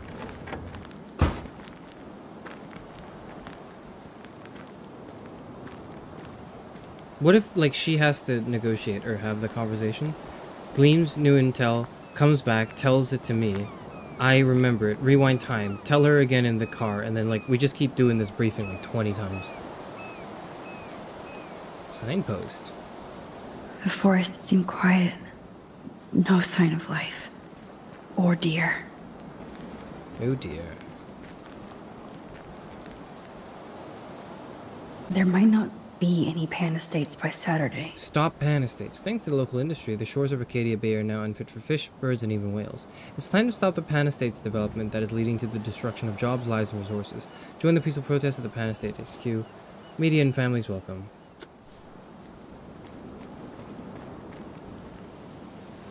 This is where my nightmare started. It is. Oh shit. Okay, yeah, never mind that. The storm is approaching. This is the storm that is approaching. How can all of this not be connected to a major storm? That is striking, though, the whales on the beach. That is fucking striking. It blows my mind that I was just here with Chloe in an... Good thing there are no actual cops around to bust us. No swimming. Beaches are closed. I don't know if it's a good thing. I actually think I like the cops around Nope, right I now. don't want to go there. Okay. I guess we're not going there. Behold, Frank's beer garden.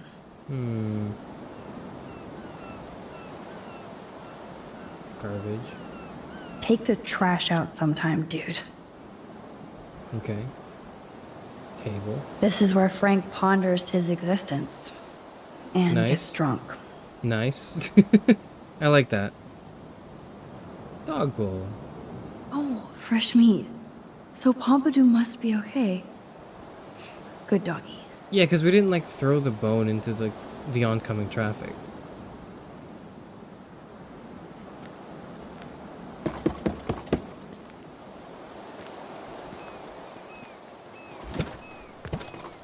Oh, look. The Wonder Twins. It's me. Should have come alone. She's my partner. Yeah, we're Yeah. bodyguard. So let's get to business. Where's my fucking money? I don't have the money. Yet. Oh, really? Then why did you text me that you did? Because I wanted to tell you in person. Oh, I'm truly touched, Chloe. Now why are you losers really here? We just want to ask you some questions. You have some serious lady balls. No. Jesus, okay. Okay. But I'm not getting you high. What? What? It's like, haha, you fucking idiots. Why would I ever answer a question? And then we both looked so sad. It was like, oh, man, alright, sure. You guys get 3 questions. What? Frank, we're not here to get high. No, you don't look like the type. Not like Chloe here. So what do you hardy boys want? Just the names of some of your clients. Oh, is that all? Oh, well, why didn't you just tell me? How about I just give you the keys to my RV while I'm at it? You already did. Help or else you don't get it.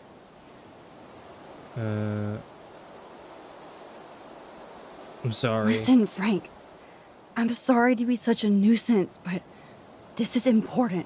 Yeah, everything's important these days. But I can tell you're not bullshitting me. There's no time for that, Frank. I just need a little bit of information. Yeah, well, it always starts with just a little. And Chloe here knows all about that, don't you? Come on, Frank, this isn't about me now. Yeah, right, okay. Both of you are giving me a headache. No deal. Frank, we didn't come here to fight. This is so much bigger than us. Oh yeah, you didn't come here to fight. A day after, you pulled a fucking gun on me. I am so sorry about that. It might be the dumbest thing I've ever done. And I've done a lot of dumb things this week. Finally, I believe you. But don't ever aim a gun at anybody unless you intend to kill. That's true, Although actually. you don't look like you could kill a bug. I try not to. And I never would have pulled the trigger. Didn't. I was just... Dude, she was scared, all right? You pulled your blade on me. We were all freaked out. Now we're all cool. Please? Okay, we're cool for now. But my dog isn't. And if you try any shit, he will bite your head off. He's done it before. We're only here to talk. I wouldn't mess with your dog. Shit, you wouldn't have time. Linkin Park shit soon. You like dogs? I love dogs. Gave it a bone. Chloe and I gave your doggy a bone when we... So you're the ones who let him out?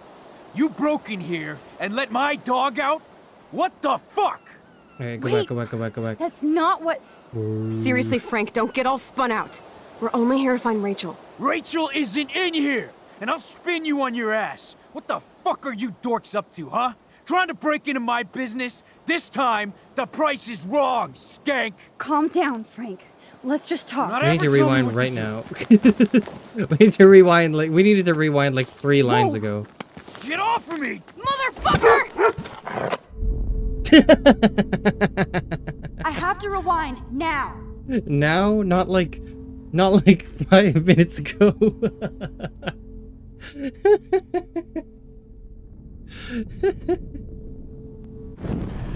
Oh. No, I knew that was the wrong option the moment I clicked it too. I knew it too. I just needed, like, the game just forced me to watch it all play out.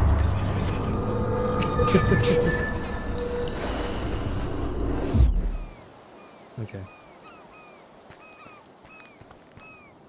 Listen, Chloe. I can tell you for a fact that this will not go well. Max, I should have known you would be kind and rewind. So tell me exactly what I need to do here. Don't mention, it was my fault really, but don't mention that we were the ones responsible for his dog being let out. Please watch your mouth. You have no social skills here, and you will piss off Frank immediately. You kind of love this, don't you? Fine, I'll try being like you for a change. Or She how wasn't you even used the to one who be. messed up. I messed up actually. Like it, the warning from me didn't really help.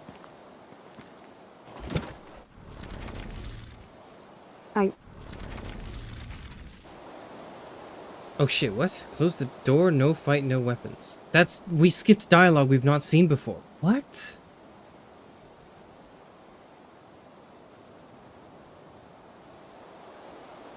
Okay, well, no weapons. Frank, after our last meeting, I don't want any weapons involved. Could you put your knife or whatever in the RV until we're done talking? After you pulled a fucking gun on me, you want to negotiate my safety? I didn't trust you before, and now I do less. God, I hate you Blackwell shits. You act like you own this town, like I'm your puppet. I don't think we picked the right Nobody option. owns me. You understand that? Calm down, Frank. Let's just talk. Not ever tell me what to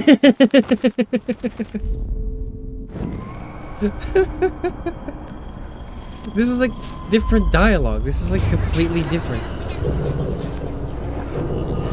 This is completely different from what we first had. Alright, okay.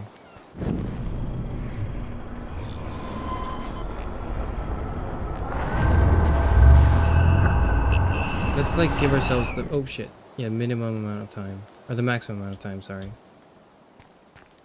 What if I knock first before Chloe gets here? I guess not.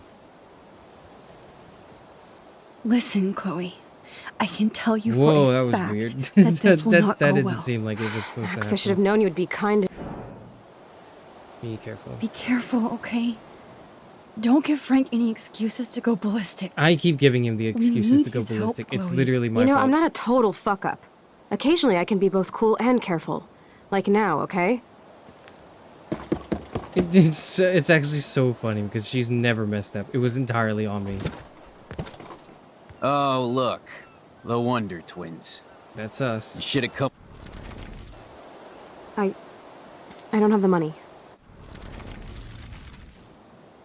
So no weapons is not good. Let's do no fight. Thanks for hearing me out, Frank. Look, we only want to talk, and it's not even about you. We're not here to start a fight. No, that shit would be over pretty fast. Don't fuck with me, and I won't return the favor. So what do you want? Just the names of some of your clients. Oh, is that all? Oh, well, why didn't you just tell me? How about I just give you... Sorry didn't help, I think. No, sorry led us forward, right? You already did, you don't get it, or help, or else neither of those options seem good. So Listen, Frank. Yeah. Yeah, There's everything's no... important. Yeah. Come on, Frank. Yeah, right, okay. Both of you are giving me a headache. No deal. Frank. Oh, yeah, you didn't come here... I am so... Finally. I try not... Dude, she was scared, all right?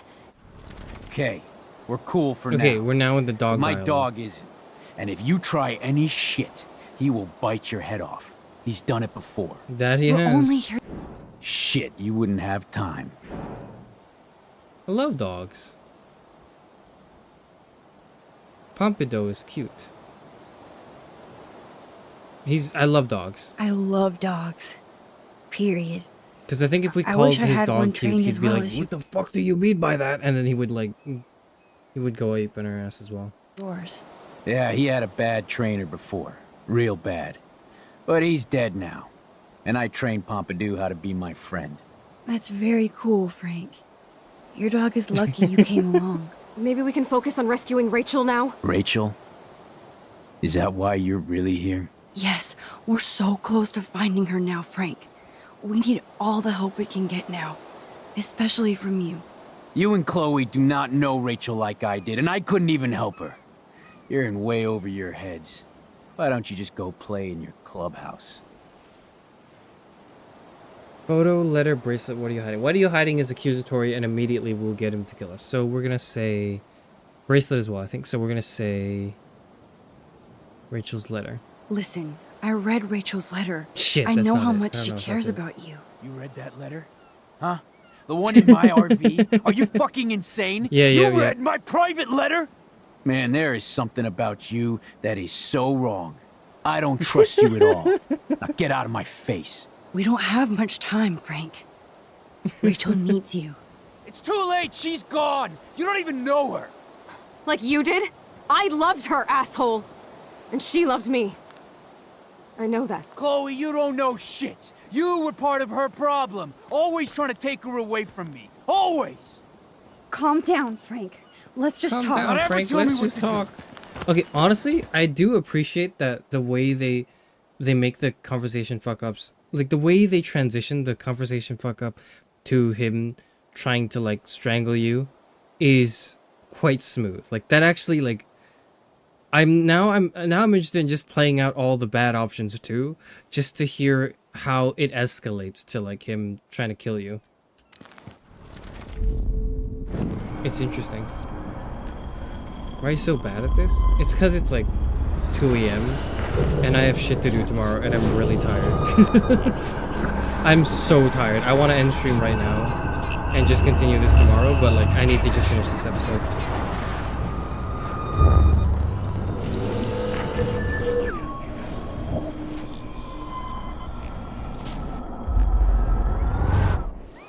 Okay, there we are. Knock knock. Open up the door, it's real. Listen, Chloe. I can tell you for a fact that this will not go well. Be careful. You know, I'm not...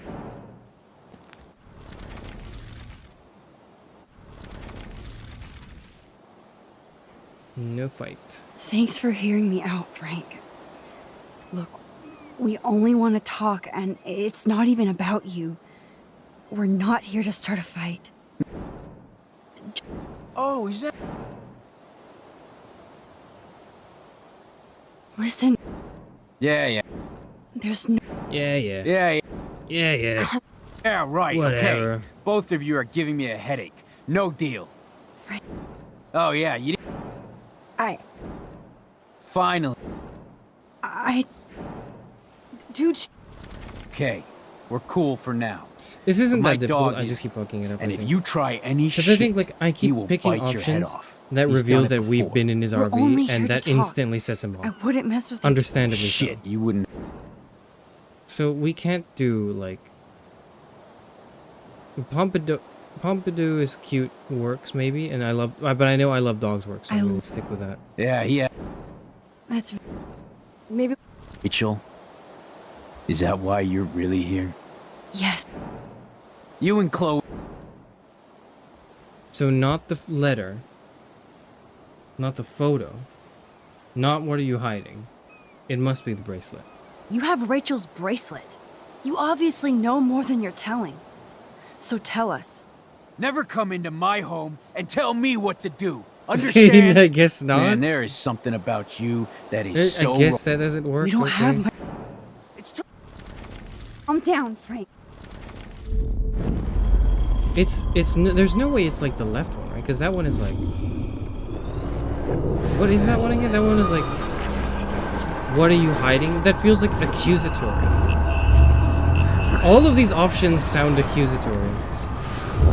Like, none of these sound like they could be the right option.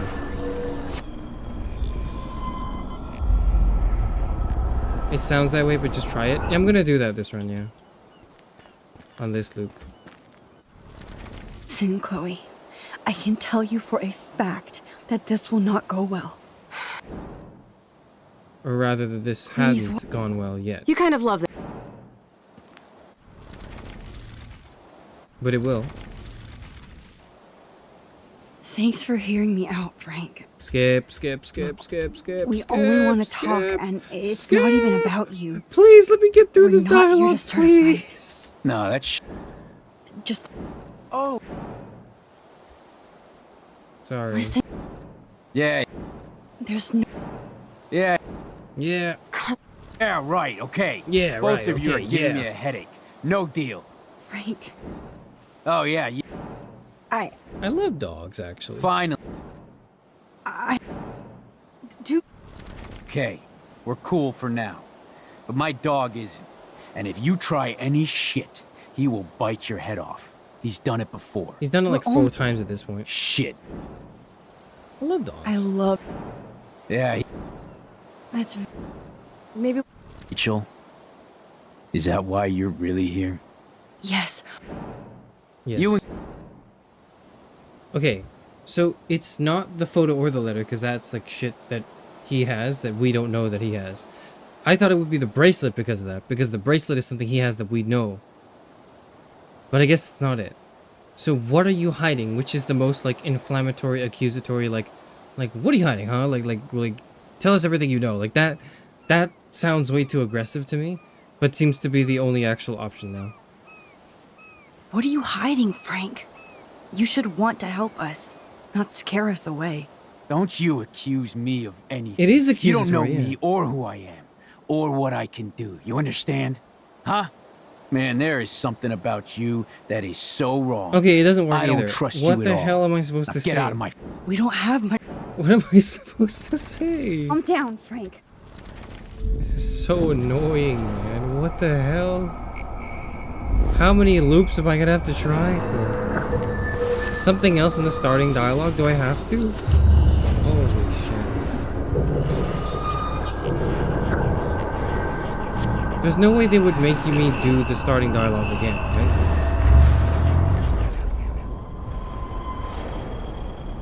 Would they? Can we fast forward to her, like, standing there?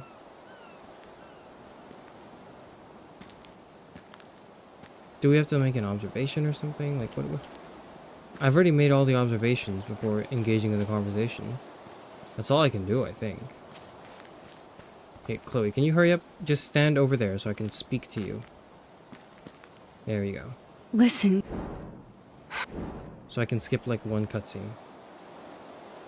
Watch your mouth. Please. You kind of... Oh. Yeah, let's say close the door. Frank, your dog is kind of scary. Could you please close the RV door? You aim your gun at me, but you're scared of my dog? That figures. Oh shit, he's willing to do that, okay.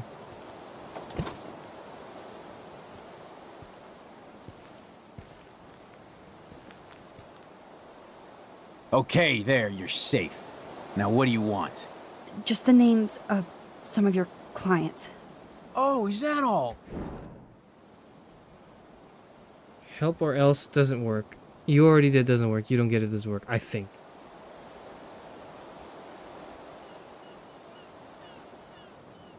What if we tried you don't get it?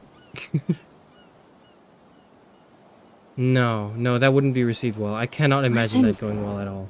Yeah.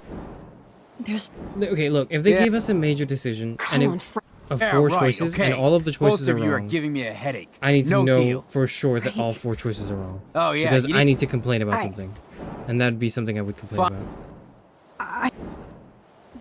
Yeah. Okay, we're cool for now. But my dog isn't. And if you try any shit, he will bite your head off. He's done it before. We're all... 5 times Shit. now at this point. I love dogs. I love... Yeah. That's very... Yeah, Maybe we can... Rachel? Is that why you're really here? Yes, we're... You and Chloe. Is it Rachel's photo? Rachel said she gave you one of her favorite photos.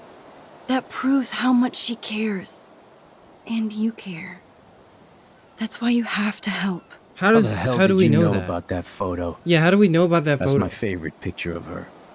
I can look at it any time and she'll always be there for me. I can't stand not knowing where she... What the fuck? Why is he reacting that way? We shouldn't know the photo exists, right? Like, unless we, like, peered into his pockets or something. Why isn't he pissed off? He's like, how the fuck do you know about that? How did you know about my photo? Like, you know, like, what? Why is he like, yeah, just every time I look at the photo, I feel sad. What? What? What? What is... Yes. This doesn't make Not any hearing sense. her voice. There's no... Or her look. You can't ever get that unless you rewind and just guess. There's no reason why that's the correct answer prior to knowing what would happen. There is literally nothing that says that's the right answer. Laugh. Which is fine for We a can video change- game because you have infinite rewinding. That's part of the whole game, right? The part of the game mechanic is you have infinite rewind for all your choices. But like... All that. It's up to I don't know. you. Help us find her, Frank. Please. We really need your client list.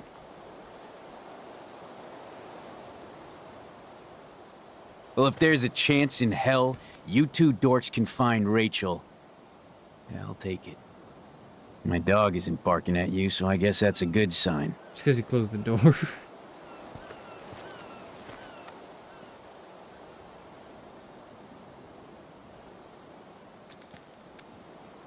What? Thanks, man. Thank you. Yeah, thanks, Frank. Seriously. It's hard to take you characters seriously, but I want to. Good luck. I know, right?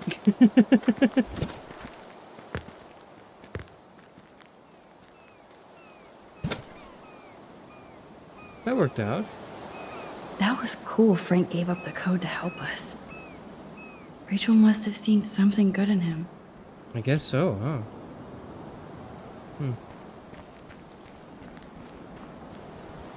Alright, let's go. Let's get out of here. It's been like 4.5 hours of the stream. Please. Is it over? Please, God. Oh my God. I'm tired. Hold on, we're done, right? We're about done. What I've done. Erase myself. And Chloe, are you okay? That's not the I'm glad sequence things yet. It's worked not out the okay end with sequence Frank. yet. It's nice to have one less enemy in Arcadia Bay. It's not even close to Amen to over. Actually. Okay, is actually not close to over because I if better not, then focus I on need this to board like. and start tying these clues Are together. we solving all the clues? Do we have to do that? I have 2 entire other sections. Okay. Hi Max, just want to see how the search is going. Thanks, Frank. Getting closer. I see why Chloe digs you. Stop by later if you both want to party. And good luck. What? Why is he so nice to us? Hey, Joyce. Max, now that David is not here, I need Chloe to step up and stop acting out so much. But that won't happen if you and her are getting mixed up in illegal crap like breaking into Blackwell at night. I know what happened, so don't bother to defend or explain. I hoped you would get her back on the right track, but it looks like she's getting stuck again. You could be such a good influence on her, unless you both want to play bad, but she can't keep blaming David now. I'm sorry, Joyce, if you're not getting into shenanigans, but I'm trying to be a good influence on Chloe. I know, Max. I forget you're still teenage adults. The end is never the end, is never the end, is never the end, is never the end, is never the end, is never the end, is never the end. Okay, I actually can't. I didn't think, because, like, I didn't think today's episode would be a really long one. I can't go on for any longer. I think this is gonna be it for now. I'm gonna go away and I'll continue. I'll stream on Friday. I was gonna stream episode 5 on Friday. How long is episode 5? Somebody tell me right now how long episode 5 is, please. And if it would be feasible to, like, do the rest of episode 4 and 5 on Friday. Or if I should split it to 2 more streams, because I don't know. I think I'll try to just do both of those episodes on Friday. It's definitely not as long as this. Okay. Alright. The game's been saved, right? Okay. Probably an hour? Oh, it's just short. Okay.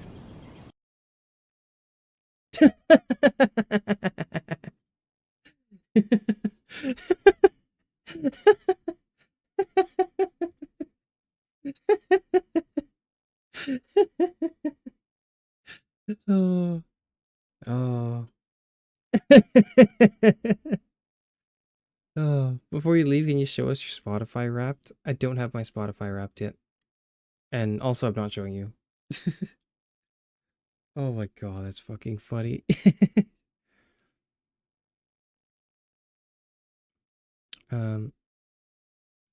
What did I want to do before I left?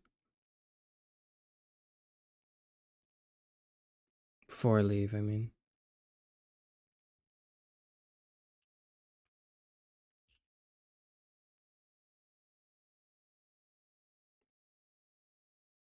In this farewell, and there's no blood, there's no alibi. 'Cause I've drawn regret from the truth of 1,000 lies. So let mercy come and wash away what I've done. I'll face myself to cross out what I become. Erase myself and let go of what I've done. Put to rest what you thought of me. While I clean this state with the hands of uncertainty. So let mercy come and wash away what I've done. I face myself to cross out what I become. Erase myself and let go of what I've done.